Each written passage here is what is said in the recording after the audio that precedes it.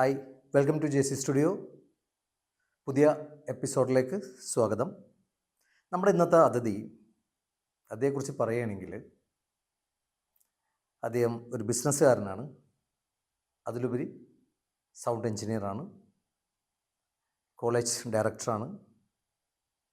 അങ്ങനെ പല മേഖലകളിലും കൈവച്ചിട്ടുള്ളൊരു വ്യക്തി, സക്സസ് ആയി മുന്നോട്ട് പോകുന്നൊരു വ്യക്തി. 140-ൽ പരം സിനിമകളിൽ പ്രവർത്തിച്ചിട്ടുള്ള ആളാണ്. അദ്ദേഹത്തെ ഞാൻ സ്വാഗതം ചെയ്യുന്നു. അദ്ദേഹത്തിൻ്റെ പേര് കരുൺ പ്രസാദ് എന്നാണ്. എറണാകുളം സ്വദേശി തന്നെയാണ്. അപ്പോൾ നമുക്ക് അദ്ദേഹത്തിലേക്ക് ഒന്ന് എത്തി നോക്കാം. Welcome sir. Thank you. Sachin sir 140-ൽ പരം ചിത്രങ്ങൾ. അതെ, ചില്ലറക്കാരനല്ലല്ലേ? പക്ഷേ സാറിന് ഇരിപ്പിലൊന്നും അങ്ങനെ തോന്നല്ലോ കേട്ടോ, പാവം. എന്തായാലും എനിക്ക് അഭിമാന നിമിഷം തന്നെ പറയാം. കാരണം സ്റ്റാർട്ട് ചെയ്തിട്ട് ഇന്നിപ്പോൾ സാറിലേക്ക് എത്താൻ നേരത്ത് വളരെ പ്രശസ്തനായ, ഇനിയും പ്രശസ്തിയുടെ കൊടുമുടിയിലേക്ക് കയറട്ടെ എന്ന് ജഗദീശ്വരനോട് പ്രാർത്ഥിക്കാം, ഒരു വ്യക്തിയുടെ കൂടെ എനിക്ക് ഈ ഒരു നിമിഷം പങ്കിടാൻ സാധിച്ചതിൽ വളരെ സന്തോഷമുണ്ട്. സാറിൻ്റെ അടുത്ത് ചിലർ ക്വസ്റ്റ്യൻസ് ചോദിക്കും. അപ്പോൾ അതിൻ്റെ അകത്തേക്ക് നമുക്ക് ഒന്ന് കടക്കാം. അപ്പോൾ ആദ്യം എനിക്ക് ചോദിക്കാനുള്ളത്, സാറ് എറണാകുളം സ്വദേശിയാണ്. പ്രോപ്പർ എറണാകുളമാണ്. വർഷങ്ങളായിട്ട് തന്നെ എറണാകുളത്ത് പാരമ്പര്യം, നല്ല തലമുറകളായിട്ട് 7 തലമുറയായിട്ട് ഞാൻ എറണാകുളത്തുകാരൻ തന്നെയാണ്. അപ്പോൾ ഒരു കൊച്ചിക്കാരൻ, ഞാനും കൊച്ചിക്കാരൻ തന്നെയാണ്, അതിൽ അഭിമാനമുണ്ട്. അപ്പോൾ സാറ് ഈ ഒരു മേഖല, സാർ പഠിച്ചത് സൗണ്ട് എഞ്ചിനീയറിംഗ് തന്നെയാണ്. എവിടെ, ഏത് കോളേജിലായിരുന്നു സാർ? ഓക്ലാൻഡ്. Okay, SIE ഓക്ലാൻഡിലാണ്, ന്യൂസിലാൻഡിൽ. ചില്ലറക്കാരനല്ല കേട്ടോ, ഞാൻ നേരത്തെ പറഞ്ഞില്ലേ. അപ്പോൾ സാറ് ഈ ഒരു സൗണ്ട് മേഖല, സാറിൻ്റെ സൗണ്ട് നല്ലതാണ്, അതുകൊണ്ട് തന്നെയാണ് സാറ് സൗണ്ട് തന്നെ തിരഞ്ഞെടുത്തത്. ശരിക്കും അതല്ലായിരുന്നു. എൻ്റെ ഉള്ളിൽ സൗണ്ട് എന്നുള്ളൊരു കോൺസെപ്റ്റ് വരുന്നത് ഞാനൊരു 8th സ്റ്റാൻഡേർഡൊക്കെ കഴിയുന്ന സമയത്താണ്. എൻ്റെ ഒരു അമ്മാവനുണ്ട്, ലൈക്ക് അമ്മയുടെ ഫസ്റ്റ് കസിൻ. അപ്പോൾ പുള്ളിക്കാരനും സൗണ്ട് എഞ്ചിനീയറാണ്. പുള്ളിക്കാരൻ സെറ്റിലിന് മുമ്പായാണ്. അപ്പോൾ പുള്ളിക്കാരൻ ചെയ്തുകൊണ്ടിരുന്ന വെച്ചാൽ കുറേ കാര്യങ്ങൾ എനിക്ക് ഭയങ്കരമായിട്ട് കൗതുകം ഉണ്ടായിക്കൊണ്ടിരുന്നു വെച്ചു അന്നത്തെ കാലത്ത്. അതേപോലെ എൻ്റെ ഏറ്റവും ചെറിയ ഏജിൽ പുള്ളിക്കാരൻ വരുന്ന സമയത്തൊക്കെ എനിക്ക് ഓഡിയോ എഡിറ്റിങ്ങിൻ്റെ കാര്യങ്ങൾ ക്ലാസ്സുകൾ വരുന്ന പോലെ പുള്ളിക്കാരൻ പറഞ്ഞു. ചെറുപ്പം തൊട്ടേ എനിക്ക് കമ്പ്യൂട്ടറിനോട് കാര്യങ്ങളും ക്രേസുകൾ എല്ലാം ഉണ്ടായിരുന്നതുകൊണ്ട് എഡിറ്റിങ്ങും കാര്യങ്ങളും എല്ലാം പഠിക്കണം എന്നുള്ളൊരു ആഗ്രഹം ഉണ്ടായിരുന്നു. അപ്പോൾ ആ ടൈമിലാണ് അമ്മാവൻ വല്ലപ്പോഴും, പുള്ളിക്കാരൻ അന്ന് ചെന്നൈയിലായിരുന്നു താമസം, അപ്പോൾ പുള്ളിക്കാരൻ ഇടക്ക് കൊച്ചിയിലോട്ടൊന്ന് വന്നു പോകും. ഫിലിം ഫീൽഡ് തന്നെയാണ്. പുള്ളിക്കാരൻ കറങ്ങി തിരിഞ്ഞു വരും. അപ്പോൾ എനിക്ക് ശരിക്കും ഇതിലോട്ടുള്ളൊരു ഇൻസ്പിറേഷൻ ഉണ്ടായി വന്നത് എന്താണെന്ന് വെച്ചാൽ, വർഷങ്ങൾക്ക് മുമ്പ് പുള്ളിക്കാരൻ്റെ പ്രോജക്റ്റായിട്ട് ചെയ്ത ഒരു ഓഡിയോ ആൽബം എന്നെ കാണിക്കുകയുണ്ടായി. അവർ വിഷ്വൽ കമ്മ്യൂണിക്കേഷൻ പഠിച്ച സമയത്ത് ആ വിഷ്വൽ കമ്മ്യൂണിക്കേഷൻ്റെ ഭാഗമായിട്ട് ഒരു പ്രോജക്റ്റ് കംപ്ലീഷൻ ഉണ്ടല്ലോ, ഈ കംപ്ലീഷന്റെ ഭാഗത്തിന് വേണ്ടി പുള്ളിക്കാരൻ ഒരു വീഡിയോ റെക്കോർഡ് ചെയ്തു, ഒരു സോങ് ആൽബവും കാര്യങ്ങളും എല്ലാം. ഈ സാധനങ്ങൾ ഷൂട്ട് ചെയ്യണതും ഇതിൻ്റെ എഡിറ്റും ഫൈനലും ഒക്കെ കണ്ടു കഴിഞ്ഞപ്പോൾ എനിക്കത് ഭയങ്കരമായിട്ടൊരു താല്പര്യം ഉണ്ടായി. പക്ഷെ എനിക്കിത് എവിടെ നിന്ന് സ്റ്റാർട്ട് ചെയ്യണം, എങ്ങനെ ഇംപ്ലിമെൻറ്റ് ചെയ്യണം എന്നറിയില്ല. ആ സമയത്ത് വേവ് പാഡ് എന്നൊക്കെ പറഞ്ഞ കുറേ സോഫ്റ്റ്വെയർസ് ഉണ്ട്, ബേസിക് ആയിട്ടുള്ള എഡിറ്റിംഗ്, വിൻഡോസിനൊക്കെ ഫ്രീ ആയിട്ട് കിട്ടുന്ന പോലത്തെ കുറേ സോഫ്റ്റ്വെയർസ്. അതിലായിരുന്നു എൻ്റെ ഒട്ടുമിക്ക കലാപരിപാടികൾ. ആ ഒരു പീരീഡ് അങ്ങോട്ട് കഴിഞ്ഞ് കഴിഞ്ഞപ്പോൾ അമ്മാവൻ എനിക്ക് പറഞ്ഞു തന്നൊരു സാധനമാണ് ന്യൂവെൻഡോ എന്നുള്ളൊരു സോഫ്റ്റ്വെയർ ഉണ്ടാ, നീ അതൊന്ന് ഇട്ട് നോക്ക്, നിനക്ക് ഇങ്ങനെയൊക്കെ ചെയ്ത് കഴിഞ്ഞാൽ കട്ട് ചെയ്യാം. സാറിന് ഏത് ഏജ് ആയിരുന്നു എന്ന് പറഞ്ഞത്? ഞാൻ 8th സ്റ്റാൻഡേർഡിലൊക്കെ പഠിക്കുന്ന സമയത്ത്. ഓക്കെ. അപ്പോൾ സാറ് ബേസിക് ആയിട്ടൊന്നും പഠിച്ചിട്ടൊന്നുമില്ല, അമ്മാവനിൽ നിന്ന് കിട്ടിയ അറിവാണ്. അതാണ് എനിക്ക് ഒരു ഗൈഡൻസ്. അപ്പോൾ അവിടെ നിന്നാണ് ന്യൂവെൻഡോ എന്നുള്ളൊരു സോഫ്റ്റ്വെയർ ബേസിക് ആയിട്ട് പുള്ളിക്കാരനെ ഒന്ന് പറഞ്ഞു. പിന്നെ അതിൻ്റെ പുറകിൽ ഇരിക്കാനൊന്നും ടൈമൊന്നും ഉണ്ടായിരുന്നില്ല. പോകെ സ്കൂളിലും കാര്യങ്ങളിലും ഒക്കെ പ്രോഗ്രാമൊക്കെ വരുന്ന സമയത്ത് നമ്മൾ വീണ്ടും വേവ് പാഡാണ് നമുക്ക് അറിയുന്നത്. അപ്പോൾ വേവ് പാഡിലിട്ട് വീണ്ടും കുറേ കട്ട് ചെയ്ത് പിന്നെ പ്രീമിയറിൽ ചെയ്യാൻ തുടങ്ങി. അങ്ങനെ മാറ്റി അങ്ങനെ ചെയ്ത് വന്നു. പിന്നെ അറ്റ് സം പോയിന്റ്, ആ പോയിന്റ് ഏതാണെന്ന് എന്നോട് ചോദിച്ചാൽ ഇപ്പോഴും എനിക്ക് പറയാൻ പറ്റില്ല. ഒരു പോയിന്റിൽ എനിക്ക് എൻ്റെ സൈഡ് സിനിമയുടെ ഏതെങ്കിലും ഒരു ടെക്നിക്കൽ ആസ്പെക്റ്റിലോട്ട് കൊണ്ടുപോകണം എന്നുള്ളൊരു ആഗ്രഹം വരാൻ തുടങ്ങി. എൻ്റെ വീട്ടുകാരും ഞാൻ ഈ ഒരു മേഖല തിരഞ്ഞെടുക്കണമെന്ന് പറഞ്ഞ സമയത്ത് ആദ്യമേ ഒരുപാട് എതിർപ്പും കാര്യങ്ങളൊക്കെ ഉണ്ടായിരുന്നു. എതിർപ്പ് ഇൻ ദ സെൻസ് എന്താണെന്നും സ്കോപ്പ് എന്നുള്ളത് എൻ്റെ വീട്ടുകാർക്ക് പോലും അറിഞ്ഞില്ല. ബേസിക്കലി ഞാനൊരു ആയുർവേദിക് ഫാമിലിയിലുള്ള ആളാണ്. എൻ്റെ അച്ഛൻ തൊട്ട് വൈദ്യന്മാരാണ്. ഓഹോ. അപ്പോൾ അത്രയും വൈദ്യന്മാരുള്ള ഫാമിലിയിൽ നിന്ന് ഞാൻ വരുമ്പോൾ ആ കുടുംബത്തിൽ നമ്മൾ പറയില്ലേ ഏറ്റവും തലതിരിഞ്ഞു പോണവനാണ് സിനിമയിലോട്ട് വന്നതെന്ന് പറഞ്ഞ പോലെ. അപ്പോൾ എൻ്റെ അച്ഛനും അതേപോലെ തന്നെ എന്നെ ഒരു ഡോക്ടർ ആക്കണം എന്നുള്ള ഇതിൽ അച്ഛനെ അമൃതയിൽ അഡ്മിഷൻ എടുക്കുകയും ഇതൊക്കെ ചെയ്ത് കഴിഞ്ഞ് ഈ ടൈം ആയപ്പോഴേക്കും ഞാനൊരു +2 കാലഘട്ടം പോയി. എക്സാമിന് ഒരു 6 മാസം മുമ്പ് ഞാൻ അച്ഛനായിട്ട് ഒരു ഓപ്പൺ കോൺവെർസേഷൻ ഇരുന്നു. അപ്പോൾ അച്ഛൻ മകനെ സേഫ് ആക്കണം എന്നുള്ള രീതിയിൽ, മകനൊരു ഡോക്ടറായി കാണണം എന്നുള്ള രീതിയിൽ അച്ഛൻ അമൃതയിൽ കൊണ്ടുപോയി അപ്ലിക്കേഷൻ ഫീസും കാര്യങ്ങളും എല്ലാം കൊടുത്തു. അഡ്മിഷൻസ് എല്ലാം ബ്ലോക്ക് ചെയ്തു, സെറ്റാക്കി വെച്ചു. +2 കഴിയുന്നു, മോനെ അമൃതയിൽ കൊണ്ട് MBBS ചേർക്കാം എന്നുള്ളൊരു കോൺസെപ്റ്റിൽ നിൽക്കുന്ന സമയത്താണ് ഞാൻ അച്ഛനോട് പറയുന്നത്, അച്ഛാ ഈ മേഖല ഞാൻ കംപ്ലീറ്റ് ചെയ്യും എന്നുള്ളതിൽ എനിക്കൊരു ഉറപ്പില്ല. കാരണം +2 വരെയും പഠിച്ചതിൻ്റെ ബുദ്ധിമുട്ട് എന്താണെന്നുള്ളത് എനിക്കറിയാം. അപ്പോൾ ആ ഒരു ഇതിൽ തന്നെ ഞാൻ അച്ഛനോട് പറഞ്ഞു, അച്ഛാ ഇത് എത്തുമെന്ന് എനിക്ക് ഉറപ്പൊന്നുമില്ല എന്ന് പറയും.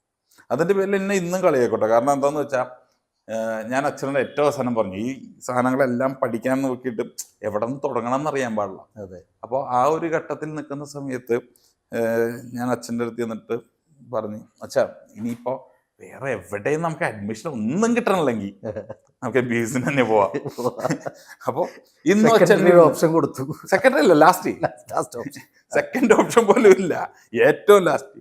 അതുകൊണ്ട് ഇപ്പോഴും അച്ഛനത് പറയും, അവിടെ ഒരുത്തം നടക്കുന്നുണ്ട്, എല്ലാം കിട്ടിയില്ലെങ്കിൽ, ഈ അവൻ സെലക്ട് ചെയ്ത ഓപ്ഷൻസ് ഒന്നും കിട്ടിയില്ലെങ്കിൽ അവൻ ഏറ്റവും അവസാനം പോവാന്ന് പറഞ്ഞത് MBBS ആണ്. അപ്പോൾ അതിൻ്റെ പേരിൽ ഇന്നും കളിയാക്കലുണ്ട്. അപ്പോൾ ഇതുപോലത്തെ ഒരു റൂട്ടായിരുന്നു ഫസ്റ്റ്. അത് കഴിഞ്ഞിട്ട് പിന്നെ കാര്യങ്ങൾ, അതിൻ്റെ സ്കോപ്പും കാര്യങ്ങളും ഒക്കെ മനസ്സിലാക്കാനും അങ്ങോട്ടും അമ്മാവന്മാരോടും ബാക്കിയുള്ളവരോടും എല്ലാം അന്വേഷിച്ച് കഴിഞ്ഞപ്പോഴാണ് ചെന്നൈയിൽ ലോയോള കോളേജിൽ വിഷ്വൽ കമ്മ്യൂണിക്കേഷൻ എന്നുള്ളൊരു കോഴ്സ് ഉണ്ടെന്ന് പറഞ്ഞു. ഞങ്ങൾ ഉടനെ തന്നെ നിൽക്കുന്ന നിപ്പിൽ ഉച്ചക്ക് സംസാരിച്ച് വൈകുന്നേരം ട്രെയിൻ എടുക്കുക ചെന്നൈക്ക്. അങ്ങനെ നേരെ ചെന്നൈക്ക് പോയി അവിടെ നിന്ന് ലോയോള കോളേജ് കാര്യങ്ങളും. അപ്പോൾ അവിടെ അഡ്മിഷൻസിൻ്റെ ഇതൊക്കെ ക്ലോസ് ആയി, റിസൾട്ട് വന്ന് ഇമ്മീഡിയറ്റ്ലി അവിടെ ക്ലോസ് ആവും. അത് കഴിഞ്ഞപ്പോൾ നേരെ ഞാൻ ഇങ്ങോട്ട് പോയി, SRM കോളേജിൽ പോയി, കാട്ടാംകുളത്തൂരുള്ള SRM കോളേജിൽ പോയി വിഷ്വൽ കമ്മ്യൂണിക്കേഷന് മദ്രാസ് യൂണിവേഴ്സിറ്റി ഡയറക്ടറിൽ ജോയിൻ ചെയ്തു. അവിടെ നിന്നാണ് പിന്നെ സിനിമ ഒരു പഠനമായി മാറുന്നത്. വിഷ്വൽ കമ്മ്യൂണിക്കേഷൻ എന്നുള്ളൊരു മേഖല എടുത്ത് ആ മേഖലയിൽ കയറുമ്പോഴുള്ള ഒരു വാസ്റ്റ് എക്സ്പീരിയൻസ് എന്ന് പറഞ്ഞാൽ എല്ലാം തൊട്ട് ഇത് പോകും. നമ്മളിപ്പോൾ സദ്യയിലിരിക്കുന്ന പോലെ എല്ലാ കറികളും ഉള്ളതുപോലെ എഡിറ്റിംഗ് ഉണ്ടാവും, ഡ്രോയിങ് ഉണ്ടാവും, ആനിമേഷൻ ഉണ്ടാവും, ഇതുപോലെ ഓരോ ആസ്പെക്ട്സ് ഉണ്ട്. എന്നാൽ ഈ കോഴ്സ് കഴിഞ്ഞ് ഇറങ്ങുമ്പോൾ നമുക്ക് എന്തെത്തണം, എന്ത് ചെയ്യണം എന്ന് പറയാൻ പറ്റില്ല. കാരണം it's like jack of all trades master of nothing. എല്ലാം അറിയാം, പക്ഷെ ഏതിൽ ഉറച്ചു നിൽക്കണം എന്ന് നമുക്കറിയാൻ പറ്റില്ല. കാരണം എല്ലാം കംപ്ലീറ്റ് ആയിട്ടില്ല. ഇങ്ങനത്തെ ഒരു പെർസ്പെക്റ്റീവ് ഉണ്ടായിരുന്നാണ് ഇന്നും പല പിള്ളേർ ഫേസ് ചെയ്യുന്ന ഒരു സാധനം തന്നെയാണ് കേട്ടോ അത്. കാരണം ഈ കോഴ്സ് കഴിഞ്ഞ് ഇറങ്ങിക്കഴിഞ്ഞാൽ വാട്ട്സ് നെക്സ്റ്റ് എന്നുള്ള ചോദ്യത്തിന് പലർക്കും ഉത്തരവില്ല. അതിൻ്റെ റീസൺ ഇതാണ്, എല്ലാം തൊട്ട് പോകുന്നതുകൊണ്ട് ഏതാണ് അവൻ സ്പെഷ്യലൈസ് ചെയ്യുന്നത് എന്നുള്ളതിന് ഒരു തീരുമാനം ഇപ്പോഴും ഇല്ല. അപ്പോൾ അതോടെയാണ് വിഷ്വൽ കമ്മ്യൂണിക്കേഷൻ പഠിക്കുന്നതിൻ്റെ ഇടയിൽ പോയൊരു സെഗ്മെന്റ് മാത്രമാണ് സൗണ്ട്. ഒരു പേപ്പർ അല്ലെങ്കിൽ ഒരു മോഡ്യൂൾ ജസ്റ്റ് ഒരു ദിവസം കൊണ്ട് സ്റ്റുഡിയോ കാണിച്ചു കൊണ്ടുവരുന്നു എന്നുള്ളൊരിതും. പിന്നെ ഞാൻ സ്കൂൾ ടൈമിൽ പഠിക്കുന്ന സമയത്താണ് സ്റ്റേജിൽ ഷോസും കാര്യങ്ങളും വന്നിട്ട് ഫസ്റ്റായിട്ട് ഞാൻ റെക്കോർഡിങ്ങിന് പോകുന്നത്. അന്ന് ഞാൻ മാർത്തോമയിൽ പഠിച്ചുകൊണ്ടിരിക്കുക. ആ സമയത്ത് സ്റ്റേജിൽ സ്കിറ്റ് ചെയ്യണമല്ലോ. അപ്പോൾ സ്കിറ്റ് പ്രീ റെക്കോർഡ് ചെയ്തിട്ട് പ്ലേ ചെയ്യാനുള്ളതിന് വേണ്ടി ഞങ്ങൾ ആദ്യമായിട്ട് ഒരു സ്റ്റുഡിയോയിലോട്ട് കൊണ്ടുപോയി. അതാണ് ഫസ്റ്റ് എവർ സ്റ്റുഡിയോ എക്സ്പീരിയൻസ്. അപ്പോൾ അന്ന് ഞാൻ കണ്ടതും അവിടെ ഇരിക്കുന്നത് ന്യൂ എൻഡോ ആണ്. എൻ്റെ അമ്മാവൻ അന്ന് കാണിച്ചു തന്നത് ന്യൂ എൻഡോ ആണ്. അപ്പോൾ ഇതൊക്കെ എനിക്കറിയുന്നൊരു സാധനം തന്നെയാണല്ലോ അവിടെ നടക്കുന്നത്. എന്നാൽ അതിനെപ്പറ്റി കൂടുതൽ അറിയാം എന്നുള്ള രീതിയിൽ വീണ്ടും ഇതിനെപ്പറ്റി കാര്യങ്ങൾ അന്വേഷിച്ചു തുടങ്ങാനും അതിൻ്റെ പുറകെ ഇരിക്കാൻ തുടങ്ങി.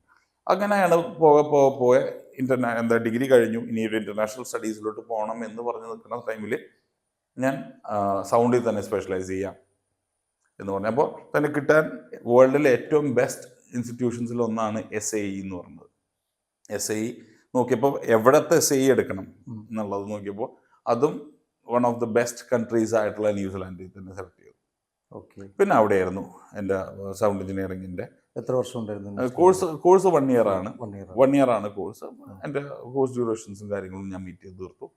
അവിടെ നിന്ന് കംപ്ലീറ്റ് ചെയ്തിട്ടാണ് പിന്നെ ബാക്കി നേരെ ചെന്നൈയിലോട്ട് വരുന്നത്. സാറേ, ഇപ്പം ഞാൻ ഒരു കാര്യം, സാറ് ന്യൂസിലാൻഡിൽ സാറിന് അങ്ങനത്തെ ഒരു ഓപ്പർച്യൂണിറ്റി സാറ് അവിടെ ട്രൈ ചെയ്തില്ലേ? നോക്കില്ല. കാരണം എന്താ സംഭവം എന്ന് വെച്ച് കഴിഞ്ഞാൽ ന്യൂസിലാൻഡിലെ സിനിമ കുറവാണ്. ഓ ഓ മനസ്സിലായി. New Zealand is actually famous for Weta എന്നുള്ളൊരു കമ്പനി, നമ്മുടെ പ്രോസ്തറ്റിക് മേക്കപ്സിന്റെ കമ്പനീസ് ആണ്. അതായത് ഈ ലോർഡ് ഓഫ് ദ റിങ്സ് ഇതുപോലത്തെ പടങ്ങളുടെയൊക്കെ പ്രോസ്തറ്റിക് മേക്കപ്സ് ഇല്ലേ, ഓ ഓ ഇതിന്റെ പ്രൊഡക്ഷൻസ് ആണ് ഏറ്റവും കൂടുതൽ ന്യൂസിലാൻഡിൽ നടക്കുന്നത്. അതായത് ന്യൂസിലാൻഡിന്റെ ഫിലിം ഇൻഡസ്ട്രി എന്ന് പറഞ്ഞാൽ വേറ്റ എന്നുള്ള ഒരു കമ്പനിയുടെ ഒരു അണ്ടറിൽ വരുന്ന രീതിയിൽ പോലെ. അതേപോലെ തന്നെ ഷൂട്ടിങ്സ് ഒക്കെ നടക്കും, കാരണം സീനറീസും കാര്യങ്ങളും എല്ലാം ബ്യൂട്ടിഫുൾ ആയതുകൊണ്ടും ആ ലാൻഡ്സ്കേപ്പ് തന്നെ എവിടെ തിരിച്ച് നമ്മൾ ഫ്രെയിം വെച്ചാലും ഓരോ ഫ്രെയിമിനും അതിൻ്റെതായിട്ടുള്ള ഭംഗിയുണ്ടെന്ന് പറയാം. അപ്പോൾ ആ ഒരു ഇത് പിന്നെ എൻ്റെ ഫാക്കൽറ്റീസ് ഉൾപ്പെടെ ഇവര് വന്ന് ഹോളിവുഡിൽ വർക്ക് ചെയ്തിട്ട് തിരിച്ചു വരില്ല. ഈ ഫോറിനേഴ്സിന്റെ ഒരു വർക്ക് കൾച്ചർ ഉണ്ടല്ലോ, അവര് ഒരു സ്ഥലത്ത് ജനിക്കുന്നു, വേറൊരു സ്ഥലത്ത് ജീവിക്കുന്നു, വേറൊരു സ്ഥലത്ത് പോയിട്ട് അവരുടെ വർക്ക് ലൈഫ് എൻജോയ് ചെയ്ത് ജീവിക്കുന്നു, ദാറ്റ്സ് ഓൾ. അപ്പോൾ ഈ ഒരു മെത്തേഡാണ് അവിടെയും ഫോളോ ചെയ്യുന്നത്. അവർ അവിടെ പഠിക്കുന്നു, കോഴ്സ് കംപ്ലീറ്റ് ചെയ്യുന്നു, അവർ other parts of the world പോകുന്നു, വർക്ക് ചെയ്യുന്നു, മൂവ് ഓൺ ചെയ്യുന്നു. ഇതാണ് കൾച്ചർ. അപ്പോൾ അവിടെ ഒരു ഫിലിം ഇൻഡസ്ട്രി എന്ന് പറഞ്ഞ സാധനമില്ല. New Zealand does not have an independent film industry. അത് മാത്രമല്ല, ഗൈഡ് ചെയ്ത് നമ്മളെ കയറ്റാനും ആൾക്കാരില്ല. നമുക്കൊരു ഹെൽപ്പിംഗ് ഹാൻഡ് ആരെങ്കിലും തരണ്ടേ? ഇപ്പൊ മലയാളം ഇൻഡസ്ട്രി ആണെങ്കിൽ തന്നെ ഒരാൾ നമ്മളെ ഒന്ന് ഇൻഡസ്ട്രിയിലോട്ട് ഒരു കൈ കാണിക്കണ്ടേ? അല്ലാതെ എനിക്ക് പടം ചെയ്യാൻ അറിയാമെന്ന് പറഞ്ഞിട്ട് ആരും കൊണ്ടുവന്ന് തരാനൊന്നും പോകുന്നില്ല. അപ്പോൾ ഈ ഒരു ഹെൽപ്പിംഗ് ഹാൻഡ് അവിടെ കിട്ടാൻ ഭയങ്കര പാടായിരുന്നു. കാരണം നമ്മൾ ഫസ്റ്റ് ഒരു ഫോറിനറാണ്, അവർക്ക് ശരിക്കും നമ്മളൊരു ഫോറിനറാണ്. നമ്മുടെ പൊട്ടൻഷ്യലിനും കാര്യത്തിനും വേണ്ടി ഒന്നും വലിയ സപ്പോർട്ടൊന്നും ഫിലിം ഇൻഡസ്ട്രി സൈഡിൽ തരില്ല. കാരണം പ്യുവർലി എന്റർടൈൻമെന്റ് മേഖലയാണ്. പിന്നെയും ജോലി കിട്ടാൻ സാധ്യതയുള്ളത് ലൈവ് സൗണ്ട് പോയി വലിയ വലിയ ഷോസ് ചെയ്യലും അല്ലെങ്കിൽ വല്ല ചാനലിൽ കയറാൻ. ഈ രണ്ടാണ് പിന്നെയുള്ള ഓപ്ഷൻസ്. അല്ലെങ്കിൽ പിന്നെ ഏതെങ്കിലും ഓഡിയോ ഇൻസ്റ്റലേഷൻ അക്വസ്റ്റിക് കമ്പനീസിൽ ഇതുപോലത്തെ ഏതെങ്കിലും കയറി വർക്ക് ചെയ്യുക എന്നുള്ളത് പിന്നെ ഉള്ളൊരു ഓപ്ഷനുള്ളൂ.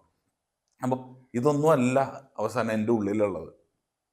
നമ്മൾ ചെറുപ്പകാലം തൊട്ട് പഠിച്ചു വന്നതും കണ്ടതും എല്ലാം സിനിമയാണ്. സിനിമയുടെ ഒരു സാധനം പോലും പിന്നെ ഉണ്ടാവില്ല അവിടെ. മനസ്സിലായി. നമ്മൾ ലൈവിലോട്ട് പോയാൽ പോലും നമുക്ക് സിനിമയായിട്ടുള്ള ബന്ധമില്ല. ഇതിലോട്ട് പോയാൽ പോലും ഇൻസ്റ്റലേഷൻസിലോട്ട് പോയാലും നമ്മൾ ആ വഴിക്ക് അങ്ങോട്ട് പോകും.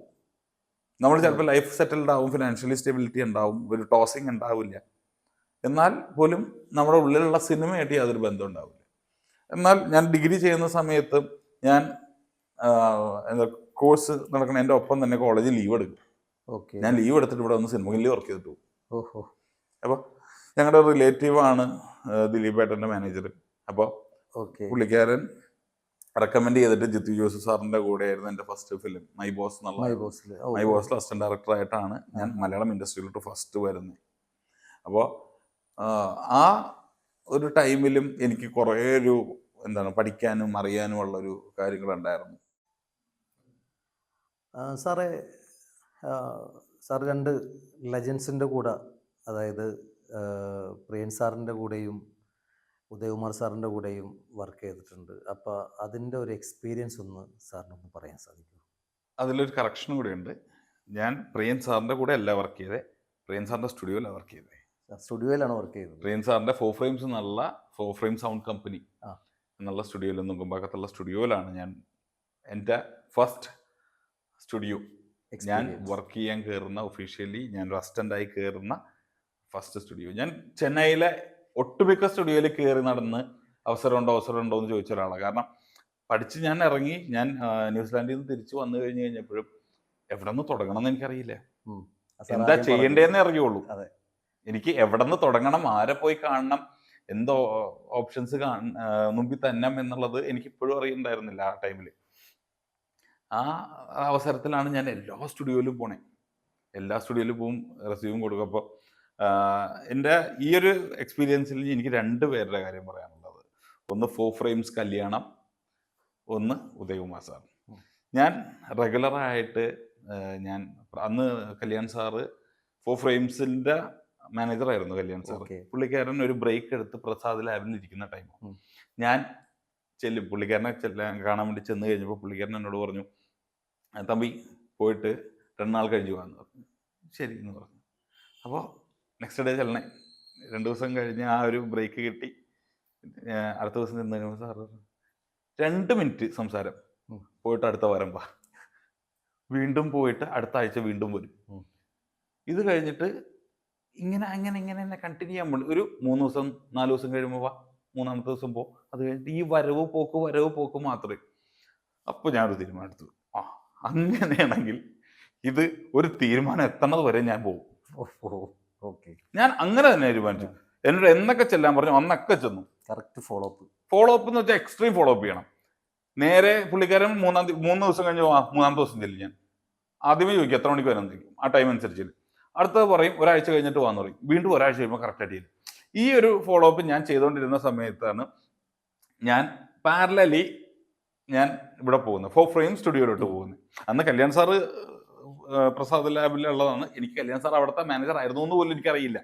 ഞാൻ പോകുന്ന ഓരോ സ്റ്റുഡിയോയിലും ഓരോ മാനേജേഴ്സ് എന്നുള്ള രീതിക്ക് ഞാൻ 4 ഫ്രെയിംസിൻ്റെ അകത്ത് കയറി ചെല്ലുന്ന സമയത്ത് ഒരു ആള് അവിടുത്തെ സോഫയിൽ അലക്ഷ്യമായിട്ടിരിക്കുന്നുണ്ട്.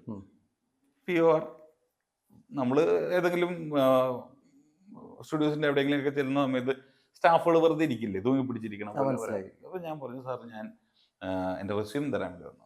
അപ്പോൾ പറഞ്ഞു തന്നേക്കെന്ന് പറഞ്ഞു. ഞാൻ കൊടുത്തു. അപ്പോൾ ആളെ മനസ്സിലായിട്ടില്ല, എനിക്കറിയില്ല, ഒരടിയില്ല. തന്നേക്കാൻ പറഞ്ഞു. അപ്പോൾ എൻ്റെ കയ്യിൽ റെസ്യൂം തീർന്നു, എൻ്റെ കയ്യിൽ ഇല്ല. ഞാൻ നൈസായിട്ട് ഫസ്റ്റ് ഫ്ലോറിൽ നിന്ന് താഴത്തോട്ട് ചെന്നിട്ട് അവിടുത്തെ ഓഫീസിൽ സുരേഷ് ചേട്ടൻ എന്ന് പറഞ്ഞ ചേട്ടനുണ്ട്, സ്പോട്ടിൽ പരിചയപ്പെട്ടേക്കണം. ഞാൻ എൻ്റെ ആവശ്യം പുള്ളിക്കാരനോട് പറഞ്ഞു ചേട്ടാ റെസ്യൂം ഒന്ന് പ്രിന്റ് അടിച്ചോട്ടെ. അതിനെന്താ എടുത്തു എന്ന് പറഞ്ഞു. അവിടെ നിന്ന് തന്നെ 4 ഫ്രെയിംസിൽ നിന്ന് തന്നെ റെസ്യൂം പ്രിന്റ് അടിച്ച് മേളിൽ കൊണ്ടേ ഉദയ് സാറിൻ്റെ കയ്യിൽ കൊടുത്തു. അപ്പോൾ അപ്പോഴാണ് ഞാൻ പേര് ചോദിക്കുന്നത്. അപ്പോൾ പേര് കാര്യങ്ങളൊക്കെ പറഞ്ഞു. എനിക്ക് അപ്പോഴും ഒരു ഐഡിയ ഇല്ല. ഞാൻ ഇത് കൊടുത്തു. അപ്പോൾ ഞാൻ കാണുന്നത് എവിടെയെങ്കിലും ഒരു ബാനറിൻ്റെ ഒപ്പം നിന്നാലേ എനിക്ക് ക്ലച്ച് പിടിക്കാനുള്ള ഒരു ഓപ്ഷനുള്ളൂ. തീർച്ചയായിട്ടും. അപ്പോൾ ഞാൻ ഇത് ചെയ്തു. ഉദയ് സാറിൻ്റെ അടുത്ത് ചെന്ന സമയത്തും സെയിം സിറ്റുവേഷൻ. 2 ദിവസം കഴിഞ്ഞ് വിളിക്കും, ഒരാഴ്ച കഴിഞ്ഞ് വാ. പോകെയാണ് അറിഞ്ഞത് ഉദയ് സാറിനെ ഇൻഡസ്ട്രിയിലോട്ട് കൊണ്ടുവന്നത് കല്യാൺ സാറായിരുന്നു. ഇതേ മെത്തേഡിലാണ് കൊണ്ടുവന്നേ. അപ്പോ അതേ മെത്തേഡ് പിന്നെയും എടുക്കും. അപ്പൊ പിന്നെ ഞാൻ സാറ് പറഞ്ഞ പോലെ ആ പീരീഡൊക്കെ കഴിഞ്ഞ് വന്നു കഴിഞ്ഞാൽ പുള്ളിക്കാരൻ പറഞ്ഞു ഇനി വാ എന്ന് പറഞ്ഞു. ഒഫീഷ്യലി അവിടെ ചെന്ന് ജോയിൻ ചെയ്ത് കഴിഞ്ഞപ്പോഴേക്കും പുള്ളിക്കാരൻ എനിക്ക് പറഞ്ഞു നീ കാര്യങ്ങളൊക്കെ ഒന്ന് ഇത് ചെയ്ത് പഠിക്കും, നമുക്ക് എന്നിട്ട് ഒരാഴ്ച കഴിഞ്ഞിട്ട് സംസാരിക്കാമെന്ന് പറഞ്ഞു. അപ്പോൾ ഡെയിലി സാർ വരും, ഗുഡ് മോർണിംഗ് സാർ അതാണെന്ന് പറഞ്ഞ് ഞാൻ അവിടെ നടക്കും ഇവിടെ നടക്കും, എല്ലാ കാര്യങ്ങളും ചെയ്യും. വൈകുന്നേരം ആകുമ്പോഴേക്കും വീട്ടിൽ പോകും. അവിടെ ആർട്ടിസ്റ്റുകൾ വരും, സിനിമ വർക്ക് നടക്കുന്നുണ്ട്. അപ്പോൾ ഞാൻ എല്ലാവരും നോക്കിക്കൊണ്ടിരിക്കുക. ഒരാഴ്ച അങ്ങോട്ട് കഴിഞ്ഞു. ഈ ഒരാഴ്ച കഴിഞ്ഞ സമയത്ത് ഞാൻ സാറിനോട് ചെന്നിട്ട് പറഞ്ഞു സാറേ ഇന്നത്തേക്ക് 8ാമത്തെ ദിവസമായി, സാറ് എന്നോട് ഒരാഴ്ച കഴിഞ്ഞിട്ട് സംസാരിക്കാമെന്നാ പറഞ്ഞ്. എൻ്റെ ഒപ്പം സാറ് ഇരുന്നിട്ട് പറഞ്ഞു എടാ ഫിലിം ഇൻഡസ്ട്രിയാണ്, നിനക്ക് എന്താണ് നിൻ്റെ എക്സ്പീരിയൻസ്, നിനക്ക് എന്താ മനസ്സിലായിരുന്നു ഈ ഒരാഴ്ച കൊണ്ട്? ഞാൻ പറഞ്ഞു എനിക്ക് ഇൻട്രസ്റ്റഡ് ആണ് സാർ, എനിക്കിത് പഠിക്കണം എന്നുണ്ട്, എനിക്ക് എന്നെ നല്ല ഇൻട്രസ്റ്റ് ആയിട്ട് ഫീൽ ചെയ്യുന്നുണ്ട്. വീണ്ടും ഞാൻ പറഞ്ഞാണ് ഫിലിം ഇൻഡസ്ട്രിയാണ്, കാശ് കിട്ടുമോ എന്നുള്ളതൊന്നും ഞാൻ പറയില്ല, നിന്നെ കാശ് തന്ന് നിർത്താനും എനിക്ക് പറ്റില്ല. ഞാൻ ഒരു പ്രശ്നമില്ല, ഞാൻ കയ്യിൽ നിന്ന് കാശ് മുടക്കി ഞാൻ അക്കോമഡേഷൻ ഇത് ചെയ്ത് ഞാൻ വന്നു പോയിക്കോളാം സാർ. സാർ എനിക്ക് ഓപ്പർച്യൂണിറ്റി മാത്രം തന്നാൽ മതി. പുള്ളിക്കാരൻ ശരി എന്നാൽ ബാക്കിയുള്ള കാര്യങ്ങളൊക്കെ വെച്ച് പഠിച്ചോ, പോകെ കാര്യങ്ങളൊക്കെ റെഡി ആയിക്കോളും എന്നുള്ളൊരു രീതിയിൽ തന്നെ പുള്ളിക്കാരൻ പറഞ്ഞു. അങ്ങനെ ഇത് ചെയ്യണ സമയത്ത് എനിക്ക് ഫസ്റ്റ് ഇൻസ്ട്രക്ഷൻ പുള്ളി തന്നു, സിസ്റ്റം തുടരുത്. 6 മാസത്തേക്ക് നീ സിസ്റ്റം തുടണ്ട. 6 മാസത്തേക്ക്? ഞാൻ 6 മാസത്തേക്ക് എൻ്റെ മെയിൻ പരിപാടി CD ആണല്ലോ അന്ന്. അതായത് സെൻസറിന് കൊടുക്കുന്നത് ക്യൂബിലോട്ട് കൊടുക്കുന്നത് എല്ലാം CD ആണ്. ഈ CD-യിൽ റൈറ്റ് ചെയ്ത് പേരെഴുതല്, ക്ലയന്റ് വരുമ്പോൾ ഈ ഹാർഡ് ഡിസ്ക് കൊടുക്കില്ലേ, ഹാർഡ് ഡിസ്ക് വാങ്ങല്. നല്ല ക്ഷമയായിരുന്നു. അത് വന്നു പോകും, ആവശ്യം നമ്മുടെയാണല്ലോ. അപ്പോൾ ഈ ഹാർഡ് ഡിസ്ക് പേരെഴുതല്, ഹാർഡ് ഡിസ്ക് സാറ് വർക്ക് ചെയ്യാൻ വരുമെന്ന് പറഞ്ഞാൽ ഹാർഡ് ഡിസ്ക് കൊണ്ട് കണക്ട് ചെയ്ത് വെക്കല്, എന്നിട്ട് അവിടെ എവിടെയെങ്കിലും തൂങ്ങി പിടിച്ചിരുന്നാൽ മതി. ഈ സാധനം പോകെയാണ് കുറേ കാര്യങ്ങൾ എനിക്ക് പിന്നീട് മനസ്സിലാവാൻ തുടങ്ങിയത്. ഈ ചെയ്തുകൊണ്ടിരുന്ന പരിപാടി സാറ് നമ്മുടെ പേഷ്യൻസ് ടെസ്റ്റ് ചെയ്യാനും അതേപോലെ നമ്മൾ ക്ലയൻറ്റിനെ എങ്ങനെ ഹാൻഡിൽ ചെയ്യുന്നു എന്നുള്ളത് മനസ്സിലാക്കാനും പഠിക്കാനും വേണ്ടിയായിരുന്നു. കാരണം നമ്മുടെ മുമ്പിലോട്ട് വരുന്ന ക്ലയൻറ്റുകൾ പല മൂഡിലുള്ളവരാണ്. ഒന്ന് പെട്ടെന്ന് ദേഷ്യം വരുന്ന ക്ലയൻറ്റ്, പെട്ടെന്ന് ഇറിറ്റേറ്റഡ് ആവുന്ന ക്ലയൻറ്റ്, നല്ല സോഫ്റ്റ് ആയിട്ട് നമ്മളോട് സംസാരിക്കും. ചിലവർ പെട്ടെന്ന് വയലൻറ്റും ആവും അതേപോലെ. അതേപോലെ ചില ആൾക്കാർ ഭയങ്കര ധൃതി പിടിച്ച് വന്ന് നമ്മുടെ അടുത്ത് കാര്യങ്ങൾ പറഞ്ഞു. അവർക്ക് ഭയങ്കര ടെൻഷനാണ്. എന്ത് കാര്യം എങ്ങനെ ചെയ്യേണ്ടതെന്ന് എങ്ങനെ പറയേണ്ടതെന്ന് അറിഞ്ഞൂടാ. എന്നാലും അവർക്ക് കാര്യങ്ങൾ നടത്തിയെടുക്കുകയും വേണം. അപ്പം നമ്മളെ ചില ആൾക്കാർ ഇറിറ്റേറ്റ് ചെയ്ത് ചെയ്യിപ്പിക്കും എന്ന് പറയില്ലേ. ഇതുപോലത്തെ ഒരു സ്ട്രക്ചറാണ് ജനങ്ങളുടെ ഇടയിൽ അല്ലെങ്കിൽ ഇൻഡസ്ട്രിയിലുള്ള ഒട്ടുമിക്ക ആൾക്കാർ ഹാൻഡിൽ ചെയ്യുന്ന രീതി. അപ്പോൾ ഈ ആൾക്കാരെയൊക്കെ ഹാൻഡിൽ ചെയ്ത് ഇവരുടെ അടുത്ത് നീ എങ്ങനെയാണ് ഹാൻഡിൽ ചെയ്യാൻ പോണേന്നുള്ളത് ആദ്യം പഠിക്കൂ. എന്നിട്ട് ആണ് ബാക്കി സിനിമയും സൗണ്ടും ഒക്കെ പഠിക്കൽ. ഈ ഒരു 6 months ടൈമിലുള്ള കാര്യം എന്താണെന്ന് വെച്ച് കഴിഞ്ഞാൽ നമ്മൾ പഠിച്ചു വന്നു എന്നുള്ള അഹങ്കാരം കൊണ്ട് കുറയും. ഈ 6 മാസം കൊണ്ട് പഠിച്ചതും മറക്കും. നമ്മുടെ കയ്യിൽ നിന്ന് സോഫ്റ്റ്വെയറും കാര്യങ്ങളും എല്ലാം കൂടെ മാറും. എന്നാലും പോയി അവിടെ ഇവിടെയൊക്കെ തൊട്ടും തലവിടെയൊക്കെ ഇരുന്ന് ചെയ്യും. എന്നാൽ പോലും ഒരു കംപ്ലീഷൻ നമുക്ക് വരില്ല. അപ്പം നമുക്ക് കൂടുതലായിട്ട് ക്ലയൻസിനെ ഹാൻഡിൽ ചെയ്യാൻ കിട്ടുന്ന ഒരു അവസരവും ആ എക്സ്പീരിയൻസ് വളരെ ഗുണകരമായി പിന്നീടുള്ള കാലങ്ങളിൽ നമുക്കപ്പോൾ ക്ലയൻറ്റുകൾ എന്ത് രീതിയിലുള്ള ക്ലയൻസ് വന്നാലും നമ്മളത് ഈസി ആയിട്ട് ഹാൻഡിൽ ചെയ്യും. ചില ആൾക്കാർ നമ്മുടെ പഠനം അത് ചെറിയൊരു ഇതല്ല, അത് പ്യുവറായിട്ട് നമ്മളൊരു മോൾഡിങ്ങാണ്. നമ്മൾ ഇപ്പോൾ നിലവിലുള്ള നമ്മുടെ അസിസ്റ്റൻസിനോട് ആരോടെങ്കിലും ഒരാൾ വന്നൊന്ന് ചൂടായി കഴിഞ്ഞാൽ അവർക്കപ്പോൾ പേടിയാണ്. എന്ത് പറ്റും, എന്ത് ചെയ്യും, പ്രശ്നമാവുമോ, അല്ലെങ്കിൽ ഞാൻ പറഞ്ഞത് പ്രശ്നമാവുമോ എന്നുള്ളതൊക്കെ പേടിയുള്ള ഘട്ടത്തിൽ നമ്മൾ ഈസി ആയിട്ട് അവരെ ഹാൻഡിൽ ചെയ്ത് പോകുന്നതിൻ്റെ രീതി, ഒരു മെത്തേഡ് നമ്മളെ പഠിപ്പിച്ച നമ്മുടെ ഗുരുക്കൾ കിട്ടെ. സത്യം. അപ്പോൾ ആ ഒരു പ്രോസസ് ഓഫ് ലേണിങ് നമ്മൾ സ്കില്ലിനെയൊക്കെ കൂടുതൽ ഡെവലപ്പ് ചെയ്തത് ഈ ഒരു പേഴ്സണൽ കണക്ഷൻസ് എങ്ങനെയാണ് മെയിൻറ്റെയിൻ ചെയ്യേണ്ടതും ആ കണക്ഷൻസ് കാരണം നമുക്ക് എങ്ങനെയാണ് പിന്നീട് ബെനിഫിറ്റ്സ് ഉണ്ടാവണേ എന്നുള്ളതാണ്. സാറേ, സാർ 2 ലെജൻസിൻ്റെ കൂടെ, അതായത് പ്രിയൻ സാറിൻ്റെ കൂടെയും ഉദയകുമാർ സാറിൻ്റെ കൂടെയും വർക്ക് ചെയ്തിട്ടുണ്ട്. അപ്പോൾ അതിൻ്റെ ഒരു എക്സ്പീരിയൻസ് ഒന്ന് സാറിനൊന്ന് പറയാൻ സാധിക്കുമോ? ഈ ഒരു ലേണിംഗ് പ്രോസസ്സ് ഭയങ്കരമായിട്ട് നമുക്ക് ഹെൽപ്ഫുള്ളായി മാറി. അതാണ് പിന്നീടും നമ്മുടെ കരിയറിലും സപ്പോർട്ട് ചെയ്ത കുറേ കാര്യങ്ങൾ. ഏത് തരം ക്ലയൻറ്റ് വരുമ്പോഴും ഹാൻഡിൽ ചെയ്യാൻ പറ്റുക പറഞ്ഞു കഴിഞ്ഞാൽ തന്നെ പാതിമുഖ പ്രശ്നം നമ്മുടെ അവിടെ തീർന്നു. സത്യം. അവർ പറയുന്ന കാര്യങ്ങൾ പിന്നെ ചെയ്തു കൊടുക്കൽ മാത്രമേ ഉള്ളൂ. അല്ല സാറ് ഇത് പറഞ്ഞപ്പോൾ ഞാൻ ഇടയിൽ കയറുന്ന ഒന്നുമില്ല. ഇന്നത്തെ പല കുട്ടികളും എനിക്ക് തോന്നുന്നില്ല ഇപ്പോഴത്തെ ഒരു ജനറേഷനിൽ ഇപ്പോൾ ഈ ഒരു 6 മാസമൊക്കെ നിൽക്കാമെന്ന് പറഞ്ഞാൽ നിൽക്കുമെന്നുള്ളത്. അതുപോലെ തന്നെ വേറൊരു കാര്യം കൂടി പറയാനുള്ളത്, ഞാൻ മലയാള സിനിമ ഇൻഡസ്ട്രിയിൽ വർഷങ്ങളായിട്ട്, എസ്പെഷ്യലി നമ്മൾ ഈ കൊച്ചിക്കാരെന്ന് പറയുമ്പോൾ സിനിമ കണ്ടു വളർന്നവരാണ് നമ്മൾ, ശരിയല്ലേ? അപ്പോൾ അതുകൊണ്ട് സിനിമ പ്രാന്ത് ചെറുപ്പത്തിലേ തന്നെ ഉണ്ട്. 2012 കലശമായിട്ട് ഞാൻ അതിൻ്റെ പുറകിൽ നടക്കുന്നത്. അപ്പോൾ ഞാൻ മനസ്സിലാക്കിയ ഒരു വലിയൊരു കാര്യം തന്നെയാണ്, അത് വേറൊന്നുമല്ല, ഞാനിപ്പോൾ സാറ് പറഞ്ഞത് കൊണ്ടാണ് ഞാനത് മറക്കാണ്ടിരിക്കാൻ വേണ്ടി ഇപ്പോൾ തന്നെ ഇടയിൽ ഞാൻ സംസാരിക്കുന്നത്. എന്താണെന്ന് വെച്ചാൽ ഞാൻ കേട്ടിട്ടുള്ള കാര്യമാണ്, സിനിമ നടന്മാരാവാൻ വേണ്ടിയിട്ട്, അതായത് ഇപ്പോൾ മമ്മൂക്ക, സീനി ചേട്ടനൊക്കെ ചെന്നൈയിലെല്ലാം ഭക്ഷണം പോലും ഇല്ലാണ്ട് ദിവസങ്ങളോളം കഴിഞ്ഞിട്ടുണ്ട്. പക്ഷെ ആദ്യമായിട്ടാണ് ഒരു സൗണ്ട് ചെയ്യുന്ന ആൾ ഇത്രയും ത്യാഗം. ഇത്രയും ത്യാഗം എന്നല്ല, ഞാൻ എൻ്റെ സാറിൻ്റെ അസിസ്റ്റൻ്റ് ആയിട്ടിരുന്നത് 3.5 yearsആണ്. ഓക്കെ. 3.5 വർഷവും ഉദയകുമാർ സാറിൻ്റെ, എനിക്ക് ഒറ്റ ഗുരുവുള്ളൂ, ഉദയകുമാർ സാർ എന്നുള്ള എൻ്റെ ഗുരുവിൻ്റെ കീഴിൽ ഞാൻ ഇരിക്കുന്നത് 3.5 വർഷം. ഈ 3.5 വർഷം ഞാൻ സാറിൻ്റെ കയ്യിൽ നിന്ന് റവന്യൂ വാങ്ങിയിട്ടില്ല. മനസ്സിലായി? കാരണം എന്നാൽ എൻ്റെ സാറ് എനിക്ക് റവന്യൂ ഉണ്ടായി കിട്ടാനുള്ള രീതിയിൽ എൻ്റെ സാറ് ഹെൽപ്പ് ചെയ്യും. ഓക്കെ, മനസ്സിലായോ? അതായത് ഒരുപാട് ഘട്ടത്തിൽ എൻ്റെ ഗുരു എന്നെ ഹെൽപ്പ് ചെയ്തിട്ടുണ്ട്, എന്നെ ഇത് അഭ്യസിപ്പിക്കാനും പഠിപ്പിക്കാനും.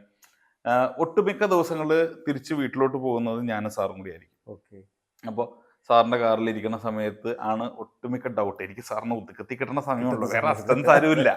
അപ്പോൾ എൻ്റെ ഡൗട്ട്, സാറിന് 2 ചീത്ത പറഞ്ഞാൽ അത് ഞാൻ മാത്രമുള്ള കേൾക്കുള്ളൂ.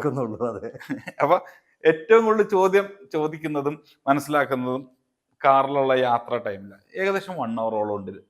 രാവിലെ അങ്ങോട്ടും വൈകുന്നേരം ഇങ്ങോട്ടും 1 hour വെച്ച് സാറിനെ പേഴ്സണലായിട്ട് എനിക്ക് മാത്രം കിട്ടുന്ന ഒരു അസറ്റാണ്. അപ്പോൾ ഈ ഒരു ടൈമിലാണ് ഞാൻ, സാർ ആ സാധനം എന്തിനാ സാർ അങ്ങനെ ചെയ്തേ, ഈ സൗണ്ട് എന്തിനാ സാർ ഇങ്ങനെ കറക്കി വിട്ടേ, ഇതെന്താ പുറകോട്ട് ഇങ്ങോട്ട് എടുക്കാതിരുന്നത് എന്നുള്ള പല ചോദ്യവും നടക്കുന്നത് ആ സമയത്താണ്. ഓക്കെ. അപ്പൊ പറയാനുള്ള കാര്യങ്ങളും ചോദിക്കാനുള്ള കാര്യങ്ങളും സാറിന്റെ എക്സ്പീരിയൻസ് ഒക്കെ ആയിട്ട് ഇങ്ങനെ യാത്രയിൽ ഏറ്റവും കൂടുതൽ നമ്മൾ പറയില്ലേ, നമ്മുടെ യാത്രകൾ പോകുമ്പോഴാണ് മനുഷ്യന്മാർ കൂടുതൽ അറിയാന്നുള്ളത്. ഇത് ചെന്നൈയിലെ ട്രാഫിക് കിടക്കുമ്പോഴുള്ള കാര്യം പറയുന്നത്.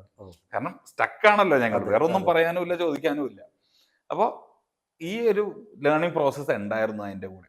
പിന്നെ ഒട്ടുമിക്ക സമയങ്ങളിലും സാറ് എന്തെങ്കിലുമൊക്കെ പ്രോജക്റ്റ് ആയിട്ട് ഷോർട്ട് ഫിലിം ആണ് അവൻ ചെയ്തോളും, ക്ലയന്റിന്റെ കയ്യിൽ നിന്ന് എത്രയെന്ന് വെച്ചാൽ നീ വാങ്ങിക്കും എന്ന് പറഞ്ഞ് അങ്ങനെ റീറൂട്ട് ചെയ്യുമായിരുന്നു. മനസ്സിലായി. വർക്കായിട്ട് തന്ന് നമ്മളെ കൊണ്ട് ചെയ്യിപ്പിച്ച് നമ്മളെ കൊണ്ട് കാശ് വാങ്ങിപ്പിക്കും. ഓക്കെ. അത് ശരിക്കും നല്ലൊരു പ്രോസസ്സാണ്. കാരണം എന്താന്ന് വെച്ച് കഴിഞ്ഞാൽ നമ്മൾ ഫണ്ട് നോക്കാതെ എന്ന് നമ്മളൊരു ജോലി ചെയ്യാൻ തുടങ്ങുന്നു, അന്ന് ആ ജോലിനോട് കമ്മിറ്റ്മെന്റ് ആയിരിക്കും, നോട്ട് ടു ദ ഫണ്ട്. കാരണം ഞാൻ അന്നത്തെ കാലത്ത് എൻ്റെ ഏറ്റവും ചെറിയ ഏജിൽ ഞാൻ അവിടെ ചെല്ലുന്ന സമയത്ത് സാറ് എനിക്ക് കുറച്ച് കാശ് തന്നു കഴിഞ്ഞാൽ എൻ്റെ ആഗ്രഹം കൂടുതൽ കാശ് ഉണ്ടാക്കാനായിരിക്കും, not to develop my skill. Correct. അത് സാർ അന്ന് കാശിൻ്റെ ഫ്ലോ എൻ്റെ കയ്യിലോട്ട് തടഞ്ഞതുകൊണ്ട് ഞാൻ സ്കില്ല് ഡെവലപ്പ് ചെയ്തു. ഇന്ന് ക്യാഷ് ഫോളോ ചെയ്യും. ആ സ്കില്ല് യൂസ് ചെയ്ത് എനിക്ക് ഈസി ആയിട്ട് ക്യാഷ് ജനറേറ്റ് ചെയ്യാം. ഇതാണ് ആ വ്യത്യാസം. ഇതേ സാധനം അന്നും ക്യാഷിന്റെ പുറകെ പോയ ആൾക്കാർ ഇന്നും അതേപോലെ തന്നെ ഓടിക്കൊണ്ടിരിക്കുക ക്യാഷിന്റെ പുറകെ തന്നെ. സത്യം സത്യം. അത് ഒരു റൂളാണ്. നമ്മൾ സ്കില്ല് ഡെവലപ്പ് ചെയ്യുക എന്നുള്ളതാണ് ഏറ്റവും വലിയ. എനിക്കും ഒരുപാട് അസിസ്റ്റൻസ് വന്നു പോയിട്ടുണ്ട്. ഒരുപാട് അസിസ്റ്റൻസ് വന്നു പോകുമ്പോഴും പലവരും കയറുമ്പോൾ തന്നെ ആദ്യം ചോദിക്കുന്നത് ഒരു എക്സ്പീരിയൻസ് ഉണ്ടാവില്ല, ഒരു സാധനം അറിയുന്നുണ്ടാവില്ല, ഒരു കാര്യം പഠിച്ചിട്ടുണ്ടാവില്ല, ഇൻസ്റ്റിറ്റ്യൂട്ടിൽ നിന്ന് ജസ്റ്റ് ഇറങ്ങിയിട്ടുണ്ടാവുള്ളൂ. ഫസ്റ്റ് ചോദ്യമാണ് എത്രയാണ് ഞങ്ങളുടെ സാലറി സ്കെയിൽ.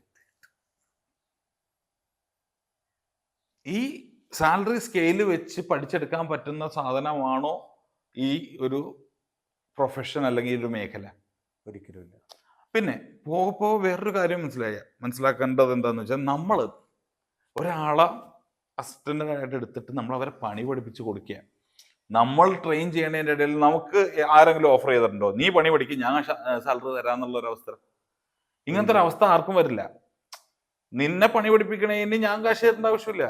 ഈ ഒരു തോട്ട് എല്ലാവർക്കും ഉണ്ട്. അത് ഒരു ഓണർ ആവണമെന്നോ ഇതാവണമെന്നോ ഇല്ല. നീ സ്കില്ല് ഡെവലപ്പ് ചെയ്ത് ജനറേറ്റ് ചെയ്ത് കഴിഞ്ഞാൽ ഓട്ടോമാറ്റിക് പേയ്മെന്റ് വരും. ഇത് ഞാൻ എപ്പോഴും പറയുന്നൊരു സാധനം, എല്ലാ അസിസ്റ്റൻസിനോടും പറയുന്ന സാധനം. ശരിയാണ് സാർ പറയുന്നത്. ഇനീഷ്യലി നിങ്ങൾ പണി പഠിക്കണത് നിങ്ങളുടെ സ്കില്ലാണ് ഡെവലപ്പ് ചെയ്യുന്നത്.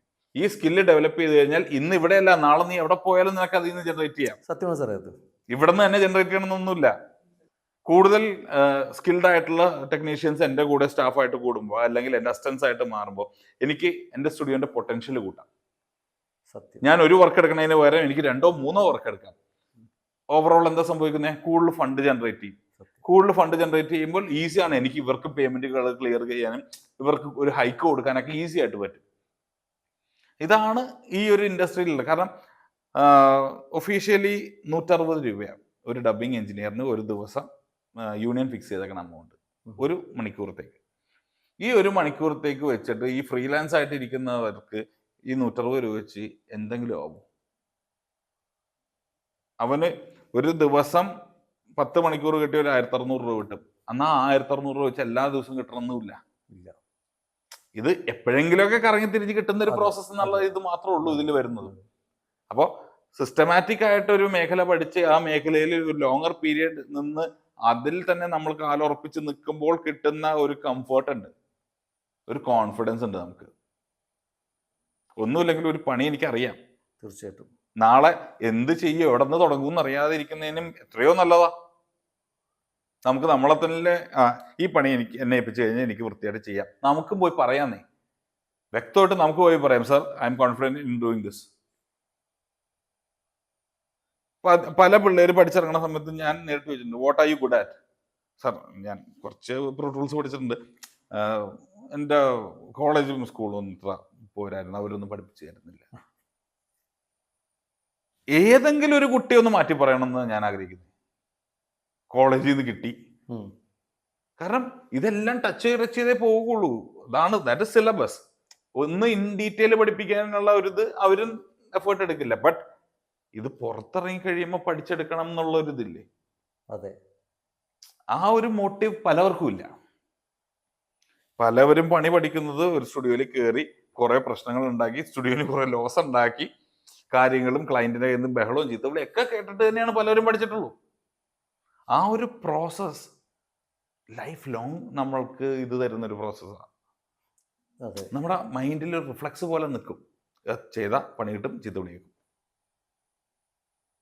ഒരു സ്റ്റോറി ഉണ്ട്. ഇപ്പോൾ ആന കുട്ടിക്കാലം തൊട്ട് ചെറിയ കോലി കെട്ടി നിർത്തും ആന.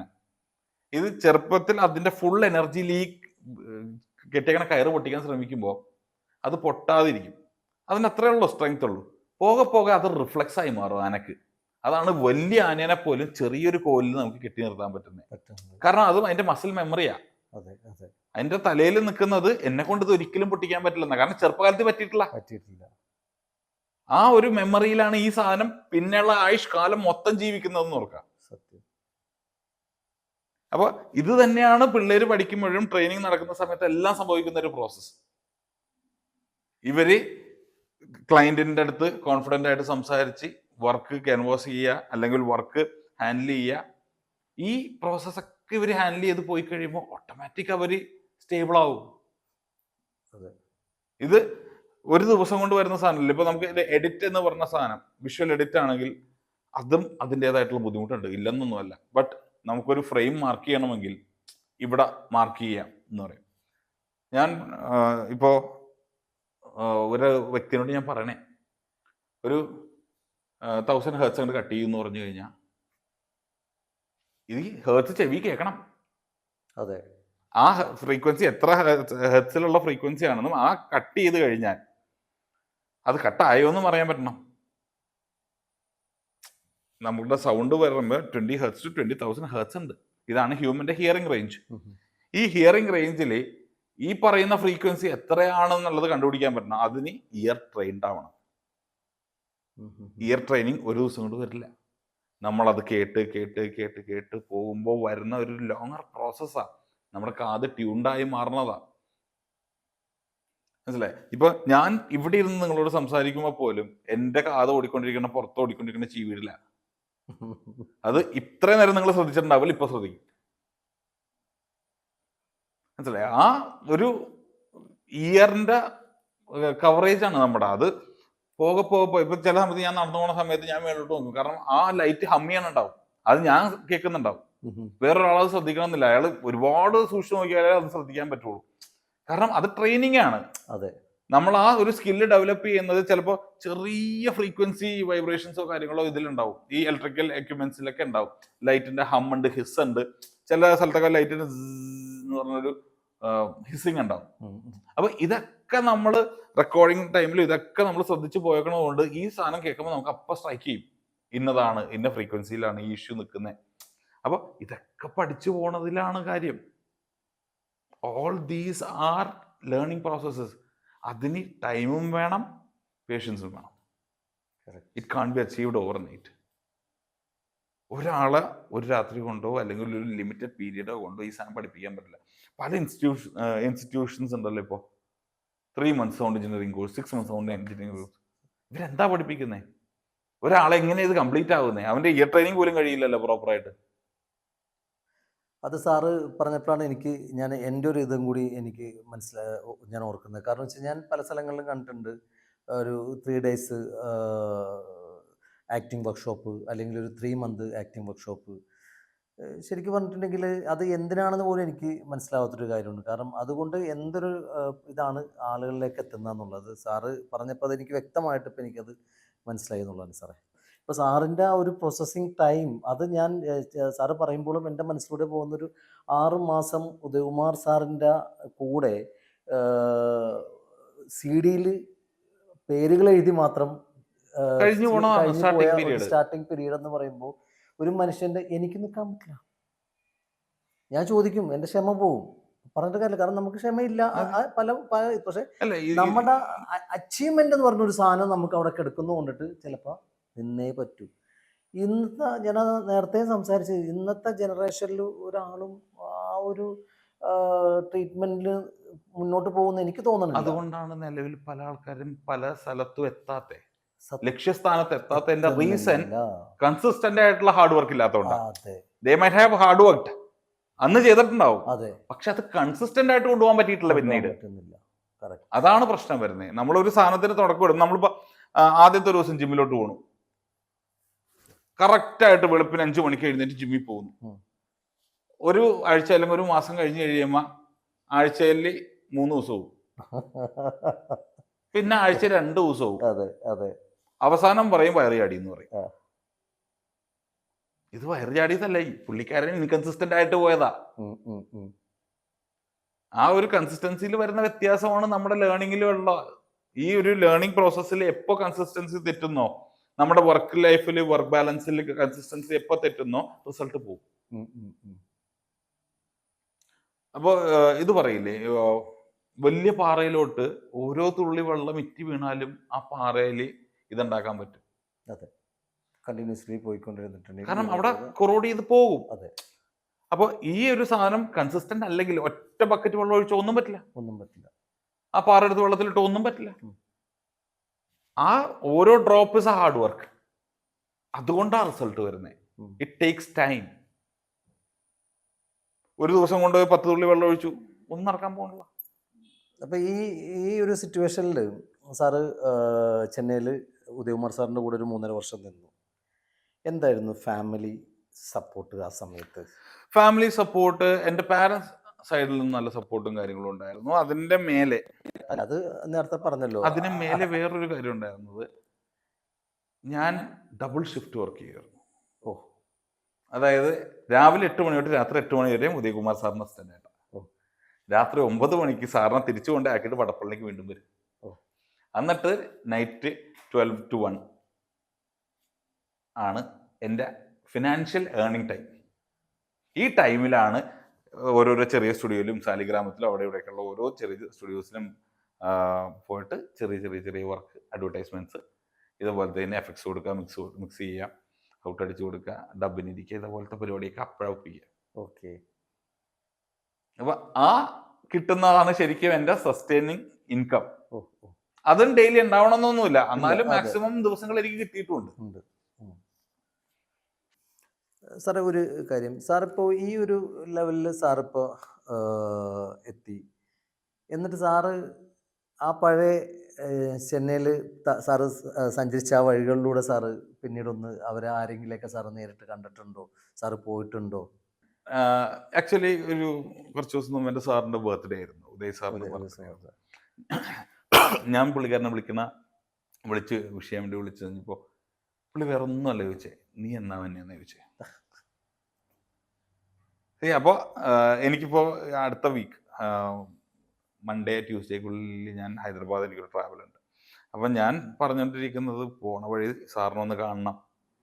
കാരണം ഒരു ഗുരു ആഗ്രഹിക്കുമ്പോൾ അവിടെ ശിഷ്യൻ എത്തണം എന്നുള്ളതാണ് ഞാൻ. തീർച്ചയായിട്ടും. കാരണം എന്നെ സാറിന് ഒരുപാട് അസ്റ്റൻസ് പോയിട്ടുണ്ടാവും. അതെ, ഞാൻ വരുന്നതിന് മുമ്പ് എത്രയോ അസ്റ്റൻസ് വന്നു പോയിട്ടുണ്ടാവും. ഇന്നും സാറ് വിളിച്ച് എന്നാ നീ വരുന്നതെന്ന് ചോദിക്കുമ്പോൾ there is a connection. അത് ആ ഗുരു എനിക്ക് തന്നേക്കണ ഒരു ഫ്രീഡവും അല്ലെങ്കിൽ എനിക്ക് ആ ഗുരുവിന്റെ മേലുള്ള റെസ്പെക്റ്റും കൂടിയാണ്. അങ്ങനെ ഒരു എന്നെ ഇന്നേ വരെ പുള്ളിക്കാരൻ്റെ വായിന്ന്, എൻ്റെ ഗുരുവിന്റെ വായിന്ന് ഞാൻ വഴക്കോ ബഹളോ കേട്ടിട്ടില്ല. ഇന്നേ വരെ കേട്ടില്ല. എന്തെങ്കിലും ഉണ്ടെങ്കിൽ പുള്ളി സമാധാനത്തിന്റെ എക്സ്ട്രീം പോയി ഇന്ന് ഇത് ചെയ്യുള്ളൂ. അല്ലാതെ ഇന്നേ വരെ ഞങ്ങൾ ആരെയും വഴക്ക് പറഞ്ഞ് കേട്ടിട്ടില്ല. പറഞ്ഞു തരും, അത് ഇങ്ങനെ നോക്കിയിട്ട് ഇങ്ങനെ ചെയ്യേണ്ടായിരുന്നാടാ എന്ന് പറയും, അല്ലാതെ വഴക്ക് പറയില്ല. അതുകൊണ്ട് എന്താണ് നമുക്ക് ഭയങ്കര വിഷമം. നമ്മൾ 2 ചീത്ത വിളിച്ച് വിട്ടാൽ പോലും നമുക്ക് പ്രശ്നമില്ല, 2 അടി തന്നോ നമുക്ക് പ്രശ്നമില്ല, അത് ആ നേരത്തേക്കുള്ളൂ, അതങ്ങനെ മറന്നു പോകും.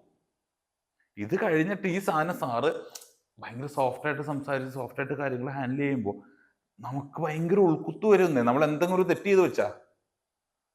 അപ്പൊ അങ്ങനത്തെ ഓരോ ഇഷ്യൂസ് കറക്റ്റ് ചെയ്യാനും, പിന്നെ എന്ത് പ്രശ്നം വന്നാലും നമുക്ക് ശരിയാക്കാം.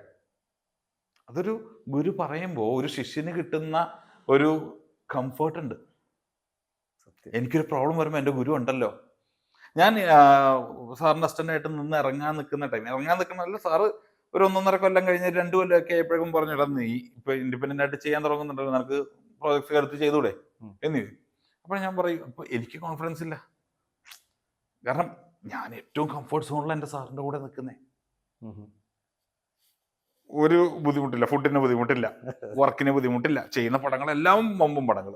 അതെ ഈ ഒരു രീതിയിൽ നിൽക്കുന്ന സമയത്ത് നമ്മൾ എന്തിനാണ് ഇവിടുന്ന് മാറുന്നതിനെ പറ്റി ചിന്തിക്കണേ? ഏറ്റവും കംഫർട്ട് ആയിട്ടുള്ള ഏരിയ അല്ലേ? പുറത്തിറങ്ങിയ പട്ടിണിയും പരിവട്ടവും കഷ്ടപ്പാടും. ഈ പുറത്തിറങ്ങിയ ഞാൻ ജോലി തേടണം, സാറിന്റെ കൂടെ ഇരുന്നാൽ ഇരിക്കണ സ്ഥലത്ത് ജോലി വരും. ജോലി വരും. ഈ വ്യത്യാസമുണ്ട്, അകവും പുറവും തമ്മിലുള്ള വ്യത്യാസം. അപ്പോൾ സാറിന്റെ അസിസ്റ്റന്റ് ആയിട്ട് ഒട്ടിപ്പിടിച്ചിരിക്കുക എന്നുള്ള രീതിയിൽ തന്നെ ഞാൻ വീണ്ടും കുറച്ച് കാലം കൂടി ഇരുന്ന് കഴിഞ്ഞ സമയത്തും സാറ് തരുന്നതാണ് ആ കോൺഫിഡൻസ്. അതെ നിനക്ക് ചെയ്യാം, അത് അനുഗ്രഹ സത്യം. അല്ലേ? അല്ലാതെ ഇപ്പൊ നിലവിൽ എന്റെ അസിസ്റ്റൻസ് ഒരു പീരീഡ് കഴിയുമ്പോൾ ചില ആൾക്കാർ പറയും, ഞാൻ വേറെ ഓപ്ഷൻസ് നോക്കി പോണേന്ന് പറയുമ്പോൾ നമുക്ക് ഭയങ്കര വിഷമം വരും. കാരണം നമ്മൾ ആ 2-2.5 കൊല്ലത്തോളം അവർക്ക് വേണ്ടി എടുത്ത എഫേർട്ട് വേസ്റ്റാ. ഞാനിപ്പോൾ ഒരാളെ സൗണ്ട് എഞ്ചിനീയറിംഗ് പഠിപ്പിച്ചിട്ട് അയാള് ഒരു കൊല്ലം കഴിഞ്ഞിട്ട് അവൻ പറയണതാണ്, ഞാൻ മ്യൂസിക്കിലോട്ട് പോവാന്ന് പറയുമ്പോൾ, മ്യൂസിക്കാണ് എനിക്ക് ഇൻട്രസ്റ്റ്, അതിലോട്ട് ഞാൻ പോണേണ് സാർ എന്ന് പറയുമ്പോൾ ഞാനിവിടെ കോരിയത് വെറുതെയാ, ഒരു ഗുണമില്ലാതെ. ഇപ്പം may be he might have earned, അവന് കാശ് കിട്ടി കാണും. പക്ഷെ വേറൊരു അവസരം കിട്ടാൻ കാത്തിരിക്കുന്ന ഒരുത്തൻ്റെ അവസരം ഇവിടെ പോയി. Correct. If you are not willing to continue in that profession, don't go for training in that profession. കാരണം നല്ല അവസരം തേടി കഷ്ടപ്പെട്ട് നടക്കുന്ന ഒരു ആവശ്യക്കാരൻ്റെ അവസരമാണ് നമുക്ക് ചിലപ്പോൾ നമ്മുടെ ഫിനാൻഷ്യൽ കേപ്പബിലിറ്റിയോ നമ്മുടെ ഇൻഫ്ലുവൻസോ കാരണം പോകാൻ പോകുന്നത്. അത് സാറിൻ്റെ ലൈഫ് സ്റ്റാർട്ടിങ്ങിലെ സാർ അത് ചെയ്തു. ഇത് ചെയ്തത് മാത്രമല്ല, എന്നോട് മൈ ബോസിന്റെ ലൊക്കേഷനിൽ വെച്ച് എന്നോട് സാബുറാം എന്നുള്ള ആർട്ട് ഡയറക്ടർ എന്നോട് പറഞ്ഞ കാര്യം ഇത്. കാരണം ഞാൻ ഇൻട്രസ്റ്റിന്റെ പുറത്തല്ല അസിസ്റ്റന്റ് ഡയറക്ടറായിട്ട് വന്നത്, എൻ്റെ കോളേജിന്റെ പഠനത്തിന്റെ ഭാഗമായിട്ടാണ്, എൻ്റെ ഇന്റേൺഷിപ്പിന്റെ ഭാഗമായിട്ടാണ് വന്നത്. അന്ന് ഞങ്ങൾ എല്ലാവരും കൂടി ഒരു ദിവസം രാത്രി ഷൂട്ടൊക്കെ കഴിഞ്ഞ് വന്നിരിക്കുന്ന സമയത്ത് പറഞ്ഞൊരു സാധനം, നിനക്കിഷ്ടമല്ലാത്ത ഒരു മേഖല അല്ലെങ്കിൽ നീ ഇതിൽ കണ്ടിന്യൂ ചെയ്യില്ല എന്നുള്ള ഒരു അവസ്ഥയിൽ നീ ഒരിക്കലും ഇത് ചെയ്യരുതും. കാരണം അവസരം തേടി നടക്കുന്ന ഒരുപാട് പേരിൽ കിട്ടേണ്ട ഒരു അവസരമാണ് നീ കളയാൻ. അപ്പൊ ഈ ഒരു സാധനം എൻ്റെ ഉള്ളിൽ എപ്പോഴും ഉണ്ട്. ഞാനത് വർഷങ്ങൾക്ക് ശേഷം സബ്രാം ചേട്ടൻ്റെ ലൊക്കേഷനിൽ വെച്ച് എൻ്റെ സമയത്ത് ഞാൻ പറഞ്ഞു, ചേട്ടൻ ഇത് ഓർക്കുന്നുണ്ടോ? എന്നോട് അന്ന് ഇങ്ങനെ പറഞ്ഞു, അതിന്നും എൻ്റെ മൈൻഡിലുണ്ടെന്ന് പറഞ്ഞു. പുള്ളിക്കാരൻ ചിലപ്പോൾ അത് കാഷ്വൽ ആയിട്ട് പറഞ്ഞു പോയതായിരിക്കും, but it has a huge meaning in that. ആവശ്യക്കാരനല്ലേ കിട്ടണ്ടേ? ആവശ്യമില്ലാത്തവന് ആ ഒരു സാധനം പഠിച്ചിട്ട് അവൻ അടുത്തിട്ട് ഇട്ടിട്ട് പോണതിന് അവന് എൻ്റെ ആവശ്യമില്ല. ഇതാണ് ഞാൻ എൻ്റെ അസിസ്റ്റൻസിനോട് ഉൾപ്പെടെ പറഞ്ഞു കൊടുക്കുന്നത്. നീ ഈ മേഖല നിൽക്കും, നീ ഇത് പഠിക്കും, നീ ഇതിൽ മുമ്പോട്ട് പോകും, ഞാൻ എടുക്കുന്ന എഫേർട്ടും ഞാൻ തരാൻ പോകുന്ന സപ്പോർട്ടിനും നിനക്ക് ഗുണങ്ങൾ ഉണ്ടായിട്ടില്ലെങ്കിൽ അതുകൊണ്ട് ചെയ്യണത് കൊണ്ട് there is no use. അത് വേറെ ആരെങ്കിലും ചെയ്തു പോയിക്കോട്ടെ. അതല്ലേ നല്ലത് എപ്പോഴും. അല്ല, അത് കറക്റ്റായിട്ടുള്ളൊരു കാര്യമാണ് സാറേ. ഞാനത് പലരിലും കണ്ടുള്ള കാര്യമാണ്. സാറിന് ഇപ്പോൾ സാറ് പല കൺട്രികളിൽ സാറ് വർക്ക് ചെയ്തിട്ടുണ്ട്. അങ്ങനെ വർക്ക് ചെയ്യുമ്പോൾ സാറിന്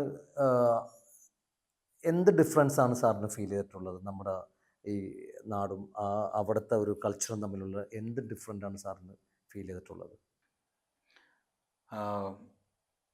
പല കൺട്രീസിലും ഞാൻ പോയി വർക്ക് ചെയ്ത സമയത്ത് ഞാൻ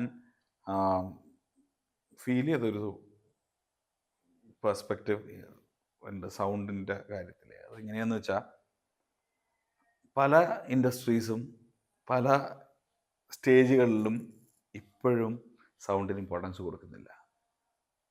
ഇല്ലല്ലേ? നോ.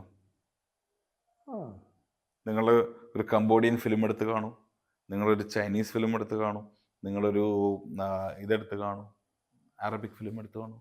ഈ 3 പ്രോജക്ട്സുകളിൽ ഞാൻ വർക്ക് ചെയ്യുന്നതാ. അത് വളരെ ശരിയാണ് സാറേ. കാരണം സാറ് പറയുമ്പോഴാണ് ഞാൻ അതിനെക്കുറിച്ച് കൂടുതൽ ശ്രദ്ധിക്കുന്നത്. കാരണം പുറത്തുള്ള മൂവികളിൽ ഈ പറഞ്ഞ പോലെ ഒരു സൗണ്ട് എഫക്ട്സ് എനിക്ക് അത്ര അങ്ങോട്ട് ഫീൽ ചെയ്തിട്ടില്ല. നമ്മുടെ ഇവിടുത്തെ ആ ഒരു ഇതായിട്ട് എനിക്ക് ഫീൽ ചെയ്തിട്ടില്ല. ശരിക്ക് ഒരുപാട് അതൊരു വ്യത്യാസം ഇപ്പം സാറ് പറയുമ്പോഴാണ് ഞാൻ അതിൻ്റെ അകത്തേക്ക് പോകുന്നത്. എത്രയോ ഹിറ്റായിട്ടുള്ള ഫിലിമുകളുണ്ട്. ഏതെങ്കിലും ഫിലിമിൽ എപ്പോഴെങ്കിലും എൻ സ്ക്രോൾ കാണിക്കുന്ന സമയത്ത് അല്ലെങ്കിൽ എൻ ക്രെഡിറ്റ്സ് കാണിക്കുന്ന സമയത്തല്ലേ സോങ് കേട്ടിട്ടുള്ളൂ. സത്യം. ആ ജെയിംസ് ബോണ്ടിൽ ഒരു സോങ് ഉണ്ടോ? ഇല്ല, ഫാസ്റ്റ് ആൻഡ് ഫ്യൂരിയസിൽ സോങ് ഉണ്ടോ? ഇല്ല. അയൺമാൻ ഉണ്ടല്ലോ, അതിൽ സോങ് ഉണ്ടോ? സ്പൈഡർമാൻ ഉണ്ട്, അതിൽ അത് സോങ് എനിക്ക് ഉണ്ടോ? തോന്നുന്നു ഇവരെല്ലാം ടൈറ്റാനിക്കിൽ മാത്രം എന്തോ ടൈറ്റാനിക് അതും ടൈറ്റിൽ സോങ് അത് തന്നെ. ടൈറ്റിലാ, ആ ടൈറ്റിൽ സോങ് ആയിട്ടാണ് പോകുന്നത്. അതെ. ഇതുപോലത്തെ സോങ് കൾച്ചറും ഡാൻസ് ഒക്കെ കൊണ്ടുവന്നേക്കുന്നത് മലയാളത്തിൽ മാത്രമല്ല. ഒരു ചൈനീസ് സിനിമയിൽ ഡാൻസ് കാണിച്ചു സോങ് വെച്ച് ഡാൻസ് ഇല്ല. ഇവരെല്ലാം സ്റ്റോറി ആസ് ഇറ്റ് എന്ന് പറഞ്ഞ രീതിയിൽ റോ ആയിട്ട് കാണിക്കാൻ. ഇപ്പൊ കംബോഡിയയിലൊക്കെ വർക്ക് ചെയ്യുന്ന സമയത്ത് എനിക്ക് ഭയങ്കര ആഗ്രഹം ഉണ്ടായിരുന്നു കംബോഡിയൻ സൗണ്ട് ഇൻഡസ്ട്രി ഡെവലപ്പ് ചെയ്യണം. അപ്പോൾ ഞാൻ കംബോഡിയയിൽ വർക്ക് ചെയ്യാൻ വേണ്ടി ചെല്ലുന്ന ടൈം, ഓക്കെ, ഞാൻ ചെന്നൈയിൽ നിൽക്കുമ്പോഴേ എനിക്കൊരു ഓഫർ വന്ന് അവിടെ നിന്ന് ആൾ വന്ന് എന്നെ കണ്ടു, മീറ്റ് ചെയ്തു. അതിൻ്റെ നെക്സ്റ്റ് സ്റ്റേജ് കേട്ടാൽ കിടുങ്ങി പോകും. രാവിലെ 11 മണിക്ക് ഞാൻ വീട്ടിൽ ഇരിക്കുക, ചെന്നൈയിലെ ഫ്ലാറ്റിലിരിക്കുക, ലീവും കാര്യങ്ങളൊക്കെ ഇട്ടിരുന്നിട്ട് എന്നോട് പറഞ്ഞു, കംബോഡിയയിൽ നിന്ന് കോൾ വന്നു, കരുൺ അർജൻറ്റായിട്ട് നമുക്കൊന്ന് കംബോഡിയയിലോട്ട് വന്നു കഴിഞ്ഞാൽ നമുക്ക് ആ പ്രോജക്റ്റ് തീർക്കാം, ഇത്രാമത്തെ ടൈമിനുള്ളിൽ നമുക്ക് സബ്മിഷൻ ഉള്ളതാണ്, തിയേറ്റർ റിലീസും കാര്യങ്ങളൊക്കെ ഉള്ളതാണ്. ഞാൻ പറഞ്ഞു ശരി, പാസ്പോർട്ട് അയക്കാൻ പറഞ്ഞു, പാസ്പോർട്ടിൻ്റെ കോപ്പി അയക്കാൻ പറഞ്ഞു. ഞാൻ അയച്ചു കൊടുത്തു. ഒരു 10 മിനിറ്റ് കഴിഞ്ഞപ്പോൾ പുള്ളിക്കാരൻ എനിക്ക് പറഞ്ഞു, വൈകുന്നേരം 4 മണിക്കാണ് ഫ്ലൈറ്റ്, കയറിക്കോണം കേട്ടോ. 11 മണിക്ക് വിളിച്ചിട്ട് വൈകുന്നേരം 4 മണിക്കാണ് ഫ്ലൈറ്റ് എന്ന് പറയുമ്പോൾ ഞാൻ പോകുന്ന ഇന്റർനാഷണൽ ട്രാവലാ, ഒരു പ്രിപ്പറേഷനും ഇല്ല. കൈ കിട്ടിയ കുറെ സാധനം എടുത്ത് ബാഗിലോട്ട് ഇട്ട് നേരെ ഒറ്റ വിടലാണ് എയർപോർട്ടിലോട്ട്. കാരണം 2 മണിക്ക് മുമ്പ് എയർപോർട്ടിൽ എത്തണം. ചെന്നൈയിൽ നിന്ന് എയർപോർട്ട് വരെ എത്താനുള്ള ടൈം. അപ്പോൾ ഈ ട്രാവലും കാര്യങ്ങളും എല്ലാം വെച്ച് ഞാൻ അവിടെ എത്തിക്കഴിഞ്ഞ സമയത്ത് വിസ ഓൺ അറൈവലാ, കംബോഡിയയിലോട്ട് വിസ ഓൺ അറൈവലാ. അതുകൊണ്ട് ചെന്ന് കുത്തുന്നതുവരെയും വിസേനെ പറ്റി ചിന്തിക്കേണ്ട ആവശ്യമില്ല.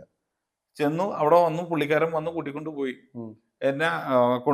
ആ ടൈമിലാണ് ഞാൻ അറിയുന്നത് കംബോഡിയൻ ഒളിമ്പിക് കമ്മിറ്റി ആയിട്ടുള്ള കേല ഒളിമ്പിക്സ് ആണ് എന്നെ ഫണ്ട് ചെയ്തുകൊണ്ട് പോകണേന്ന്. എനിക്കവിടെ ട്രാവലുണ്ട്, എനിക്കവിടെ ഫുഡുണ്ട്, എനിക്ക് അക്കോമഡേഷൻ ഉണ്ട്, ഡ്രൈവറുണ്ട്, എല്ലാം ഫുൾ സജ്ജീകരണം. ഞാൻ അവിടെ ചെന്ന സമയത്ത് ബേസിക്കായിട്ട് അവരോട് സ്റ്റുഡിയോ കാര്യങ്ങളൊക്കെ ബുക്ക് ചെയ്ത് വെക്കാൻ പറഞ്ഞു. അവരെ പറഞ്ഞു സാർ കാര്യങ്ങൾ ഇത് ചെയ്യാം. ഞാൻ പറഞ്ഞു ഇവിടെ എത്രയാണ് സ്റ്റുഡിയോൻ്റെ റെൻ്റ് എത്രയാണ്? റെൻ്റ് പറഞ്ഞപ്പോൾ സാർ $100 പെർ അവർ എന്ന് പറഞ്ഞു. ഞാൻ ഇന്ന് ആലോചിച്ചു, $100 പെർ അവർ എന്ന് പറയുമ്പോൾ ഏകദേശം 7,000 രൂപ, 70 രൂപ വെച്ച് കാൽക്കുലേറ്റ് ചെയ്ത് 7,000 രൂപ വന്നു ഒരു മണിക്കൂർ. ഒരു ദിവസം 10 മണിക്കൂർ ഞാൻ പോയ 70,000 രൂപ. ഞാൻ പോകുന്നത് 10-30 ദിവസത്തേക്കാണ് മിക്സ് തീർക്കാനും കാര്യങ്ങൾ ചെയ്യാനും. അപ്പോൾ പോകാൻ പോകുന്ന കാൽക്കുലേഷൻ എത്ര വലിയ ഹെക്ടിക് ഫിഗറിലോട്ടാണ് എന്നുള്ളത് ബേസിക്കായിട്ട് കാൽക്കുലേറ്റ് ചെയ്താൽ മതി. 30 ദിവസത്തേക്ക് ഇത് വെച്ച് കൂട്ടിക്കഴിഞ്ഞാൽ തന്നെ 70,000 രൂപ വെച്ച് കൂട്ടിയാൽ തന്നെ 21 ലക്ഷം രൂപ വരും. അപ്പോൾ ഞാൻ അപ്പോൾ പറഞ്ഞു നമുക്കെന്നാ ഒരു കാര്യം ചെയ്യാം, ഈ എക്യുപ്മെൻറ്റ്സ് എന്താ കോസ്റ്റ് വരുന്നത് നോക്കാൻ പറഞ്ഞു. ഈ എക്യുപ്മെൻറ്റിൻ്റെ കോസ്റ്റ് എത്രയെന്ന് നോക്കാൻ പറഞ്ഞു കഴിഞ്ഞപ്പോൾ ഓവറോൾ എക്യുപ്മെൻറ്റ്സ് ഞങ്ങൾക്ക് അവിടെ മിക്സ് ചെയ്യാൻ വേണ്ടി വന്ന എക്യുപ്മെൻറ്റ്സിൻ്റെ കോസ്റ്റ് ഒരു 7-8 ലക്ഷം രൂപയാണ്. ഓക്കെ, മൊത്തം പർച്ചേസ് വാല്യൂ. ഇത് കംബോഡിയ കിട്ടിയില്ല. കംബോഡിയ മാർക്കറ്റിൽ സാധനം കിട്ടൂല. ഞാൻ പ്രൊഡ്യൂസറിനോട് പറഞ്ഞു, if you can arrange this I can finish it for this amount എന്ന് പറഞ്ഞു. നിങ്ങൾക്ക് ഇത്രയും എനിക്ക് സേവ് ചെയ്ത് തരാം. 21 lakhs അവിടെ കിടക്കുന്നു, 8 ലക്ഷം അവിടെ കിടക്കുന്നു, 10 ആയിക്കോട്ടെ, എന്നാലും കുഴപ്പമില്ല. ഇവര് തപ്പെടുക്കാൻ പറഞ്ഞു. തപ്പെടുത്ത് കഴിഞ്ഞപ്പോൾ സിംഗപ്പൂർ സാധനമുണ്ട്. നെക്സ്റ്റ് ഫ്ലൈറ്റ് ടു സിംഗപ്പൂരാ. പ്രൊഡ്യൂസർ പോയി ഈ സാധനങ്ങളെല്ലാം പർച്ചേസ് ചെയ്ത് വന്നു. അന്ന് പുള്ളിക്കാരൻ അപ്പോൾ 6-7 ലക്ഷം രൂപ പുള്ളി കിട്ടി. അവിടെ നിന്ന് ഞങ്ങളൊരു റൂം സെറ്റ് ചെയ്തു. അതായത് ഞാൻ താമസിക്കുന്ന ഇതിൽ തന്നെ ഏറ്റവും വലിയ ഹാൾ എടുത്തു. വീട് ഇൻഡിപെൻഡന്റ് ഹൗസാണ്. ഏറ്റവും വലിയ ഹാൾ എടുത്തിട്ട് ഞാൻ പറഞ്ഞു, ഒളിമ്പിക്കിന്റെ അവിടെ നിന്ന് വലിയ വലിയ കേർട്ടൻസും കാര്യങ്ങളൊക്കെ ഉണ്ടല്ലോ, റിഫ്ലക്ഷൻസ് കട്ട് ചെയ്യണം, ഇതെല്ലാം ചുറ്റുപിടിപ്പിച്ച് സാധനം വെച്ചു, പ്രൊജക്ടർ വെച്ചു, വർക്ക് സ്റ്റാർട്ട് ചെയ്ത് ഞാൻ പറഞ്ഞ ടൈം ഷെഡ്യൂളിൽ തന്നെ വർക്ക് കംപ്ലീറ്റ് ഫിനിഷ് ചെയ്തു. ഏറ്റവും ഫുൾ ഫിനിഷ് ചെയ്ത് എല്ലാം കഴിഞ്ഞപ്പോൾ ഈ സാധനം മാറ്റി തൂത്ത് പറക്കി സെക്കൻഡ് റേറ്റിട്ട് വിറ്റു. അപ്പോഴും പുള്ളിക്കാരന് പാതി കാശ് ലാഭം. അങ്ങനെ നോക്കിയാലും പുള്ളിക്കാരന് ലാഭം എത്ര. അതെ. അതിനുശേഷമാണ് പുള്ളിക്കാരൻ അല്ലെങ്കിൽ പ്രൊഡ്യൂസറിന് എന്നെ ഭയങ്കരമായിട്ട് ഇഷ്ടം. അവൻ ലാഭം, എന്റെ പടവും തീർത്തു തന്നു, എനിക്ക് നല്ല രീതിയിൽ ലാഭം ഉണ്ടാക്കി തന്നു. അല്ലെങ്കിൽ അവിടെ തന്നെ ചെയ്യണേന് വരാൻ പോകുന്ന എമൗണ്ട് കണ്ണി കണ്ടോണം 21 lakhs പോകും തീർച്ചയായിട്ടും. അപ്പൊ അത് മാത്രല്ല, അവിടെ പല വർക്കും ചെയ്യാൻ ആൾക്കാരില്ല. ഇപ്പൊ നമ്മള് കംബോഡിയൻ ഫിലിംസ് ഒക്കെ എടുത്ത് നോക്കിക്കഴിഞ്ഞു കഴിഞ്ഞാൽ ഏതെങ്കിലും മെയിൻ ആക്ഷൻസിനെ സൗണ്ട് ഉണ്ടാവുള്ളൂ. മനസ്സിലായോ? അല്ലാതെ നമ്മുടെ മലയാളം ഇൻഡസ്ട്രിയിൽ അല്ലെങ്കിൽ ഇന്ത്യൻ ഫിലിം ഇൻഡസ്ട്രിയിൽ നിൽക്കുന്ന അത്രയും ഒരു ലാർജസ്റ്റ് സൗണ്ട് സ്കേപ്പ് ഒരിക്കലും അവിടുത്തെ ഫിലിം ഇൻഡസ്ട്രിക്ക് ഉണ്ടായില്ല, അല്ലെങ്കിൽ ഇല്ല. സാറ് പറഞ്ഞപ്പോൾ ഞാൻ അതിനെക്കുറിച്ച് ചിന്തിച്ചുകൊണ്ടേ ഇരിക്കുന്നുണ്ട്. ഞാൻ സംസാരത്തിൻ്റെ ഒരു കാരണം ശരിയാണ്. കാരണം നമ്മൾ കണ്ടേക്കുന്ന പല സിനിമകളും ഇപ്പൊ വാള് വീശുന്ന സൗണ്ട് ഉണ്ടാവും, ചിലപ്പോൾ ഫുട്ടിന്റെ സൗണ്ട് ഉണ്ടാവണമെന്നില്ല, ക്ലോത്തിന്റെ സൗണ്ട് ഉണ്ടാവണമെന്നില്ല. അവർ ചിലപ്പോൾ അതിനെപ്പറ്റി ചിന്തിച്ചിട്ട് പോലും ഉണ്ടാവില്ല. ഈ വാള് വന്ന് വെട്ടി നിൽക്കുന്ന സ്ഥലത്ത് സൗണ്ട് ഉണ്ടാവും. കുറച്ചുകൂടി ബെറ്റർ എനിക്ക് തോന്നുന്നു ചൈനീസ് മൂവിയിൽ, പിന്നെ കുറച്ചും കൂടി ബെറ്റർ ആണ്. കാരണം കംബോഡിയൻ ഒന്നും വലിയ ഇൻഡസ്ട്രി അല്ല. അവിടെ ആ രാജ്യത്ത് ആകെ 8 തിയേറ്ററേ ഉള്ളൂ. 8-9 തിയേറ്ററേ ഉള്ളൂ ആ രാജ്യത്ത് തന്നെ. മനസ്സിലായോ? അപ്പൊ അത്രയും ചെറിയൊരു കൺട്രിയാണ്. മനസ്സിലായി. ഇതിന്റെ അടുത്ത് നിൽക്കുന്ന ബാക്കിയുള്ള കൺട്രീസ് എന്ന് പറഞ്ഞത് തായ്ലാന്റ്, ലാവോസ്, വിയറ്റ്നാം, ഇന്തോനേഷ്യ, ഇതുപോലത്തെ ബാക്കിയുള്ളത്. അപ്പൊ എല്ലാം ചെറിയ ചെറിയ ഇൻഡസ്ട്രീസ് ആയതുകൊണ്ട് ഇവർക്കൊന്നും അങ്ങനെ ഭയങ്കര വലിയ എക്സ്പോഷർ കൊടുത്തത് ഭയങ്കര രീതിയിൽ ഡെവലപ്പ് ചെയ്യാനുള്ള ഒരു ഇതൊന്നും ഉണ്ടായിരുന്നില്ല. നമ്മള് ഫോർ ഫ്രെയിംസിൽ നിൽക്കുന്ന സമയത്ത്, അല്ലെങ്കിൽ ഉദയ് സാറിന്റെ കൂടെ പിന്നീട് ഞാൻ നാക് സ്റ്റുഡിയോസിലോട്ട് മൂവ് ചെയ്തായിരുന്നു. നാക്കിൽ നിൽക്കുന്ന സമയത്തൊക്കെ ശ്രീലങ്കയിൽ നിന്ന് വരും പടം ചെയ്യാൻ വേണ്ടി. കാരണം അവിടെ അതിനുള്ള എക്യുപ്മെന്റ്സോ അതിനുള്ള സൗകര്യങ്ങളോ ഇല്ല. അപ്പോൾ ഇതുപോലെ ശ്രീലങ്കയിൽ നിന്ന് വന്നിട്ട് വർക്ക് ചെയ്തിട്ട് പോകും. കാരണം അവർക്ക് ആ ഒരു ഇൻഫ്രാസ്ട്രക്ചർ അവിടെ ഇല്ല. ആ ഒരു കംപ്ലീഷൻ കിട്ടാനും ആ ശ്രീലങ്കൻ ഫിലിം ഇൻഡസ്ട്രിയിൽ, ഇന്ത്യൻ ഫിലിം ഇൻഡസ്ട്രിയിൽ പടങ്ങൾ എങ്ങനെ നടക്കുന്നു ആ രീതിയിൽ നടത്താൻ വേണ്ടി, ആ ഒരു ക്വാളിറ്റി ഔട്ട്പുട്ട് കിട്ടാൻ വേണ്ടി അവർ വന്ന് ചെയ്തിട്ട് പോകുന്നത്. It's not because they don't have technicians, ഉണ്ട്, ബട്ട് അവരുടെയും skill is not upgraded or ഒരു പെർഫെക്റ്റ് എന്നുള്ള രീതിയിലായിട്ട് എത്തിയിട്ടുണ്ടാവണമെന്നില്ല. അതുകൊണ്ടാണ് അവർ ഇന്ത്യയിലോട്ട്, സൗത്ത് ഇന്ത്യയിലോട്ടും വന്ന് വർക്ക് ചെയ്തിട്ട് പോകുന്നത്. അല്ലെങ്കിൽ കോസ്റ്റ് വൈസ് അവിടെ ചെയ്യുന്നതിൻ്റെ കോസ്റ്റ് കൂടുതലായിരിക്കും, ഇവിടെ ചെയ്യുന്നതും ട്രാവൽ ഉൾപ്പെടെ വെച്ച് നോക്കുമ്പോഴുള്ള കോസ്റ്റ് കുറവായിരിക്കും. ഇങ്ങനത്തെ വ്യത്യാസങ്ങളുണ്ട് ഓരോ ഇൻഡസ്ട്രിക്കും. ശരിക്കും ഞാൻ അപ്പോൾ ഒരു കാര്യം കൂടി ചോദിക്കാനുള്ളത്, അപ്പോൾ ഇത് ഈ നമ്മുടെ ഇന്ത്യൻ മൂവീസ് ഈ മറ്റുള്ള കൺട്രീസിൽ അവർ അത് റെഫറൻസ് ആയിട്ട് എടുക്കൂലേ? നോർമലിൽ എടുക്കാറില്ല. ഇല്ലല്ലേ? കാരണം ഇന്ത്യൻ സിനിമയിൽ ഏറ്റവും കൂടുതൽ മസാല.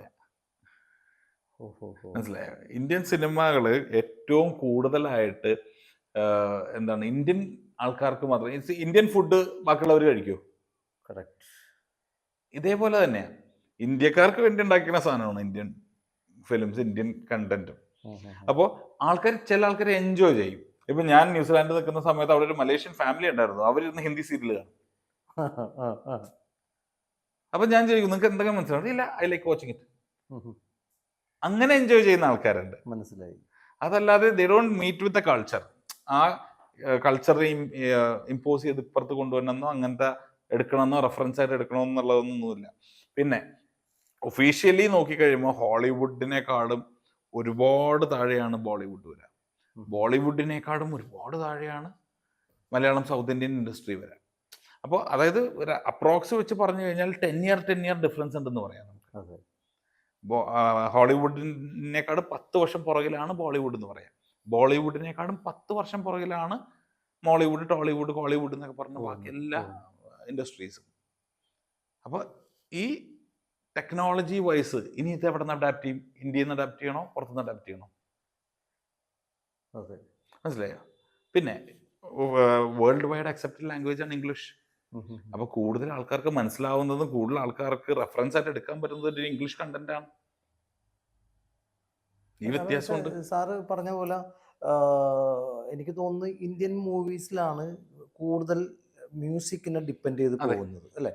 BGM ഒക്കെ ശരിക്കും നമ്മളൊക്കെ ഒരു സിനിമ കാണുമ്പോൾ ഫസ്റ്റ് ഓഫ് ഓൾ നമ്മൾ ചിന്തിക്കുക എന്താണ്, പക്ക BGM ആണ്. ഇന്ന് നമ്മുടെ മനസ്സിൽ തട്ടിക്കളിക്കുന്ന BGM ആണ് ഏത്? സേതുരാമയ്യർ. കാരണം ക്യാരക്ടറിന്റെ റെക്കഗ്നിഷൻ കൊടുത്തേ മ്യൂസിക്കാ. സത്യം. ഇപ്പൊ Sethuraman CBL ten ten ten ten ten എന്ന് പറഞ്ഞ സാധനം കൊടുക്കുമ്പോ ഉം. ആര് വന്നാലും സേതുരാമയ്യറിനെ പറ്റി ചിന്തിക്കും. സത്യം. അവിടെ ഓൺ സ്ക്രീൻ വരാൻ പോണത് ആരാന്നല്ല. ഇപ്പൊ ജെയിംസ് ബോണ്ടിന്റെ സീരീസിൽ ജെയിംസ് ബോണ്ടായിട്ട് ആര് വന്നോട്ടെ, അതെ അതെ ഒരു റെക്കഗ്നൈസ്ഡ് മ്യൂസിക്കാ. അപ്പൊ ഇതാണ് പല സമയത്തും പല സിനിമയിലും ചെയ്യുന്നത്. പക്ഷെ ഇന്ത്യൻ ഫിലിംസിൽ ഇത് കൂടുതലാണ്. ഓഹോ ഹോ ഹോ ഹോ ഇന്ത്യൻ സിനിമ കൂടുതലായിട്ട് മ്യൂസിക്കിന് ഇമ്പോർട്ടൻസ് കൊടുക്കും. കൊടുക്കുന്നു. പിന്നെ മേക്കിങ്ങിന്റെ സമയത്ത് എന്തെങ്കിലും പാളിച്ച പറ്റിയാലോ എവിടെയെങ്കിലും ചെറിയ ലാഗ് ഫീൽ ചെയ്താലോ ഉടനെ തന്നെ കുറെ മ്യൂസിക് അങ്ങോട്ട് കയറ്റി കഴിഞ്ഞ് കഴിഞ്ഞാൽ ഫിൽ ആവും എന്നുള്ള തെറ്റിദ്ധാരണയുണ്ട് കുറെ. ഉണ്ട് ഉണ്ട് ഉണ്ട്. അത് ആ ഗ്യാപ്പുകൾ ഫില്ല് ചെയ്യാൻ വേണ്ടി ആക്ച്വലി ഒരു ഫിലിമിനെ ഒരു ഇമോഷൻ ഡ്രൈവ് ചെയ്യാനുള്ള ബേസിക് കോൺസെപ്റ്റ് മാത്രമാണ് music. It is an added bed എന്ന് പറയും. നമുക്ക് വരുന്ന ഇമോഷനെ ഒന്ന് അപ്ലിഫ്റ്റ് ചെയ്യുക, ഒരു ഫീൽ കൊടുക്കുക, ഒരു തേർഡ് ഡയമെൻഷൻ കൊടുക്കുക. കണ്ണി കാണുന്നതിന് മേലെ നമ്മൾ അനുഭവിക്കുന്ന ഒരു ഫീലിംഗ് കൂടി കൊടുക്കുന്നതിനെയാണ് മ്യൂസിക് എന്ന് പറയുന്ന സാധനം ഇതിൻ്റെ ആക്ച്വൽ യൂസ്. ഇതേ സാധനം പല സിനിമകളും മ്യൂസിക് ഓഫ് ചെയ്തോ നിങ്ങൾക്കത് കണ്ടിരിക്കാൻ പറ്റില്ല, അതിനൊരു ഇമ്പാക്റ്റ് ഇല്ല. സത്യം. അവിടെയാണ് ഇംഗ്ലീഷ് ഫിലിംസിന്റെ വിജയം. ദേ പ്ലേ വിത്ത് സൗണ്ട്. ഇവിടെ ഒരു ഹൊറർ ഫിലിം എന്ന് പറഞ്ഞു കഴിഞ്ഞാൽ മ്യൂസിക്കാ. അതെ അതെ അതെ. അവിടെ ഹൊറർ ഫിലിമിന് സൗണ്ട് എഫക്ട്സാ, മ്യൂസിക് അല്ല. അവർ ഓരോരോ ഇൻസ്ട്രുമെന്റ്സ് ഇട്ടും ഓരോരോ ടോണുകൾ ഉണ്ടാക്കിയും അല്ലെങ്കിൽ ഓരോരോ ഫ്രീക്വൻസിയിലും പിച്ചുകളിലും വരുത്തുന്ന മാറ്റങ്ങളിൽ ഉണ്ടാവുന്ന മോഡുലേഷൻസ്, ഈ മോഡുലേഷൻസ് വെച്ചിട്ടാണ് സൗണ്ട് ചെയ്യുന്നത്. കുറേ പുതിയ അറിവുകളാണ് കേട്ടോ. കാരണം നമ്മളുടെ ഒരു എന്നെയൊക്കെ സംബന്ധിച്ച് പറയുകയാണെങ്കിൽ ആക്ടിങ്, എന്താ പറയുക, സ്ക്രിപ്റ്റ്, ഇതാണ് ഞാൻ ഫോക്കസ് ചെയ്യുന്നത്. പിന്നെ ഡയറക്ഷൻ. പക്ഷേ മ്യൂസിക് എന്ന് പറയുമ്പോൾ നമ്മൾ ഇൻഡിപെൻഡൻ്റ് ആയിട്ട് ചെയ്താലേ നമുക്ക് ആ മ്യൂസിക്കിലേക്ക് കടക്കാൻ പറ്റുള്ളൂ. അപ്പോൾ ഇൻഡിപെൻഡൻ്റ് ആയിട്ട് നമ്മൾ ചെയ്യുന്നത് വെച്ചാൽ ഷോർട്ട് ഫിലിംസ്, ആൽബംസ്, ഇതൊക്കെയാണ്. അപ്പോൾ അതിൻ്റെയൊക്കെ ഒരു മ്യൂസിക് നമുക്ക് ചെറിയ നമ്മുടെ മനസ്സിലുള്ള കാര്യങ്ങൾ നമ്മുടെ സുഹൃത്ത് വലയങ്ങളിലേക്ക് പറഞ്ഞു കൊടുക്കുന്നു, അവരിങ്ങനെ ചെയ്തു തരുന്നു, അതാണ്.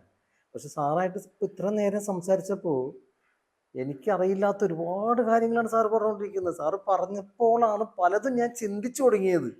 ഇപ്പോൾ ഇംഗ്ലീഷ് മൂവി ഞാൻ സാറ് പറഞ്ഞപ്പോഴാണ്, ഇപ്പോൾ ഒരു കംബോഡിയൻ മൂവി ആണെങ്കിലും ചൈനീസ് മൂവി ആണെങ്കിലും കൊറിയൻ മൂവി ആണെങ്കിലും ശരിയാണല്ലോ സാറ് പറഞ്ഞത്. കാരണം അതിൻ്റെ അകത്ത് ആ ഒരു എന്താ ഫ്രെയിം കാണിക്കുമ്പോൾ ഭയങ്കര ഇമ്പോർട്ടൻറ്റ് ഫ്രെയിമാണത്. പക്ഷെ അവിടെ മ്യൂസിക് ഞാനതാണ് ചിന്തിച്ചത്. അവിടെ മ്യൂസിക്കിന് അവരൊരു ഇമ്പോർട്ടൻറ്റ് കൊടുത്തിട്ടില്ല. അവർ ആ സീൻ എങ്ങനെ ക്രിയേറ്റ് ചെയ്യുന്നു അതിൻ്റെ അകത്താണ് ആ ഒരു വിഷ്വൽ ബ്യൂട്ടി അവർ കൊടുത്തേക്കുന്നത്. പക്ഷെ അതിനെ അപ്ലിഫ്റ്റ് ചെയ്യാൻ വേണ്ടി മാത്രമാണ്. ഇപ്പൊ ഒരു ഹാർട്ട് ബ്രേക്കിംഗ് സീൻ, അതായത് ഒരു വിഷമം വരുന്ന ഒരു സീൻ ഉണ്ടെങ്കിൽ ആ ഒരു സീനിനെ ഒരു ലിഫ്റ്റ്, ഒരു പടിയും കൂടി ഒന്ന് മേളിലോട്ട് നിർത്താൻ വേണ്ടി ഒരു ഇമോഷൻ, ഇത്രയുള്ള മ്യൂസിക്. അതാണ് അവര് കാണുന്ന ഒരു മെത്തേഡ്. പക്ഷെ നമ്മളെ ഇന്ത്യൻ കൾച്ചറിൽ അങ്ങനെയല്ല. ഇന്ത്യൻ കൾച്ചറിൽ ആ സീൻ വഷളാക്കി പൊക്കി വെച്ച് കരച്ച് ബാക്കി എല്ലാരും കണ്ണീരും കരച്ചിലായി പോകും. സത്യം. എനിവേ അത് ഓക്കെ, നല്ലൊരു ആൻസറാണ് സാർ തന്നേക്കുന്നത്. സാറേ, ഇപ്പോൾ സാറ് മൾട്ടിപ്പിൾ ലാംഗ്വേജിൽ സാറ് വർക്ക് ചെയ്തിട്ടുണ്ട്. സാറിന് ഏറ്റവും ഇമോഷണൽ ടച്ച് തോന്നിയ അത് ഏത് ലാംഗ്വേജിൽ വർക്ക് ചെയ്തപ്പോഴായിരുന്നു? ഇമോഷണൽ ടച്ച് എന്നുള്ളത് it depends upon the film എന്ന് പറഞ്ഞ സാധനം. ഓക്കെ, നമ്മൾ വർക്ക് ചെയ്യുന്ന മൂവീസ് നമുക്ക് എങ്ങനെ ഇമോഷണലി കണക്റ്റ് ആവുന്നു എന്നുള്ളത്. ഞാനൊരു അറബിക് ഫിലിം ചെയ്തായിരുന്നു. ഓക്കെ, ആ അറബിക് ഫിലിമിൽ ഒരു കണ്ണ് കാണാത്തൊരു വൃദ്ധൻ, വാച്ച് ടവർ എന്നുള്ളതാണ് ആ ഫിലിമിൻ്റെ name. It is a festival movie. അപ്പോൾ ഒമാനി എന്നുള്ള ഫസ്റ്റ് ഫിലിമാണ്. കാരണം ഒമാനിൽ പ്രൊഡക്ഷൻ നടന്നകണ ഒഫീഷ്യൽ ഒമാൻ ഫിലിം. ഓക്കെ. അപ്പോൾ ഒമാനിൻ്റെ വേറെ ഫിലിം ഇൻഡസ്ട്രിയോ കാര്യങ്ങളൊന്നുമില്ല. അപ്പോൾ അവിടെ നിന്ന് വന്നൊരു ഫിലിം എങ്ങനെയായിരുന്നു എന്ന് വെച്ചാൽ, ഒരു കാർന്നൂർ വാച്ച് ടവറിൽ പോയിരിക്കും. ഓക്കെ, അങ്ങേർക്ക് കണ്ണ് കാണില്ല. ഓക്കെ, അപ്പോൾ ഈ കണ്ണ് കാണാത്ത ഇയാൾ ഒരു കുട്ടിയുമായിട്ടുള്ള ഒരു ബോണ്ടിങ്ങാണ്. ഒരു പീരീഡ് കഴിയുമ്പോഴേക്കും ഈ കാർന്നൂർ മരിച്ചു പോവുകയും, ഈ കാർന്നൂർ മരിച്ചു പോകുമ്പോൾ ആ കുട്ടിക്ക് ഉണ്ടാവുന്ന ഇമോഷണൽ ഡ്രാഗ് എന്തൊക്കെയാണെന്നുള്ളതാണ് ഈ പടം ഇത് ചെയ്യുന്നത്, മെസ്സേജായിട്ട് തരുന്നതും കാര്യങ്ങളും. അപ്പോൾ ആ പടം ചെയ്യുന്ന സമയത്ത് നമ്മൾ ചില സീൻസ് കണ്ടുപോകുമ്പോൾ നമുക്ക് ഇമോഷണലി ഭയങ്കരമായിട്ട് ശ്ശെ, ഉണ്ടായിരുന്നു. ഏഹ് ആ കുട്ടീനോടും അയാൾ കാണിച്ചത് ഒരു ക്രൂരതയും മാറിയില്ലേ, ഒരു പീരിയഡ് ഓഫ് ടൈം കൂടെ ഉണ്ടായിട്ടില്ലാതെ ഈ പോകുന്നത്. അത് even though it is a natural death, അയാളുടെ പ്രായം കൊണ്ടുള്ള മരണമാണെങ്കിൽ പോലും അങ്ങനെ സംഭവിക്കരുതായിരുന്നു എന്ന് നമ്മൾ ചിന്തിച്ചു പോകുന്ന സിറ്റുവേഷൻസ് ഉണ്ട്. സാറേ എനിക്ക് തോന്നുന്നു ഇപ്പോൾ സാറ് ഇത്രയും വർക്കുകൾ ചെയ്തു, പക്ഷേ കൂടുതൽ സാറ്റിസ്ഫാക്ഷൻ കിട്ടുന്നത് സാറിന് നമ്മുടെ മദർ ടങ്ങിൽ ചെയ്യുമ്പോൾ തന്നെയല്ലേ സാറിന് അതിന് കൂടുതൽ ഒരു ഹാപ്പി ആവുന്നത് സാറ്? അതാണ് എപ്പോഴും ഞാൻ ഫീൽ ചെയ്യുന്നത്. ഞാനിപ്പോൾ റീസെൻ്റ് ആയിട്ട് 2025 റിലീസായ ഈ ഫിലിം ചെയ്യുന്ന സമയത്ത് ആ ഫിലിമും ഞാനും തമ്മിൽ ഭയങ്കരമായിട്ടുള്ള ഇമോഷണൽ കണക്ട് ഉണ്ട്. ഫിലിംസിൻ്റെ ഓരോ സൗണ്ട്, നിങ്ങൾ തിയേറ്ററിൽ കേൾക്കുന്ന ഓരോ സൗണ്ടും ഞാൻ ഫിസിക്കലി ട്രാവൽ ചെയ്ത് റെക്കോർഡ് ചെയ്ത സാധനമാണ്. ആ ഫിലിമിൽ കാണിക്കുന്ന കവന്ത എന്ന് പറഞ്ഞ സ്ഥലമാണെങ്കിലും ഏത് ലൊക്കേഷൻസിൽ പോയിട്ടുണ്ടെങ്കിലും ആ ലൊക്കേഷൻസ് എല്ലാം ഞാൻ ട്രാവൽ ചെയ്ത് ഞാൻ പേഴ്സണലി റെക്കോർഡ് ചെയ്തെടുത്ത സൗണ്ട് മാത്രം ആ പടത്തിലുള്ളൂ. അതിൽ സ്റ്റോക്ക് യൂസ് ചെയ്തിട്ടില്ല. കാരണം നമ്മൾ സാധാരണ ഒരു പടത്തിന് വേണ്ടി റെക്കോർഡ് ചെയ്യുന്ന സാധനം ബാക്കിയുള്ള പടത്തിലോട്ട് വേണ്ടി യൂസ് ചെയ്ത് പോകും. എന്നാൽ ഈ ഒരു പടത്തിൽ ചെയ്ത സമയത്ത് ഫുൾ ആ പടത്തിൽ ആ ലൊക്കേഷനുകളിൽ അവിടെ കേൾക്കുന്ന ആക്ച്വൽ സൗണ്ട്. ഓക്കെ. അപ്പോൾ അതൊക്കെ ചെയ്യുന്ന സമയത്ത് ആ ഒരു ക്രാഫ്റ്റ്മാൻഷിപ്പിൽ നമുക്ക് എപ്പോഴും ഭയങ്കരമായിട്ടൊരു സാറ്റിസ്ഫാക്ഷനും തരും. അതിൻ്റെ റിസൾട്ടും നന്നായിരിക്കും. കാരണം production was willing to pay. അവരാ ട്രാവൽ ചെയ്യാനും അത് റെക്കോർഡ് ചെയ്യാനും നമ്മളെ കൊണ്ടുപോകാനും നമുക്കുള്ള അക്കോമഡേഷനും ഫുഡും എല്ലാം തരാനും they were also very willing. അപ്പോഴാണ് നമുക്കത് കൂടുതൽ ഇൻവോൾവ് ആയിട്ട് ചെയ്യാൻ പറ്റുള്ളൂ. ഇപ്പോൾ സ്റ്റോക്ക് ചെയ്യാം, ഇല്ലെന്നൊന്നുമല്ല, പക്ഷേ നാച്ചുറൽ കിട്ടുന്നത് വെച്ച് നോക്കുമ്പോൾ ആ ഒരു ഡയറക്ടർ, ആ ഒരു പ്രൊഡ്യൂസർ അല്ലെങ്കിൽ ആ ഒരു സ്ക്രിപ്റ്റ് റൈറ്റർ ആ ഒരു ആക്ച്വൽ വെന്യൂവിൽ ഇരുന്ന് കേട്ട കുറേ സാധനങ്ങൾ ഉണ്ടാവും. ഇത് അതേപോലെ തന്നെ കൊടുക്കാൻ പറ്റിക്കഴിഞ്ഞാൽ ദേ ആർ വെരി ഹാപ്പി. നമ്മളത് മാനിപ്പുലേറ്റ് ചെയ്ത് നമ്മുടെ ഇഷ്ടത്തിന് ഇങ്ങനെ ആയിരിക്കും എന്ന് കാണുന്നത് വെച്ച് നോക്കുമ്പോൾ അത് കുറച്ചും കൂടി ഒരു മീനിങ് റെൻഡർ ചെയ്യും. സൗണ്ട് എന്ന് പറയുന്ന സാധനം it is N additive layer. അത് എപ്പോഴും എൻഹാൻസ്മെൻ്റ് ആണ് തരുന്നത്. ഒരു നമ്മൾ കണ്ണടച്ചിരുന്നാൽ പോലും ചീവിട് കരഞ്ഞു കഴിഞ്ഞാൽ രാത്രിയാണെന്നും നമ്മൾ രാവിലെ കിളികൾ കരയുന്ന ശബ്ദം കേൾക്കുമ്പോഴും നമുക്കിത് കണ്ണടച്ചാലും നമുക്ക് ഫീൽ ചെയ്യാം രാവിലെ ഈ രാത്രി എന്ന് നമുക്ക് പറയാൻ പറ്റും. കറക്റ്റ്. അപ്പോൾ ഈ ഒരു വ്യത്യാസം കൊണ്ടുവരുന്നത് സിനിമയിൽ കൊണ്ടുവരുന്നതും അതേപോലത്തെ സൗണ്ട്സ്കേപ്പും അതേപോലത്തെ കാര്യങ്ങൾ. ഇപ്പം നമ്മൾ ആ റെക്കോർഡ് ചെയ്യാൻ പോയ സമയത്ത് ബേർഡ് കോൾസ്, നമ്മളിപ്പോൾ പല ആൾക്കാരും എന്താണ് ഈ കിളി കരയുന്ന രാവിലെയുള്ള കിളികളുടെ കളകളാരവം എന്ന് പറഞ്ഞ ഈ ഒരു ശബ്ദം നമ്മൾ വിചാരിക്കുന്ന പോലെ ത്രൂ ഔട്ടും മണിക്കൂറുകളുള്ള സാധനമൊന്നുമല്ല. അതെ, ഞാനത് ആക്ച്വലി റെക്കോർഡ് ചെയ്ത സമയത്ത് എനിക്ക് ആകെ 5 മിനിറ്റത്തെ സാധനമുള്ളൂ. ഈ 5 മിനിറ്റേ ഉള്ളൂ ഈ പ്രതിഭാസം. അതെ. പിന്നെ ഒന്നും ഒറ്റയും തിരിഞ്ഞിട്ടുള്ള കോളുകളാ. ഒരു മൈന, ഒരു കുക്കു ഇതേപോലത്തേക്ക് ഇരുന്ന് അവിടെ ഇവിടെയൊക്കെ കരയുന്നതും കൂവുന്നതും ഒക്കെ ഉള്ളൂ. അല്ലാതെ ത്രൂ ഔട്ട് ആ ഒരു ഗ്യാതേർഡ് സൗണ്ട് ഇല്ല, ആ സാധനം ഉണ്ടാവില്ല. അതൊരു 5 മിനിറ്റ്, 2 മിനിറ്റ്, 3 മിനിറ്റ്, 5 മിനിറ്റ് ഈ ഒരു ടൈമിനുള്ളിൽ തീരുന്നൊരു സാധനമാണ്. അപ്പോൾ അത് കൂടുതൽ നേരം റെക്കോർഡ് ചെയ്തെടുക്കാന്നുള്ള പ്രതിഭാസത്തിലൊക്കെ നമ്മളും പോയി കഴിഞ്ഞ് കഴിഞ്ഞാൽ നടക്കുന്ന കാര്യമൊന്നുമല്ല, അതൊന്നും കിട്ടില്ല. അല്ലെങ്കിൽ പിന്നെ അത് ആർട്ടിഫിഷ്യലായിട്ട് പോകണം, നിലക്കിളിക്കൂടിൻ്റെ അടുത്ത് നിന്ന് റെക്കോർഡ് ചെയ്യുക, അതുപോലെയൊക്കെ ചെയ്ത് കഴിഞ്ഞാൽ മാത്രമേ ഉള്ളൂ. അല്ലാതെ ഒരു നാച്ചുറൽ സൗണ്ട് നിങ്ങൾക്ക് വേണമെന്ന് പറഞ്ഞാൽ അത് ലിമിറ്റഡ് ടൈമിന് മാത്രമേ ഉള്ളൂ. സാറിന് കുറച്ചും കൂടി സാറ്റിസ്ഫാക്ഷൻ കിട്ടിയേക്കുന്നത് നമ്മുടെ മദർ ടങ്ങിൽ ചെയ്യുമ്പോൾ തന്നെ തീർച്ചയായിട്ടും അതിനോടാണ് കൂടുതൽ താല്പര്യം. തീർച്ചയായിട്ടും. കാരണം നമുക്ക് അവിടെ സ്പേസ് നമുക്ക് നമ്മുടെ കാര്യം റെൻഡർ ചെയ്യാം. സത്യം, നമുക്ക് ഇതിങ്ങനെ ആക്കാം. ഇതിൽ നമ്മൾ പോയി റെക്കോർഡ് ചെയ്യുമ്പോഴും നമ്മൾ വർക്ക് ചെയ്യുന്ന സമയത്ത് നമ്മുടെ കൂടെ വർക്ക് ചെയ്യുന്ന ടെക്നീഷ്യൻസിന് എല്ലാവരും കമ്മ്യൂണിക്കേഷനാണ് ഏറ്റവും ബിഗസ്റ്റ് ടൂൾ. നമ്മൾ ഡയറക്ടറോട് കമ്മ്യൂണിക്കേറ്റ് ചെയ്ത് അവരെ പറഞ്ഞ് മനസ്സിലാക്കി കൊടുക്കുന്നതും അവരെ പറഞ്ഞ് അണ്ടർസ്റ്റാൻഡ് ചെയ്യിപ്പിക്കുന്നതും നമ്മുടെ സ്വന്തം ഭാഷയിൽ മേലെ വേറെ ഏത് ഭാഷയിൽ പറ്റും? സത്യം. ബാക്കിയുള്ള ഭാഷയിൽ കാര്യങ്ങൾ പറയാം, but not to the fullest. Sir ആ ഒരു ഒമാൻ മൂവി ചെയ്തു, അവരെ ഫസ്റ്റ് പ്രൊജക്റ്റാണ് സാറ് പറഞ്ഞേക്കുന്നത്. ഫസ്റ്റ് പ്രൊജക്ട് ഒമാനിൽ ചെയ്തേക്കുന്നത്. പക്ഷെ എനിക്ക് തോന്നുന്നു സാറ് പറഞ്ഞപ്പോൾ ആ ഒരു കണ്ടന്റ് രസകരമായിട്ട് എനിക്കത് ഫീൽ ചെയ്തു. കാരണം ഒരു ടവർ, എന്താ പറയുക, ഒരു പ്രായമായിട്ടുള്ള ഒരാൾ ഒരു കുട്ടിയായിട്ടൊരു, കാരണം ഇതിൽ ഒരുപാട് ക്യാരക്ടേഴ്സ് ഒന്നുമില്ല. അല്ല, ഞാനത് ഒരമ്മ, 2 മക്കള്, ഈ ഒരു കാർന്നൂര്. അപ്പോൾ ഈ ഒരു കാർന്നൂരും ഈ ഒരു കുട്ടിയും തമ്മിൽ വോക്കി ടോക്കിലൂടെ കമ്മ്യൂണിക്കേഷൻ. ഓ വാച്ച് ടവറിൽ ഇരിക്കുന്ന കാരണവര് ഇയാൾക്ക് കണ്ണും കാണില്ല. ഓ ഓ ഓ ഓ ഓ അപ്പൊ ഇയാളുടെ ജീവിതം മൊത്തം ഒറ്റയ്ക്ക് ജീവിച്ച് തീർത്ത് ആ വാച്ച് ടവറിന്റെ കാവലിൽ നിന്ന് തോക്കുമായിട്ട് വാച്ച് ടവറിൽ പോയിരിക്കും. ഉം, ഉം.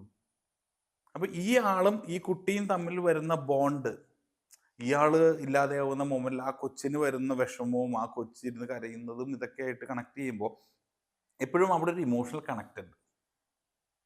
അത് പല സിനിമക്കും തരാൻ പറ്റില്ല. ഇപ്പൊ ചില സിനിമ കണ്ടു കഴിയുമ്പോൾ നമ്മൾ ചോദിക്കില്ലേ, അത് ആ ഒരു ഇമോഷൻ കണ്ട് എത്തിയില്ല. ഇപ്പൊ കുറെ സിനിമകളുണ്ട് ഇപ്പോ. അതെ അതെ പ്രണയമുണ്ട് പക്ഷെ അത് കംപ്ലീറ്റ് ആണോ? അല്ല. അല്ല. പാസ്റ്റ് കംപ്ലീറ്റ് ആണോ? അല്ല. തൊട്ട് പോവും പക്ഷെ അതിലൊരു കംപ്ലീറ്റ്നെസ് കൊടുക്കില്ല.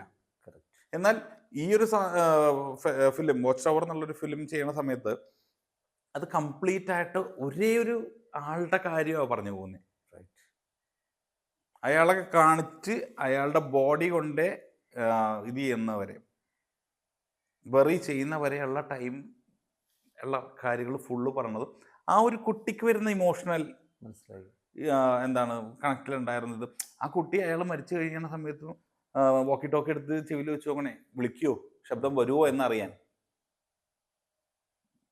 അപ്പൊ അതൊക്കെ കുറച്ച് നമുക്ക് ഇമോഷണലി നമ്മളും ഒരു ഇമോഷണൽ ആയി പോകുന്ന കുറച്ച് രംഗങ്ങളാണ്. ഓക്കെ സാറേ, അത് എനിക്കും ആ ഒരു സാറ് പറഞ്ഞപ്പോൾ ഞാനൊരു എൻ്റെ മനസ്സിലേക്ക് ആ ഒരു ടവറും വിഷ്വലി ഞാനത് എനിക്ക് കാണാൻ സാധിച്ചു എന്നുള്ളത്. ഞാനെപ്പോഴും അങ്ങനെ കാണുന്ന ഒരാളാണ്. എന്തെങ്കിലും കഥകൾ കേൾക്കുമ്പോൾ വരെ ഞാൻ അങ്ങനെ കാണാം. കാരണം നമ്മളൊരു ഡയറക്ഷൻ സൈഡ് നിൽക്കുന്നതുകൊണ്ടായിരിക്കാം ഒരു പക്ഷേ. അപ്പോൾ അതൊരു നല്ലൊരു എക്സ്പീരിയൻസ് തന്നെയാണ്. അടുത്ത സാറേ, സ്വാഭാവികമായിട്ട് ഇപ്പോൾ എൻ്റെ വർക്കിലാണെങ്കിലും സാറിൻ്റെ വർക്കിലാണെങ്കിലും നമുക്കൊരു വെല്ലുവിളി എന്ന് പറയുന്നത് വലിയൊരു കാര്യം തന്നെയാണ്. അങ്ങനൊരു ചലഞ്ച് സാറിന് ഫീൽ ചെയ്തിട്ടുള്ള ഒരു മൂവി, ഇത്രയും സാറ് 140 പരം മൂവി ചെയ്ത ഒരാളാണ്. എന്താണ് സാറിന് അങ്ങനൊരു ചലഞ്ച് തോന്നിയിട്ടുണ്ടോ? ഓരോ ഫിലിമും ചലഞ്ചാണ്.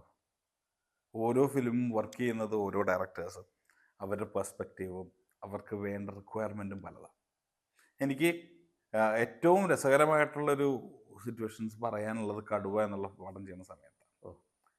അതൊരു 41 ദിവസം ടൈം കൊണ്ടാണ് ഞങ്ങൾ തീർക്കുന്നത്. അതായത് സൗണ്ടിന് ഫയൽ വന്നു, സൗണ്ട് എഫക്ട്സ് ചെയ്യാൻ വേണ്ടി ഞങ്ങളുടെ കയ്യിൽ ഫയൽ വന്നിട്ട് പിന്നെ 41 ദിവസമാണ് റിലീസ്. 41ാമത്തെ ഡേ റിലീസാണ്. അപ്പോൾ നമുക്ക് ലിമിറ്റഡാണ്. വലിയ ബാനറിലുള്ള വലിയ ഫിലിം ചെയ്യുമ്പോൾ എപ്പോഴുള്ള ഇതെന്ന് വെച്ചാൽ നമുക്കൊരു ടൈം ഫ്രെയിം ഉണ്ടാവും. ഇപ്പോൾ ഞാൻ ബാക്കിയുള്ള പടങ്ങൾ ചെയ്യുന്ന സമയത്ത് അതിൻ്റെ റിലീസ് എന്നാണെന്ന് പോലും അറിയില്ല. ചിലപ്പോൾ എല്ലാ വർക്കും തീർന്ന് എല്ലാം കഴിഞ്ഞ് ഫസ്റ്റ് കോപ്പി റെഡി ആയതിനു ശേഷമാണ് അതിൻ്റെ റിലീസ് ഡേറ്റിനെ പറ്റി ചിന്തിക്കുകയുള്ളൂ.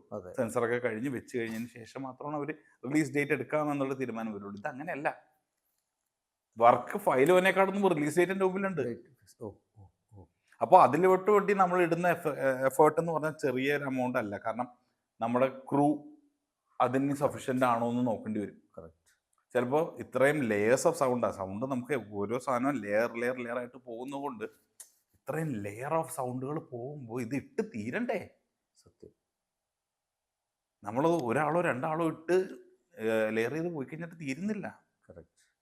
അപ്പോൾ ഞങ്ങൾ ക്രൂ തന്നെ ഞങ്ങൾ സ്പ്ലിറ്റ് ചെയ്തു. ഫോളി ഒരാൾ ചെയ്യും, സൗണ്ട് എഫക്ട്സ് ഹാർഡ് എഫക്ട്സ് ഒരാൾ ചെയ്യും, ഫൈറ്റ് ഒരാൾ ചെയ്യും, ആംബിയൻസ് വേറൊരാൾ ചെയ്യും എന്ന് പറഞ്ഞിട്ട് അങ്ങനെ സ്പ്ലിറ്റ് ചെയ്ത് ഓരോന്നും ഓരോ ടീമിനെ വെച്ചാണ് ചെയ്തപ്പോൾ. അമംഗ് അസ് എന്നുള്ള രീതിയിൽ തന്നെ ഞങ്ങളുടെ ഉള്ളിൽ തന്നെ ഇന്ന ആൾക്ക് ഇന്ന റെസ്പോൺസിബിലിറ്റീസ് ആയിട്ട് കൊടുത്തു. കാരണം ബാക്കിയുള്ളത് ചെയ്തു പോയി കഴിഞ്ഞാൽ ഞങ്ങൾക്ക് തീരില്ല. പിന്നെ ഒരുപാട് പ്രോപ്സ്, ഫൈറ്റ് സീൻ എന്നൊക്കെ പറഞ്ഞു കഴിഞ്ഞാൽ ഷാജി കലേ സാറിൻ്റെ ഫൈറ്റാണ്, വലിച്ചു വാരിയിട്ട് അടിയാണ്. അതിൻ്റെ ഇടയിൽ അവിടെ തീവരിയും പൊട്ടും, മേശ ഒടിയും, കലം പൊട്ടും, കുപ്പിച്ചില്ലി, അത് ഇതൊക്കെ സാറ് തന്നെയല്ലേ മേക്ക് ചെയ്യേണ്ടത്? ഇതെല്ലാം ഞങ്ങൾ ഇരുന്ന് കുറെ സാധനം നമുക്ക് റെക്കോർഡ് ചെയ്യാം, കുറെ നമുക്ക് റെക്കോർഡ് ചെയ്യാൻ പറ്റില്ല. അപ്പോൾ ഇത് സ്റ്റോക്ക് ചെയ്യും. മനസ്സിലായി. ഇപ്പോൾ ഇതിന് വേണ്ടി യൂസ് ചെയ്ത ബൾബ് ഫൈറ്റിന്റെ സീക്വൻസിന്റെ ഇടയിൽ ആളെ എടുത്ത് പൃഥ്വിരാജ് വെള്ളോട്ട് എറിയുന്നുണ്ട്. പൃഥ്വിരാജോട്ട് ഇങ്ങനെ എറിയുന്ന സമയത്ത് ഈ ലൈറ്റിൽ പോയി അടിച്ച് പിന്നെ വീഴുന്നത് തീപ്പൊരിയാണ്. അതെ അതെ. അപ്പോൾ നമ്മൾ ഈ തീപ്പൊരി പല പല ഘട്ടത്തിൽ വെൽഡിങ് ചെയ്യുന്ന സമയത്ത് ഇതുപോലത്തെ സമയത്തൊക്കെ ഇതൊക്കെ റെക്കോർഡ് ചെയ്യും. സ്പാർക്ക്, ആർക്ക് മനസ്സിലായി. എന്നൊക്കെ പറഞ്ഞ കാര്യങ്ങളൊക്കെ നമ്മൾ റെക്കോർഡ് ചെയ്ത് വെക്കും. ഉം, ഉം. അപ്പൊ ഇതിന്റെയൊക്കെ വെച്ചിട്ടൊരു കോമ്പിനേഷൻ ഓഫ് സൗണ്ടാണ് നമുക്ക് ആ ഓൺ സ്ക്രീനിൽ കാണുന്ന പൊട്ടിത്തെറി. മനസ്സിലായി. അപ്പോൾ ഇതിന്റെ ലേസ് ഇട്ടിട്ടിട്ട് നമുക്കൊരു സാറ്റിസ്ഫാക്ഷൻ വരില്ല തീരുന്നു. അവസാനത്തെ ഫൈറ്റ് എന്നൊക്കെ പറഞ്ഞാൽ 8 മിനിറ്റ് പോകുന്ന ഫൈറ്റായി. 8 മിനിറ്റ് പോകുന്ന ഫൈറ്റിന് ഞങ്ങൾ 4-5 ദിവസം ആ ഫൈറ്റിൽ മാത്രം ഇരുന്നിട്ടുണ്ട്. മനസ്സിലായി. കാരണം എന്തിട്ടാലും തീരില്ല. ഒരടി കഴിഞ്ഞ് തിരിഞ്ഞു നോക്കുമ്പോഴായിരിക്കും ആ പുറകിൽ നിന്ന് എടുത്താൻ കുപ്പിയും ഇതുമായിട്ട് വരുന്നത്. അവനെടുത്ത് എറിയുന്നത് ഒരു സെറ്റ് ഓഫ് ജാറിന്റെ വെള്ളോട്ടായിരിക്കും. ഇതിൽ പോയി ജാറിനകത്ത് വെള്ളം ഉണ്ടാവും, അത് പോയി പൊട്ടി അവിടെ നിന്ന് താഴെ വീണ് അവിടെ കിടന്ന് കിലിങ്ങുന്നത്, അല്ലെങ്കിൽ കുപ്പിവെള്ളയുടെ കൂട്ടത്തിലോട്ടായിട്ട് കടയിലോട്ടായിരിക്കും എറിയുന്നത്, അല്ലെങ്കിൽ ടോയ് ഷോപ്പിലോട്ടായിരിക്കും എറിയുന്നത്. ഇതിൻ്റെ എല്ലാം ആൾക്കാർ ഓടുന്നു, അവിടെ നടക്കുന്ന മൊത്തം കൊമോഷനും കാര്യങ്ങളും, വണ്ടികളുടെ സൗണ്ടും ആൾക്കാരുടെ ക്രൗഡും ബഹളവും എല്ലാം പോകുന്നുണ്ടല്ലോ ഇതിൻ്റെ ഒപ്പം. അപ്പോൾ എനിക്ക് ഏറ്റവും കൂടുതൽ ചലഞ്ചിങ് ആയിട്ട് ഞാൻ ഫീൽ ചെയ്യുന്ന ഫിലിം ഒന്ന് കടുവയാണ്. കടുവയാണ്. ഓക്കെ സാറേ, ഇത് വീണ്ടും വീണ്ടും അറിവുകൾ എൻ്റെ കൂടിക്കൊണ്ടിരിക്കുകയാണ്. കാരണം നമ്മൾ ഓരോ മൂവി കാണുമ്പോഴും അതിൻ്റെ BGM എന്ന് പറയുന്നത്, ഇപ്പോൾ സാറ് പറഞ്ഞല്ലോ സേതുരാമയ്യർ ടൻ ടൻ ടടൻ ടൻ, ഓക്കെ അതവിടെ കഴിഞ്ഞു, നമ്മുടെ മനസ്സിൽ അത്രയേ ഉള്ളൂ. പക്ഷെ ഇപ്പോൾ സാറ് പറയുമ്പോഴാണ് ഒരു ഗ്ലാസ് അല്ലെങ്കിൽ ഒരു ജാറ്, ആ ഗ്ലാസ് ജാറിൻ്റെ അകത്ത് വെള്ളമുണ്ട്. ഫസ്റ്റ് ഈ ജാറ് പുറത്തേക്ക് അത് താഴത്തേക്ക് വീഴുകയാണെങ്കിൽ തന്നെ ഗ്ലാസിന്റെ സൗണ്ടും വേണം, വെള്ളത്തിന്റെ സൗണ്ടും വേണം, അത് പൊട്ടയുടെ സൗണ്ടും വേണം, ഫ്ലാഷ് വെള്ളം തെറിക്കുന്ന സൗണ്ടും വേണം. അപ്പൊ ഇത്രത്തോളം ഡീറ്റെയിലിംഗ് പോണം ഞങ്ങൾ. ഡീറ്റെയിലിംഗ് പോണം. എനിക്ക് തോന്നുന്നു ഞാനത് വേറെ ഒരു വർക്കിൽ എനിക്ക് അങ്ങനെ ഫീൽ ചെയ്തിട്ടില്ല കേട്ടോ. ഈവൻ ഇപ്പോൾ നമ്മളൊരു സിനിമ ഡയറക്റ്റ് ചെയ്യുമ്പോൾ നമ്മൾ ഡയറക്ഷൻ, ഓക്കെ സ്ക്രിപ്റ്റ് നോക്കണം, ഈ പറഞ്ഞ കാര്യങ്ങളൊക്കെ നമ്മൾ നോക്കുന്നുണ്ടെങ്കിൽ പോലും, പക്ഷേ വർക്ക് ഇത്രത്തോളം വരുന്നത് ഭയങ്കരമാണ്. സൗണ്ട് ടീമാണ് പൊതുവെ ഏറ്റവും ലീസ്റ്റ് ക്രെഡിറ്റ് ചെയ്യപ്പെടുന്ന ടീം, എന്നാൽ ഏറ്റവും കൂടുതൽ എഫേർട്ട് പോകുന്ന ഒരു ടീമും അത് തന്നെ. സാർ ഇപ്പോൾ ഒരു ജാറ്, ആ ജാറ് താഴെ വീഴുമ്പോൾ ഉള്ള ഒരു ശബ്ദവും വെള്ളത്തിൻ്റെ ശബ്ദവും ഇതൊക്കെ വളരെ ഭംഗിയായിട്ട് നിങ്ങൾ ചെയ്യണം. എന്നാൽ ഏറ്റവും കൂടുതൽ പഴി കേൾക്കുന്നതും നിങ്ങൾ തന്നെയാണ്. ഞാൻ അങ്ങനെ പറയുള്ളൂ. കാരണം പല മൂവികളും നമ്മൾ കാണുമ്പോൾ ഞങ്ങൾ പേഴ്സണൽ പറയാനുള്ളൂ, അതിൻ്റെ BGM ഇഷ്ടമായില്ല, കുറച്ചും കൂടി ഇതിൽ ഇനിയുള്ള ഒരു പ്രശ്നമുണ്ട്. ഞങ്ങൾ ഒരിക്കലും BGM ചെയ്യുന്നില്ല. BGM ചെയ്യുന്നത് മ്യൂസിക് ഡയറക്ടേഴ്സും ഞങ്ങൾ സൗണ്ട് ഡിസൈനേഴ്സും. അതെ, ഓക്കെ. സൗണ്ട് ഡിസൈനിങ് ചെയ്യും, ഞാൻ മിക്സും ചെയ്യും. അപ്പോൾ എനിക്ക് ഫയൽ തരേണ്ടത് ഒന്ന് എഫക്ട്സിന്റെ സൈഡിൽ നിന്ന് ഫയൽ വരണം, ഡബിന്റെ സൈഡിൽ നിന്ന് ഫയൽ വരണം, മ്യൂസിക് ഡയറക്ടറിന്റെ മ്യൂസിക്കും വരണം. എല്ലാവരും കാണുന്നത് മ്യൂസിക് ഡയറക്ടറിന്റെ. ഇപ്പൊ ഞാൻ ആരോടും പറഞ്ഞു ഞാൻ ആണ് ഈ പടത്തിലെ സൗണ്ട് ചെയ്തേ, ഓ കരുണാണോ മ്യൂസിക് ചെയ്തതെന്നായിരിക്കും. അതെ. അപ്പൊ ഞാനല്ല മ്യൂസിക് ചെയ്യുന്നത്, ഞാൻ മ്യൂസിക്കായിട്ട് യാതൊരു രീതിയിലുള്ള കണക്ഷനും ഇല്ല. കണക്റ്റഡ് ആവുന്ന കാര്യം ഇതാണ്, എഫക്ട്സിലാണ്. ഒരു ചോദ്യം കൂടി, ഇപ്പൊ റസൂൽ പൂക്കുറ്റി സാർ അദ്ദേഹം ലൈവ് റെക്കോർഡിംഗ് ആണ്, ഞാൻ അങ്ങനെ കേട്ടിട്ടുണ്ട്. സാറിന് അങ്ങനത്തെ ഒരു അനുഭവം സാറിൻ്റെ ഇത്രയും നാളത്തെ വർക്ക് എക്സ്പീരിയൻസിൽ ഉണ്ടായിട്ടുണ്ടോ? അങ്ങനെ സാർ ചെയ്തിട്ടുണ്ടോ? തീർച്ചയായിട്ടും. ഈ സിങ് സൗണ്ട് ആക്ച്വലി നാച്ചുറലായിട്ട് ഒരു റൂം അല്ലെങ്കിൽ ഏരിയ അല്ലെങ്കിൽ വെന്യൂ കൊടുക്കുന്ന ഒരു റിഫ്ലക്ഷൻസും കാര്യങ്ങളും കൂടി വരുമ്പോൾ ആ സൗണ്ട് നാച്ചുറലായിട്ട് ഫീൽ ചെയ്യും. ഇപ്പം നമ്മൾ ഇരിക്കുന്ന ഈ മുറിയിൽ നമ്മുടെ രണ്ടുപേരെയും കോൺവെർസേഷൻ്റെ ഇടയിൽ ഇത് റെക്കോർഡ് ചെയ്യണമെങ്കിൽ ഒരു സിങ് സൗണ്ട് മൈക്ക് വെച്ച് റെക്കോർഡ് ചെയ്യുമ്പോൾ ഒരുപാട് ഫാക്ടേഴ്സും കൂടി നമ്മൾ നോക്കണം. നമ്മൾ നേരത്തെ ഇരുന്ന് സംസാരിച്ചുകൊണ്ടിരിക്കുന്ന സമയത്തൊരു മാങ്ങ വെക്കുന്ന വണ്ടി പോയി. അപ്പോൾ ഇത് തൊട്ട് ഈ മൈക്ക് ഭയങ്കര സെൻസിറ്റീവായിട്ടിരിക്കും. മനസ്സിലായി? അപ്പോൾ ഈ സെൻസിറ്റീവായിട്ടിരിക്കുന്ന മൈക്കിനെ പല ഡിസ്റ്റർബൻസസിൽ നിന്ന് ഒഴിവാക്കണം. ഇപ്പോൾ ഞാൻ ഒരു ഷൂട്ടിംഗ് ലൊക്കേഷനിലോട്ട് പോയി, പാലക്കാട് ഒറ്റപ്പാലത്തുള്ള ഒരു ഷൂട്ടിംഗ് ലൊക്കേഷനിലോട്ട് പോയ സമയത്ത് ഒരു കാടിൻ്റെ ഇടയിലാണ് ഷൂട്ട്. ആർട്ടിസ്റ്റ് നിന്ന് സംസാരിക്കുന്ന സമയത്ത് ഇവർ മത്സരിച്ച് പടക്കം എറിഞ്ഞ് പൊട്ടിച്ചുകൊണ്ടിരിക്കുക, ഓലപ്പടക്കം. എന്താ സംഭവം എന്ന് വെച്ച് കഴിഞ്ഞാൽ ഈ പടക്കം പൊട്ടി ഒരു 1.5 മിനിറ്റ് ഗ്യാപ്പ് കിട്ടും, അല്ലെങ്കിൽ 2 മിനിറ്റോളം ഗ്യാപ്പ് കിട്ടും, ചീവീട് മിണ്ടാതിരിക്കും.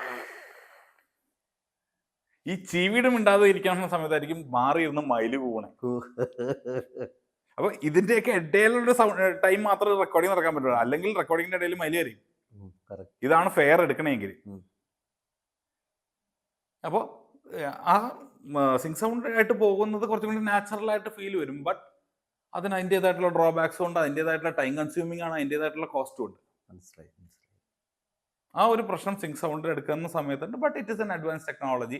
പിന്നെ ഒരിക്കലും നമ്മുടെ നാട്ടിൽ ഒരു അൺകൺട്രോളബിൾ ക്രൗഡ് ഉള്ള സമയത്ത് നമുക്കൊരു സിങ്ക് സൗണ്ട് മൂവി ചെയ്യാൻ പറ്റില്ല.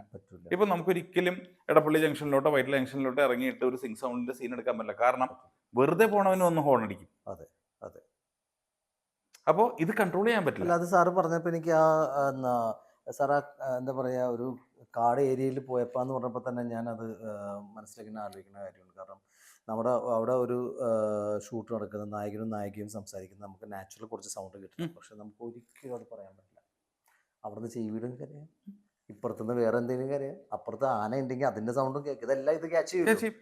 ചെറിയൊരു മൈന്യൂട്ട് സൗണ്ട് വരെ അത് ചിലപ്പോൾ നമ്മൾ ഒട്ടും കേൾക്കാത്ത സാധനമായിരിക്കും മൈക്ക് പിടിക്കാൻ പോണേ, അപ്പുറത്ത് എവിടെയെങ്കിലും ഏതെങ്കിലും ചേച്ചി തുണിയിലൊക്കെ ഉണ്ടാവും. മനസ്സിലായോ? അല്ലെങ്കിൽ ഏതെങ്കിലും പ്രഷർ കുക്കർ ഇരുന്ന് ചീറ്റും. അതെ അതെ. ഇത് നമ്മൾ കേൾക്കില്ല, മൈക്ക് പിടിക്കും. അത് കാരണം അത്രയും സെൻസിറ്റിവിറ്റി കൂട്ടി വെക്കുന്നത് കൊണ്ട് ഇത് പിടിക്കും. അത് മാത്രമല്ല, ഡ്രസ് അനങ്ങുന്നത്, ഈ ശബ്ദം വരും. ഇപ്പൊ ഞാൻ സെനംകോൽ എന്ന് പറഞ്ഞൊരു ശ്രീലങ്കൻ ഫിലിം എൻ്റെ സാറിൻ്റെ കൂടെ ഒന്ന് വർക്ക് ചെയ്യുന്ന സമയത്ത് അതിലൊരു രംഗമുണ്ട്. ഒരു സ്ത്രീ ലോട്ടറി ടിക്കറ്റ് ആയിട്ട് കടപ്പുറത്തൂടെ നടന്നുകൊണ്ടിരിക്കണേ. ലേപ്പല് ഈ ബോർഡിൽ തന്നെ പിടിപ്പിച്ചേക്കണേ, ഈ ലോട്ടറി വിൽക്കുന്ന തട്ടില്. ഇതും പിടിച്ചോണ്ട് ഈ ചേച്ചി നടന്നു പോയിക്കൊണ്ടിരിക്കുന്നതിൻ്റെ ഇടയിൽ ഒരാൾ വരുന്നു, കാണുന്നു, സംസാരിക്കുന്നു. ഒരു വഹ കേട്ടില്ല ഞങ്ങൾ.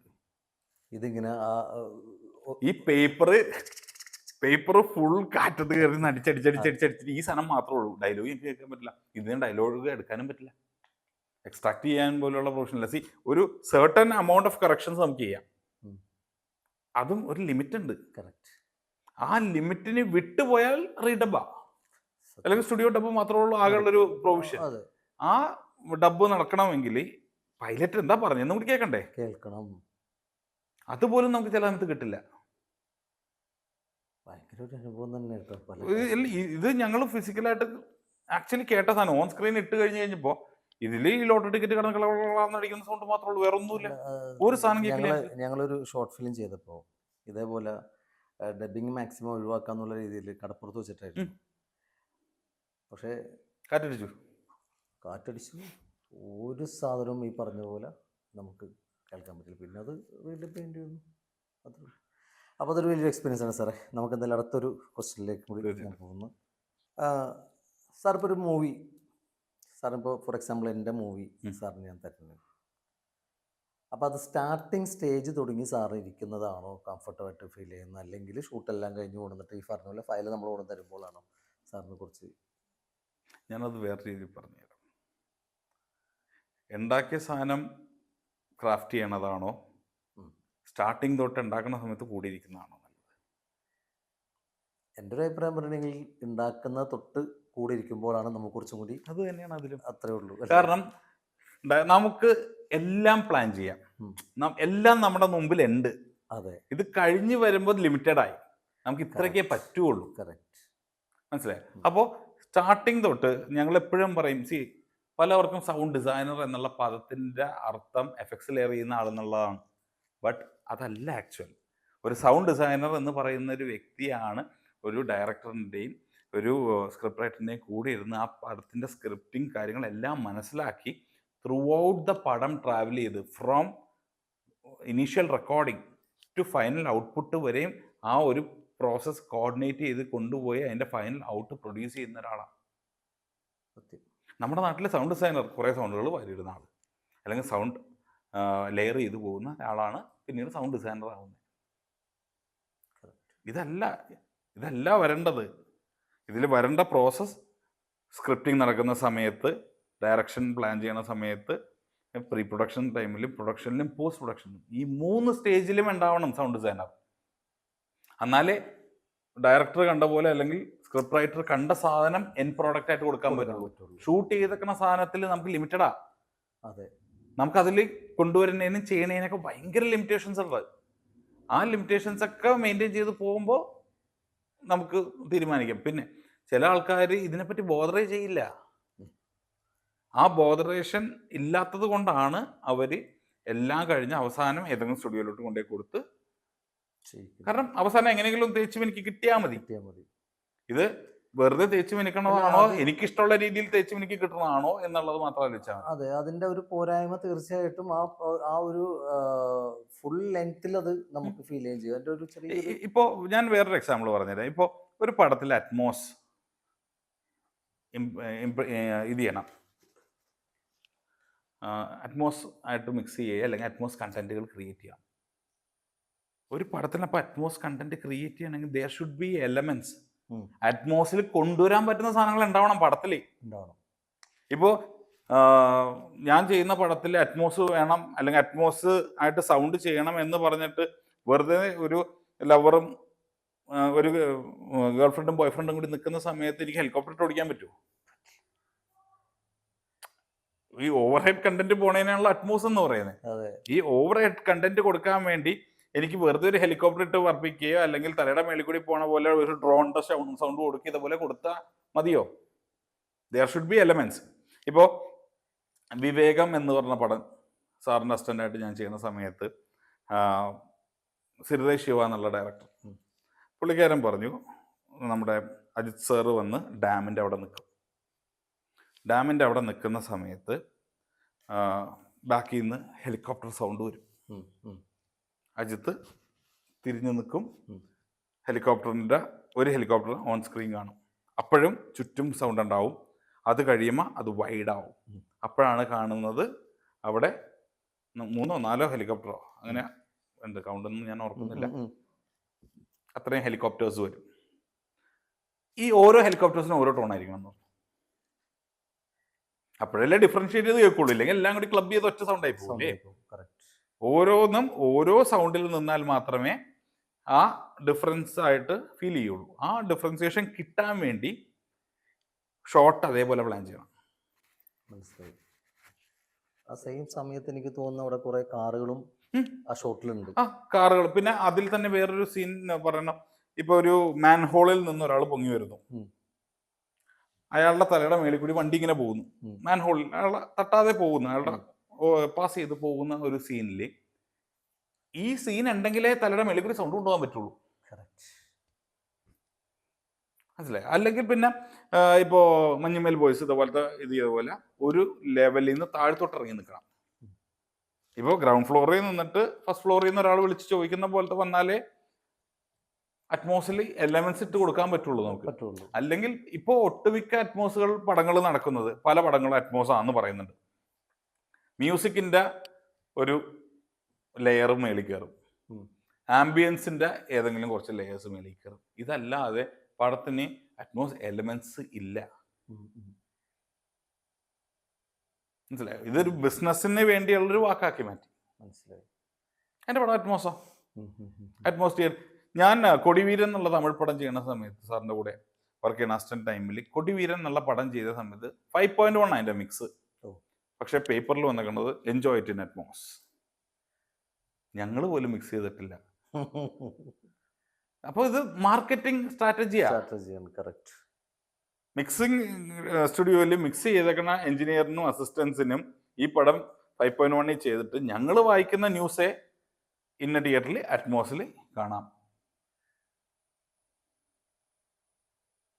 അപ്പൊ പല പടവും അറ്റ്മോസ് എലമെന്റ്സ് മീറ്റ് ചെയ്യുന്നില്ല, എന്നാൽ പോലും അതൊരു ബിസിനസ് വേർഡാക്കി മാറ്റുന്നു. കറക്റ്റ്. അങ്ങനെയാണല്ലോ ഓരോ കമ്പനീസും ഡെവലപ്പ് ചെയ്യുന്നത് കാര്യങ്ങളില്ല. അതുകൊണ്ട് അപ്പോൾ ഓക്കെ സാറേ, നമുക്ക് എന്തായാലും അടുത്തൊരു ക്വസ്റ്റ്യനിലേക്ക് കൂടി നമുക്കൊന്ന്. നമ്മൾ എല്ലാവരും പാനിക്കായിരുന്നൊരു സമയമാണ് കോവിഡ് സമയം. അന്ന് പലർക്കും ജോലി നഷ്ടമായി. ഞാനൊക്കെ പനമ്പള്ളി നേർന്ന് അവിടെ താമസിച്ചുകൊണ്ടിരുന്നതാണ്. അവിടെ നിന്ന് ഇങ്ങോട്ട് കളമശ്ശേരിയിലേക്ക് ഒരു അപ്പാർട്ട്മെൻറ്റിലേക്ക് താമസം മാറി. കാരണം മെയിനായിട്ട് കോവിഡിൻ്റെ വിഷയം തന്നെയായിരുന്നു. പക്ഷെ ആ സമയത്ത് സധൈര്യം ഒരു സ്റ്റുഡിയോ സ്റ്റാർട്ട് ചെയ്യാൻ സാധിച്ചു. എങ്ങനെ സംഭവിച്ചത് ഇത്ര ധൈര്യം? കാരണം ഒരു മൂവി നടക്കുന്നില്ല, എല്ലാം സ്റ്റക്കായിരിക്കുന്ന ഒരു സമയമാണ്. അപ്പോൾ ആ സമയത്ത് ഇത്രയും ധൈര്യം അവിടെ നിന്ന് കിട്ടി? അത് എനിക്ക് വെറുതെ ഇരിക്കുന്ന ഇഷ്ടമല്ല. എനിക്കത് ഭയങ്കര പ്രശ്നം ഉണ്ടാക്കുന്നതായിരുന്നു. കാരണം ഞാൻ ഭയങ്കര ഡൈനാമിക് ആയിട്ട് ഇരിക്കുന്ന എൻവയോൺമെൻറ്റിൽ ഇരിക്കുന്ന ആൾക്ക് എനിക്ക് ചുറ്റും ആൾക്കാർ വേണം, അങ്ങനത്തെ ഒരു ഇതുണ്ടാവും. ഞാൻ എൻ്റെ യാത്ര തന്നെ നോർമൽ ഞാൻ എൻ്റെ ട്രാവലിങ്ങിൽ തന്നെ എൻ്റെ കൂടെ 2-3 പേര് എപ്പോഴും ഉണ്ടാവും. അപ്പോൾ ആ ഒരു ഇത് മെയിൻറ്റെയിൻ ചെയ്ത് പോകുന്ന ഒരാൾ കോവിഡ് ടൈമിൽ വീട്ടിൽ ഒറ്റയ്ക്ക് ഇരിക്കുക എന്ന് പറഞ്ഞാൽ നമ്മൾ വീണ്ടും ഇതായിപ്പോയി. ഒരു ദിവസം 2 ദിവസമൊക്കെ നമുക്ക് അഡ്ജസ്റ്റ് ചെയ്യാം. തീർച്ചയായിട്ടും. നമ്മൾ ഈ വർക്കിംഗ് കൾച്ചറിൽ നിൽക്കുന്ന ആൾക്കാരാണ്. ഞാൻ കോവിഡിൽ കൊച്ചിയിലോട്ട് വരുന്നതിന് മുമ്പ് ഞാൻ ദുബായിലായിരുന്നു. അവിടെ ഷോസും കാര്യങ്ങളും ഒക്കെ ആയിട്ട് ഫുൾ പവർ പാക്കിൽ ഓടിക്കൊണ്ടിരിക്കണേ, രാവിലെ പകലില്ല എന്ന് പറഞ്ഞിട്ട് ഫുൾ ഓടിക്കൊണ്ടിരിക്കുക. അവിടെ നിന്നാണ് അവിടുത്തെ പരിപാടി എല്ലാം സ്റ്റോപ്പ് ചെയ്ത് ഞാൻ കൊച്ചിയിലോട്ട് വരുന്നത്. കൊച്ചിയിലോട്ട് വന്നു കഴിഞ്ഞിട്ട് എനിക്ക് ഒരാഴ്ച കഴിഞ്ഞപ്പോഴേക്കും ഇരിപ്പുറക്കുന്നില്ല. എന്ത് ചെയ്യും? അടുത്തത് എന്താണ് മാർഗം? എന്താണ്? തിരിച്ച് ദുബായിലോട്ട് പോകാൻ വേണ്ടി ഫുൾ ഷട്ട് ഡൗൺ, എയർപോർട്ട് ഉൾപ്പെടെ ക്ലോസ്ഡ്. ഇനി ദുബായിൽ എന്നുള്ളത് ഇല്ല. പിന്നെ എന്തെങ്കിലും ഇവിടെ ചെയ്താലേ ഇത് ചെയ്യാൻ പറ്റുള്ളൂ എന്നുള്ളൊരവസ്ഥ വന്നു.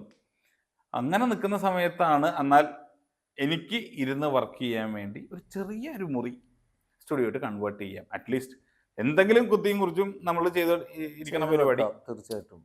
എന്താണ് നമ്മുടെ ഷോർട്ട് കട്ട്സും കാര്യങ്ങളൊന്നും കയ്യിൽ നിന്ന് പോകാൻ പാടില്ല, നമ്മൾ എന്തെങ്കിലും പ്രാക്ടീസ് ചെയ്തുകൊണ്ടിരിക്കണം എന്ന് കാണും. അപ്പോൾ അങ്ങനെ ഇരുന്ന് ചെയ്യാൻ വേണ്ടി ഉണ്ടാക്കിയ ഒരു മുറി. ആ മുറി പണിത് ഒരു 50% ആയപ്പോഴേക്കും എനിക്കൊരു പടത്തിൻ്റെ എൻക്വയറി വന്നു. ഡബ്ബ് അവർക്ക് 30 ദിവസം കഴിയുമ്പോൾ 30 days ടൈം അവർക്ക് ഉണ്ട്. 30 ദിവസം കഴിയുമ്പോൾ അവർക്ക് ഡബ്ബും കൂടി സ്റ്റാർട്ട് ചെയ്യാൻ പറ്റും. അപ്പം ഞാൻ ആലോചിച്ചു, ഒരവസരമാണല്ലോ, നമ്മുടെ അടുത്തോട്ട് ഒരാൾ വന്ന് പടം ചെയ്യാമെന്ന് പറഞ്ഞേക്കണേണ്. സ്റ്റുഡിയോ പണിത് തീർന്നിട്ട് പോലും ഇല്ല. അപ്പോൾ ഇതടിച്ച് പോണേ, കള്ളി അടിച്ച് പോയിട്ടേ ഉള്ളൂ സൗണ്ട് പ്രൂഫ് ചെയ്യാനുള്ള. ശരി, എന്നൊരു കാര്യം ചെയ്യാം, മുമ്പിലോട്ട് കുറച്ച് സ്ഥലം ഉണ്ടല്ലോ, അന്ന് അതങ്ങോട്ട് ഡബ് ബൂത്തായി കളയാം, വോയിസ് ബൂത്തായി കളയാം എന്നുള്ള രീതിയിൽ അങ്ങനെ അതങ്ങോട്ട് പണി തീർത്തു. ഒരു പടം കയറി. ആ പടം ഫസ്റ്റ് ഡബ് ചെയ്യാൻ വേണ്ടി വരുന്നത് അനിലേട്ടൻ്റെ സുഹൃത്തായിട്ടുള്ള വിനോദ് കെടാമംഗലം. വിനോദേട്ടൻ വന്ന് ഫസ്റ്റ് ഡേ ഡബ് കഴിഞ്ഞ് കഴിഞ്ഞപ്പോൾ പറഞ്ഞു, ഞാനും അനിലും കൂടി ചേർന്നിട്ടൊരു ഷോർട്ട് ഫിലിം ചെയ്യുന്നുണ്ട്, കൊള്ളാലോ, അപ്പോൾ പോര് എന്ന് പറഞ്ഞു. അനിലേട്ടൻ്റെ കൂടെ വിനോദേട്ടനും വന്നു. ആ പ്രോജക്റ്റ് വന്നു. അങ്ങനെ കണക്ട് ചെയ്ത് എനിക്ക് ഓരോ 3 മാസം കൂടുമ്പോൾ ഓരോ സൂട്ട് പണിതുകൊണ്ടിരിക്കുകയായിരുന്നു ഞാൻ. കാരണം ഒന്ന്, ഞാൻ താമസിക്കുന്ന ഒരു റെസിഡൻഷ്യൽ ഏരിയ. ആ റെസിഡൻഷ്യൽ ഏരിയ എന്ന് പറഞ്ഞത് വൈറ്റിലയിലെ ഏറ്റവും അടുത്ത് തന്നെ, 500 metre from junction. Easy accessible ആണ്. കോമ്പൗണ്ടിലോട്ട് കയറി ഗേറ്റ് അടച്ചു കഴിഞ്ഞാൽ പിന്നെ എന്താ നടക്കണേന്നുള്ളത് മനുഷ്യനും അധികം അറിയില്ല. പിന്നെ ബിൽഡിങ്ങിന്റെ അകത്ത് കയറി കഴിഞ്ഞാൽ ഒട്ടും അറിയില്ല. ആരെങ്കിലും പുറത്ത് കാണുമ്പോഴും പുറത്ത് ഇത് ചെയ്യുമ്പോഴല്ലേ പ്രശ്നമുള്ളൂ. സിനിമാക്കാർ വന്ന് ഡബ് ഷൂട്ടിൽ കയറുന്നവർ ഈ ഡബിങ് കഴിയാതെ പുറത്തിറങ്ങില്ലല്ലോ. അപ്പൊ ആ ഒരു ഇതിൽ ആണ് ഡെവലപ്മെന്റ് സ്റ്റാർട്ട് ചെയ്തത്. കോവിഡ് ടൈമിലായിരുന്നു എനിക്ക് ഏറ്റവും കൂടുതൽ പടം വർക്ക് വന്നത്. ഏപ്രിലിൽ കൺസ്ട്രക്ഷൻ സ്റ്റാർട്ട് ചെയ്തു. ഏപ്രിൽ, മെയ്, ജൂണിൽ സ്റ്റുഡിയോ സ്റ്റാർട്ട് ചെയ്തു. ജൂൺ ടു ഡിസംബറിനുള്ളിൽ ഞാൻ ചെയ്തത് 11 പടം. വേറൊരു സ്റ്റുഡിയോ ഇല്ലേ? വേറെ ഒരു സ്റ്റുഡിയോവും റണ്ണിങ് അല്ല. അപ്പോൾ എന്നെ സംബന്ധിച്ച് ഏറ്റവും ഗോൾഡൻ എറ ഞാൻ കാണുന്നത് ഈ പീരീഡാ. വലുതും ചെറുതുമായിട്ട് ആൾക്കാർ ഈ ചെയ്തു വെച്ചേക്കുന്ന സാധനം കംപ്ലീറ്റ് ചെയ്യണ്ട എപ്പോഴെങ്കിലും. ആ സമയത്താണ് OTT-ക്കുള്ള ഇത് വരുന്നത്. കണ്ടന്റ് ഇല്ലാതെ പോയി ചാനലുകളിൽ. മനസ്സിലായി. അപ്പോൾ OTT പ്ലാറ്റ്ഫോംസ് എല്ലാവരും, യൂട്യൂബും എല്ലാവരും കണ്ടന്റ്സ് പർച്ചേസ് ചെയ്യാം. അപ്പോൾ ആൾക്കാർ എങ്ങനെയെങ്കിലും ഇതങ്ങോട്ട് തീർത്തു കൊടുക്കണം. പിന്നെ ആൾക്കാർക്ക് വലിയ വലിയ സ്റ്റുഡിയോസിലോട്ട് പോയിരുന്നു കഴിഞ്ഞാൽ അഫോർഡ് ചെയ്യാൻ പറ്റുന്നുണ്ടായിരുന്നില്ല ആ ടൈമിൽ. ഇത് ചെയ്ത് തീർത്ത് കഴിഞ്ഞാൽ ഇവർക്കിത് സെല് ചെയ്യാൻ പറ്റണ്ടേ. അപ്പോൾ ചെറിയ പ്രോജക്ട്സ് ആയിട്ട് എല്ലാവരും ചെയ്യും. ഇതൊക്കെ ബൾക്കായിട്ട് വന്നുകൊണ്ടിരുന്ന വെച്ചു. മനസ്സിലായി. ഞാൻ സ്റ്റുഡിയോ സ്റ്റാർട്ട് ചെയ്യുന്ന സമയത്ത് എനിക്ക് ഭയങ്കര പേടിയായിരുന്നു. കാരണം എന്താ സംഭവം എന്ന് വെച്ചാൽ, ഞാൻ മാത്രമേ ഉള്ളൂ വർക്ക് ചെയ്യാൻ. കിട്ടുന്നതും ഉണ്ടാക്കുന്നതും എല്ലാം എനിക്ക് തന്നെ, ശരി, ബട്ട് വർക്ക് തീരണ്ടേ. എനിക്ക് ഒരു പടം വർക്ക് ചെയ്യാൻ 30 days മേലെ ആരെങ്കിലും തരണ്ടേ. അപ്പം ഞങ്ങൾ എന്ത് ചെയ്യുന്നു വെച്ച് കഴിഞ്ഞാൽ എല്ലാവരും കൂടി ഇരിക്കും. ഞാനും എൻ്റെ ഫാമിലിയും കൂടി ഇരുന്നിട്ട് ഞാൻ ഫോളോ ചെയ്യാൻ നിൽക്കുന്ന സമയത്ത് അമ്മ റെക്കോർഡ് ചെയ്യാൻ നിൽക്കും. ഞാൻ എല്ലാ സെറ്റ് ചെയ്യും, ഇപ്പുറത്ത് പോകും. അമ്മ ഈ ബട്ടൺ മാത്രം ഞെക്കിയാൽ മതി, വേറെ ഒന്നും ചെയ്യണ്ടെന്ന് പറഞ്ഞിട്ട് അമ്മേനെ കൊണ്ട് ആ ബട്ടൺ ഞെക്കിപ്പിച്ചിട്ട് ഞാൻ ഇപ്പുറത്ത് നിന്ന് ഫോളി പെർഫോം ചെയ്യും. അപ്പൊ ഇങ്ങനെയൊക്കെ ചെയ്തിട്ടാണ് ഞങ്ങൾ പോയിക്കൊണ്ടിരുന്നത്. അത് കഴിഞ്ഞിട്ട് ഒരു അസിസ്റ്റന്റിനെ വെക്കണം എന്നുള്ളൊരു മാൻഡേറ്ററി സിറ്റുവേഷൻ വരാൻ തുടങ്ങി. കാരണം എനിക്ക് അനങ്ങാൻ പറ്റണില്ല. എനിക്ക് അനങ്ങാൻ പറ്റിയിട്ടില്ലെങ്കിൽ എനിക്ക് കൂടുതൽ ബിസിനസ് കൊണ്ടുവരാൻ പറ്റില്ല. ആരെങ്കിലും കണ്ട് സംസാരിക്കണ്ടേ. ഇപ്പൊ ഞാൻ ഡബ് ഷൂട്ടിലിരുന്ന് ഡബ് ചെയ്തുകൊണ്ടിരുന്ന് കഴിഞ്ഞ് കഴിഞ്ഞാൽ പുറത്തൊരാൾ വന്നു കഴിഞ്ഞാൽ എനിക്ക് സംസാരിക്കണ്ടേ. അവരുടെ അടുത്ത പടം പിച്ച് ചെയ്യണമെങ്കിൽ, വർക്ക് ക്യാൻവാസ് ചെയ്യണമെങ്കിൽ സംസാരിക്കണം. ഇതിന് പറ്റുന്നില്ല, ഞാൻ ഡബ് ഷൂട്ടിൽ തന്നെ. അപ്പോൾ ഞാനൊരു അസിസ്റ്റന്റിനെ മനസ്സില്ലാ മനസ്സോടെ ഉം. എടുത്ത്. കാരണം ഓൾമോസ്റ്റ് ഒരു 10 രൂപ 10-12 രൂപയോളം കൊടുക്കണമല്ലോ ആർക്കെങ്കിലും. അതെ അതെ. ഇതെങ്ങനെ കൊടുക്കും? ഉം. ഇതിനുള്ള വർക്ക് വരുമോ എന്നുള്ളത് എടുത്തു വെച്ച് കഴിഞ്ഞാൽ നമ്മളൊരു കാര്യം ചെയ്യണത് വരെ പ്രശ്നമില്ല, ചെയ്ത് കഴിഞ്ഞാലാ പ്രശ്നങ്ങൾ തുടങ്ങാൻ പോണേ. അതെ. അപ്പോൾ ഇവനെടുത്ത് 10,000 രൂപക്ക് വെച്ച് കഴിഞ്ഞ് കഴിഞ്ഞാൽ ആ 10,000 രൂപ എനിക്ക് മാസം മാസം ഉണ്ടാക്കാൻ പറ്റുമോ എന്നുള്ളത് പിന്നെ എൻ്റെ ഡൗട്ടായി. ഉം. ഇവൻ വന്നു, പുറകെ അടുത്തവൻ വന്നു, പുറകെ അടുത്തവൻ വന്നു എന്ന് പറഞ്ഞ രീതിയിൽ ഈ 3 സൂട്ടും 4 സൂട്ടും ഒക്കെ അങ്ങ് കയറി കഴിഞ്ഞ് കഴിയുമ്പോൾ ഇതിനെല്ലാത്തിലും ഇരിക്കാൻ ആള് വേണ്ടേ. അതെ. പിന്നെ അതൊരു എന്താണ് പറഞ്ഞ ഒരു ഗോയിങ് വിത്ത് ദ ഫ്ലോ എന്നുള്ള രീതിയിലായി. പിന്നെ അതിനെ പറ്റി ചിന്തിച്ചിട്ടില്ല. ഇപ്പോഴും സ്റ്റുഡിയോ ഫുൾ ഫ്ലെഡ്ജിൽ റൺ ചെയ്തോണ്ടിരിക്കും, പോയിക്കൊണ്ടിരിക്കുന്നു. Very good. ഓക്കെ. അപ്പോൾ സാറേ ഒരു പേഴ്സണൽ ക്വസ്റ്റ്യൻ ആണ്. സാറ് ഒന്ന് അറിയാവുന്ന കാര്യം, സാർ ഒരു സൗണ്ട് എഞ്ചിനീയർ ആണ്. അതുകൂടാണ്ട് സാറ് ഒരു ബിസിനസ്സുകാരനാണ്, ഒരു കോളേജിൻ്റെ ഡയറക്ടർ സൈഡിലുള്ള ഒരാളാണ്. അങ്ങനെ പല പല ബിസിനസ്സുകൾ സാറ് ചെയ്യുന്നുണ്ട്. ഇതെല്ലാം കൂടി സാറിന് എങ്ങനെ ഇത് മാനേജ് ചെയ്ത് കൊണ്ടുപോകാൻ സാധിക്കുന്നു? കാര്യങ്ങളെല്ലാം കുഴപ്പമില്ലാതെ പോകുന്നുണ്ട്. കോളേജ് റണ്ണിങ് ആണ്, ഹൈ റേഞ്ചിലാണ്. ഹൈ റേഞ്ചിലാണ്. എന്ത് കോളേജാണ് അത്? മാനേജ്മെന്റ് കോളേജാണ്. അതിൻ്റെ ഒരു ഭാഗമാണ്. അതിൻ്റെ മീഡിയ സൈഡ് ഹാൻഡിൽ ചെയ്യുന്ന ഞാൻ.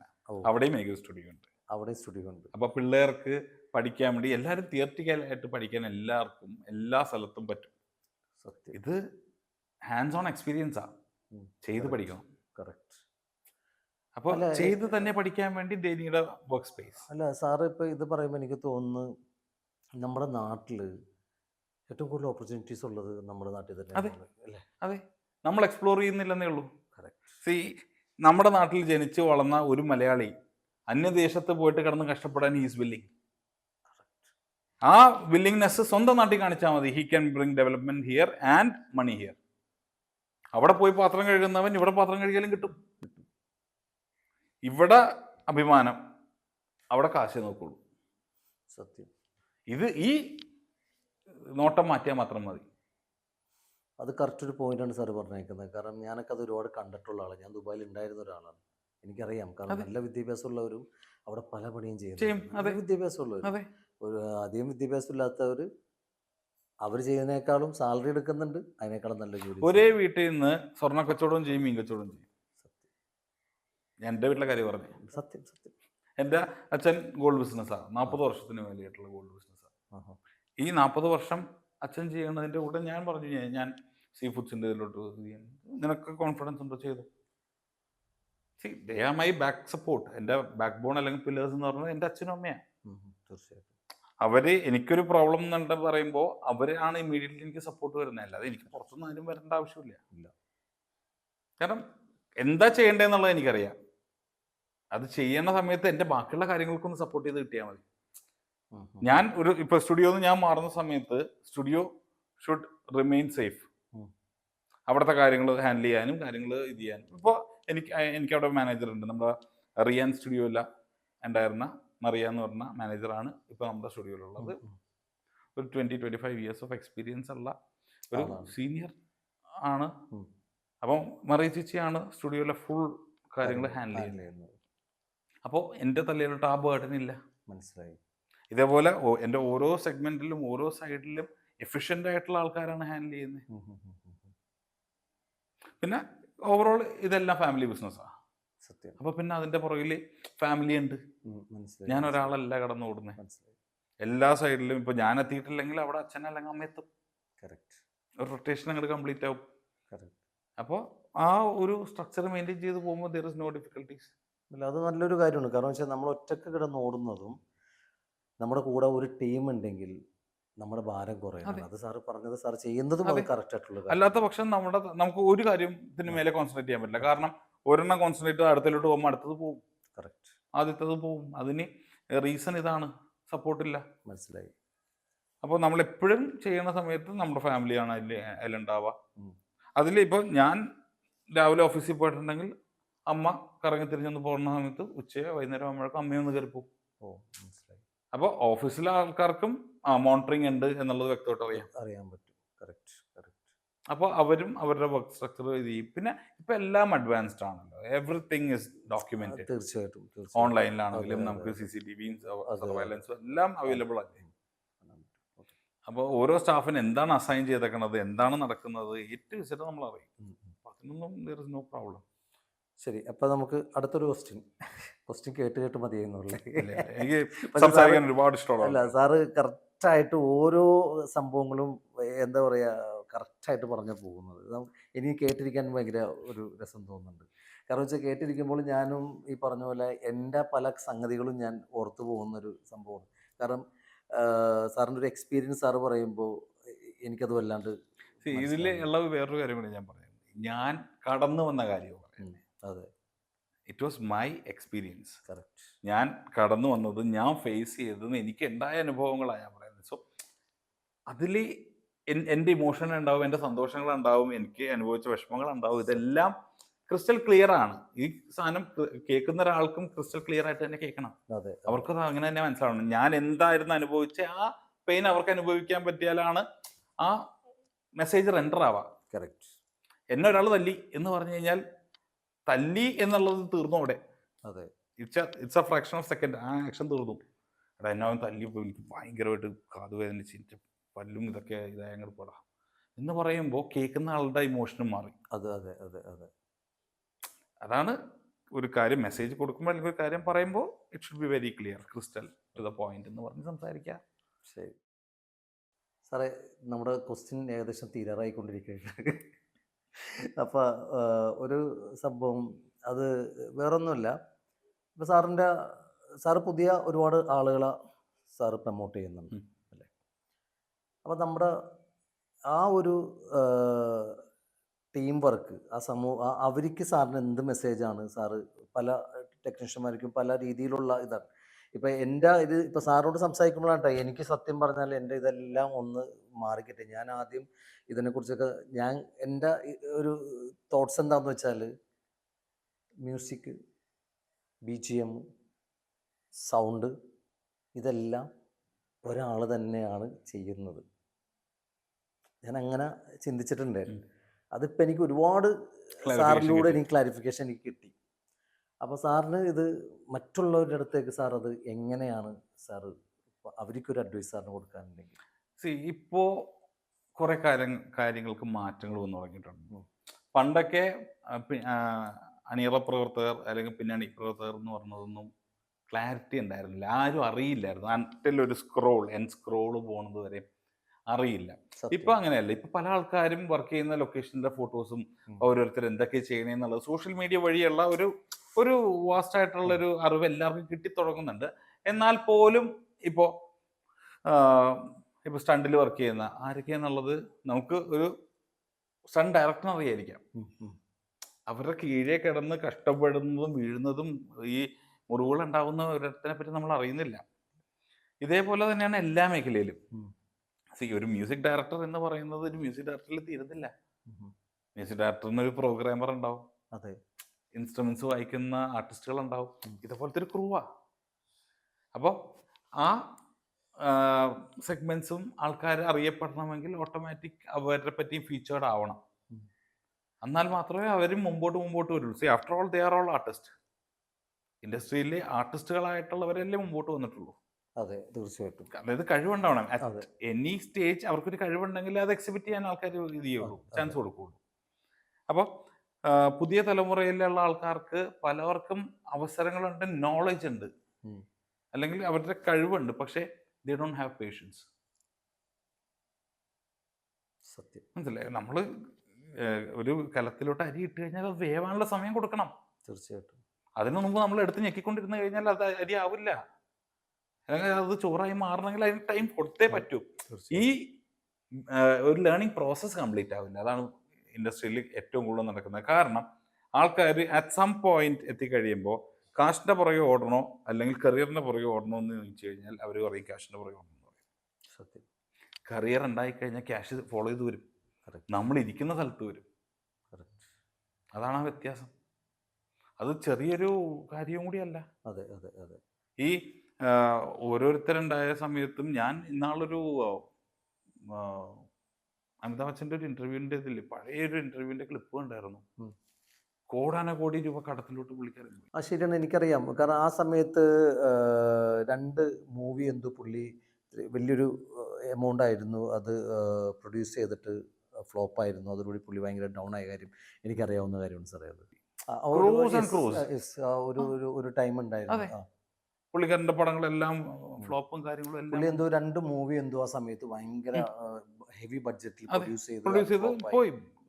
പുള്ളിക്കാരന് ഹെവി ഫിനാൻഷ്യൽ ഇത് വന്നു കഴിഞ്ഞപ്പോൾ പുള്ളിക്കാരന് പിന്നെ അവസരങ്ങളും കുറഞ്ഞു. ലക്കില്ല, ഫേവർ ഇല്ലാതാന്നുള്ള രീതിയിൽ സി ഇത് ഒരാളുടെ ലക്കിലാണോ മൊത്തം സിനിമ ഇരിക്കുന്നത്? അപ്പൊ ബാക്കി എല്ലാവരും ഭാഗം കെട്ടവരാണോ? അതെ. ഒരു മ്യൂസിക് ഡയറക്ടറോ അല്ലെങ്കിൽ ഒരു സൗണ്ട് എഫക്ട്സ് ചെയ്യുന്ന ആളോ, ഒരു കളർ ഗ്രേഡ് ചെയ്യുന്ന ആളോ, ഒരു ഡയറക്ടറോ, ഒരു സ്ക്രിപ്റ്റ് റൈറ്ററോ, ഒരു പ്രൊഡ്യൂസറോ, ഇതിൽ ആരുടെ ലക്ക് പിന്നെ ചോദ്യം ചെയ്യും? ഒരാളെയും ചെയ്യാൻ പറ്റും. കാരണം എല്ലാവരെയും ബാധിക്കുന്ന കാര്യം. ഇപ്പൊ സ്ക്രിപ്റ്റ് വീക്കാണോ പടം പോകും. ഡയറക്ഷൻ വീക്കാണോ പടം നിൽക്കില്ല. പ്രൊഡക്ഷൻ ആമ്പിൾ ഫണ്ട് കൊടുത്തിട്ടില്ലേ തട്ടിക്കൂട്ടാവും കാര്യങ്ങൾ. അതെ, ചെയ്യും, എത്തും, തിയേറ്റർ വരെ എത്തും, പക്ഷെ തട്ടിക്കൂട്ടാവും. അതെ, വേണ്ട പബ്ലിസിറ്റി കൊടുക്കാൻ പറ്റില്ല, വേണ്ട കാര്യങ്ങൾ ചെയ്യാൻ പറ്റില്ല. ഇതുപോലത്തെ കാര്യങ്ങളും എല്ലാം ഉണ്ട് അതിൻ്റെ കൂടെ. ഇറ്റ്സ് ഓൾ ഫാക്ടേഴ്സ് എന്ന് പറയാം. പിന്നെ പുതിയ തലമുറ ഡെഡിക്കേറ്റഡ് ആവണം എന്നുള്ളതേ ഞാൻ പറയുള്ളൂ. ഞാൻ ഒരു 5 ഇയേഴ്സിൽ ഞാൻ കണ്ടാക്കുന്നത് ഡെഡിക്കേഷൻ്റെ കുറവ് തന്നെയാണ്. ഡെഡിക്കേറ്റഡ് ആയിട്ട് നിന്ന് സ്ട്രഗിൾ ചെയ്ത് നിന്ന് കയറി വരുന്നവർ. ഇത് പണ്ട് നമ്മൾ പറയില്ലേ, ഓരോ ഫോട്ടോ എടുക്കുമ്പോഴും അല്ലെങ്കിൽ ഓരോ റീല് റെക്കോർഡ് ചെയ്യുമ്പോഴും ദേ ഹാഡ് ടൈം ലിമിറ്റ്. എൻ്റെ പടം ഇത്ര ക്യാനിൽ തീരണം എന്നുണ്ടായിരുന്നു. മനസ്സിലായി. അതിന് മേലെ പ്രൊഡ്യൂസർ കാശ് കൊടുക്കില്ല. സത്യം. ഇന്നങ്ങനെയല്ല. റെക്കോർഡ് ചെയ്യുക, റെക്കോർഡ് ബട്ടൺ ഞെക്കുക, തീർന്നു. ഞാൻ എൻ്റെ സാറ് പറഞ്ഞ കേട്ടിട്ടുണ്ട്, ഉദയ് സാറ് പറഞ്ഞ കേട്ടിട്ടുണ്ട്, വെട്രിമാരൻ ഒരു പടം ഷൂട്ട് ചെയ്യാൻ പോകുമ്പോൾ 8 മണിക്കൂർ റഷ് വരുന്നേ. നമ്മുടെ ഇവിടെ റഷ് വലിച്ചിട്ടല്ല 1.5 മണിക്കൂർ വരുന്നുള്ളൂ. ഇതാണ് ഞാൻ പറഞ്ഞത്, കൂടുതൽ പിള്ളേര് ഇപ്പോൾ ഫോക്കസ് ചെയ്യുന്നത് കരിയർ പാത്തല്ല, മണി മേക്കിംഗ് അല്ലെങ്കിൽ മണി ഓറിയൻറ്റഡ് ആയിട്ടാണ് അവർ ഇത് ചെയ്യുന്നത്. കാരണം എല്ലാത്തിനും ടൈം കൊടുക്കണം. ഇപ്പോൾ ഞാൻ എൻ്റെ ലൈഫിൽ ഞാൻ ഒരു 3-3.5 വർഷം ഇൻവെസ്റ്റ് ചെയ്യാൻ റെഡി ആയിരുന്നില്ലെങ്കിൽ ദാറ്റ് വാസ് മൈ ഇൻവെസ്റ്റ്മെൻറ്റ്. ഇന്ന് ഞാൻ നിൽക്കുന്ന എൻ്റെ കരിയറിലെ ഗ്രോത്തിന് വേണ്ടിയുള്ള ഒരു ഇൻവെസ്റ്റ്മെൻ്റ് ആയിരുന്നു അന്ന് ചെയ്തേ. പക്ഷെ ഇന്ന് ഒരു പയ്യനും അല്ലെങ്കിൽ ഒരു വ്യക്തിക്കും അതേപോലെ ഒരു ഇൻവെസ്റ്റ് ചെയ്തിട്ടുള്ള ടൈം സ്പെയർ ചെയ്യാനില്ല. അപ്പോൾ അവരുടെ ലിമിറ്റേഷൻസ് ഒരുപാടാണ്. അവർ പഠിച്ച അറിവുകൾ വളരെ കുറവാണ്. എക്സ്പീരിയൻസ് എന്ന് പറയുന്ന സാധനം എപ്പോഴും ഒരു വാല്യൂഡ് ആയിട്ടുള്ള സാധനം. ആ വാല്യൂ വരുന്നത് അവൻ കടന്നു പോകുന്ന ഓരോ സിറ്റുവേഷൻസിലാണ്. ഇപ്പോൾ ഒരു എറർ വരുമെന്ന് എനിക്കറിയുന്നത് ഞാൻ ആ എറർ കടന്നു പോയത് കൊണ്ടും അത് കറക്റ്റ് ചെയ്തത് കൊണ്ടാണ്. അല്ലാത്ത പക്ഷം ആ എറർ വന്നാൽ ഞാനും പകച്ചിരിക്കും. പിന്നെ ഇപ്പോൾ സൗണ്ടിലൊക്കെ ഞങ്ങൾ ഫോളോ ചെയ്യുന്ന കുറച്ച് റൂൾസ് ഉണ്ട്. ഒരു എറർ ഉണ്ടെങ്കിൽ, ഒരു ഇഷ്യൂ കണ്ടാൽ don't waste more than 15 minutes. 15 മിനിറ്റ്സിന് മേലെ ഒരു സർജറി റൂം പോലെ ഞങ്ങൾ കാണാം. ഒരു 15 മിനിറ്റ്സിന് മേലെ ആ എറർ നിന്നിട്ടുണ്ടെങ്കിൽ go for plan B. Correct. കാരണം you are wasting someone else's money. Suite book ചെയ്ത് വർക്ക് ചെയ്യാനിരിക്കുന്ന സമയത്ത് 15 മിനിറ്റ് അയാൾ വേറൊരാൾ പേ ചെയ്തിരുത്തുന്ന ടൈമാണ്. ആ ടൈമിൽ നിന്ന് 15 മിനിറ്റോളം മാക്സിമം ഒരു എറർ റെക്ടിഫിക്കേഷൻ, ആ ഓപ്ഷൻ നോക്കിയിട്ട് നടന്നിട്ടില്ലേ, 15 മിനിറ്റിനുള്ളിൽ അത് റെക്ടിഫൈ ആവുന്നില്ലേ, അടുത്ത ഓപ്ഷൻ നോക്കിയിട്ട് പണി തീർത്തണം. Don't get stuck with option A. ഇത് ലൈവ് ചെയ്യുന്ന സമയത്തും ഷോസ് ഒക്കെ ചെയ്യുന്ന സമയത്തൊക്കെ ഞങ്ങൾ ഫോളോ ചെയ്യുന്ന മെത്തേഡാണ്. സെയിം ഞാൻ എൻ്റെ സ്റ്റുഡിയോയിൽ ഇംപ്ലിമെൻറ്റ് ചെയ്യുന്നുണ്ട്. ഒരു എറർ ഉണ്ടോ, അടുത്ത പരിപാടി നോക്കണം, സ്റ്റക്കായി നിന്ന് സമയം കളയരുത്. അത് നല്ലൊരു സംഭവം തന്നെയാണ്. കാരണം വെച്ചാൽ അത് എനിക്ക് തോന്നുന്നു ഇപ്പോഴത്തെ അതല്ല, എല്ലാവരും അറിഞ്ഞിരിക്കേണ്ട ഒരു കാര്യമാണ് സാർ ഇപ്പോൾ പറഞ്ഞേക്കുന്നത്. കാരണം നമ്മളൊരു സംഭവം, നമുക്കൊരു മിസ്റ്റേക്ക് പറ്റുമ്പോൾ ആ മിസ്റ്റേക്കിൻ്റെ പുറകെ ചിലപ്പോൾ 1 ദിവസം 2 ദിവസം 3 ദിവസം കളഞ്ഞിട്ട് കാര്യമുണ്ടോ? മിസ്റ്റേക്കിനെ മാത്രമല്ല, ഇമോഷൻസിൽ ഞാൻ പറയും, കഴിഞ്ഞു പോയ കാര്യങ്ങളിൽ നമ്മൾ സ്റ്റക്കായിരിക്കുന്നതും സെയിം എഫക്റ്റ് തന്നെ. സത്യം. പാസ്റ്റ് കടന്നുപോയി, കഴിഞ്ഞു, ഇനി ഇല്ലത്. നമ്മൾ ഫ്യൂച്ചറിനെ പറ്റിയും ഓർത്ത് ടെൻഷൻ അടിക്കണ്ട. അത് എന്താ വരാൻ പോണെന്നും നമുക്കറിയില്ല. അതെ, ഇന്ന് ഇപ്പോ കയ്യിലുള്ള സാധനം മനോഹരമാക്കി നിർത്ത്. ഇപ്പൊ എൻ്റെ മാനേജർ എന്നോട് പറയും, സാലറി ഡേറ്റ് എടുത്ത് വരും, ഓരോ പ്രഷറും ടെൻഷൻസും വരും, ഡെഡ് ലൈൻസ് വരും. കാരണം അവിടെ ആടിപ്പാടി നടക്കുന്നു. അത് ഞാൻ നടക്കുന്നതിന്റെ റീസൺ ഞാൻ അവിടെ കിടന്ന് ടെൻഷൻ അടിച്ചു കഴിഞ്ഞാൽ ചെയ്യാൻ പോണ കാര്യമാണ് മോശമാവാൻ പോണേ. അതെ, മാക്സിമം റിലാക്സ്ഡ് ആയിട്ട് ഞാൻ അമ്പലത്തിൽ പോകും, പുറത്ത് കൂട്ടുകാരുടെ കൂടെ പോകും, കറങ്ങി അടിച്ചെന്ന് വരും, ട്രാവൽ ചെയ്യും, എന്നിട്ട് വന്നിട്ട് എൻ്റെ വർക്ക് തീർക്കും. അതുകൊണ്ട് വർക്ക് തീർക്കണമല്ലോ. സത്യം. നമ്മൾ too much carry on by ഇതാവരുത്, എൻ്റർടൈൻമെൻറ്റ്സ് ആവരുത്. ഒരു ലിമിറ്റ് ഇട്ട് നിർത്താം. സാറേ, ഒരു അവസാന ക്വസ്റ്റ്യനാണ്. നമ്മുടെ ഈ ഒരു ഫീൽഡിലേക്ക് വരുന്ന യങ് ജനറേഷൻ, അവർക്കായിട്ട് സാറിന് എന്ത് അഡ്വൈസാണ് സാറിന് അവർക്കായിട്ട് കൊടുക്കാനുള്ളത്? ഇതൊരു പീസ് ഓഫ് അഡ്വൈസ് ഞാനായിട്ട് പറഞ്ഞതല്ല, പണ്ടേ ആൾക്കാർ പറഞ്ഞേക്കുന്ന കാര്യങ്ങളാണ്. പ്രാക്ടീസ് ആണ്. നമ്മൾ എന്തോരം പ്രാക്ടീസ് ചെയ്യുന്നു അത്രയും നമ്മുടെ സ്കിൽസ് ഷാർപ്പൻ ആയിക്കൊണ്ടിരിക്കും. ഈ സ്കിൽ ഷാർപ്പനിങ് ആണ് ഓരോ ദിവസവും, ഓരോ മിനിറ്റിലും, ഓരോ സെക്കൻഡിലും നമ്മൾ ചെയ്യേണ്ടത്. അതിൻ്റെ പുറകിൽ റിസൾട്ടിനെ പറ്റി മറക്കും. ഒരുത്തൻ ഒരു റേസ് ഓടി ജയിക്കണതും വേറൊരുത്തൻ ആ റേസ് കംപ്ലീറ്റ് ചെയ്യാൻ എടുക്കുന്ന എഫേർട്ടും രണ്ടും ഒരേപോലെ കാണണം. മറ്റവൻ നേരത്തെ ഓടി എത്തി, അത് ശരിയാ, ഹിസ് ദ വിന്നർ.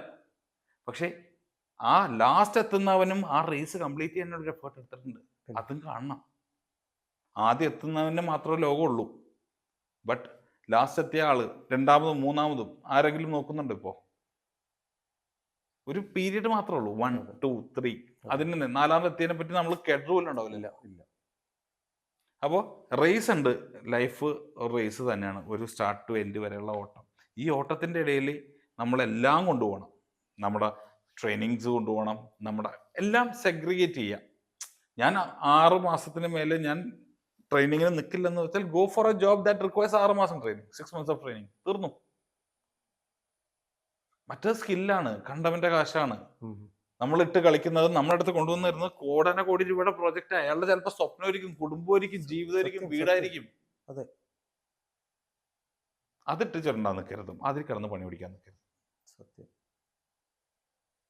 അപ്പോൾ ഇംപ്രോപ്പർ ആയിട്ടുള്ള ഒരു ടെക്നീഷ്യനോ ഇംപ്രോപ്പർ ഹാൻഡിൽ ചെയ്യുന്ന ഒരു ടെക്നീഷ്യൻ വന്നു കഴിഞ്ഞാൽ നിങ്ങൾ വേറൊരുത്തൻ്റെ ജീവിതമാണ് നശിപ്പിച്ച് കളയാൻ പോകുന്നത്.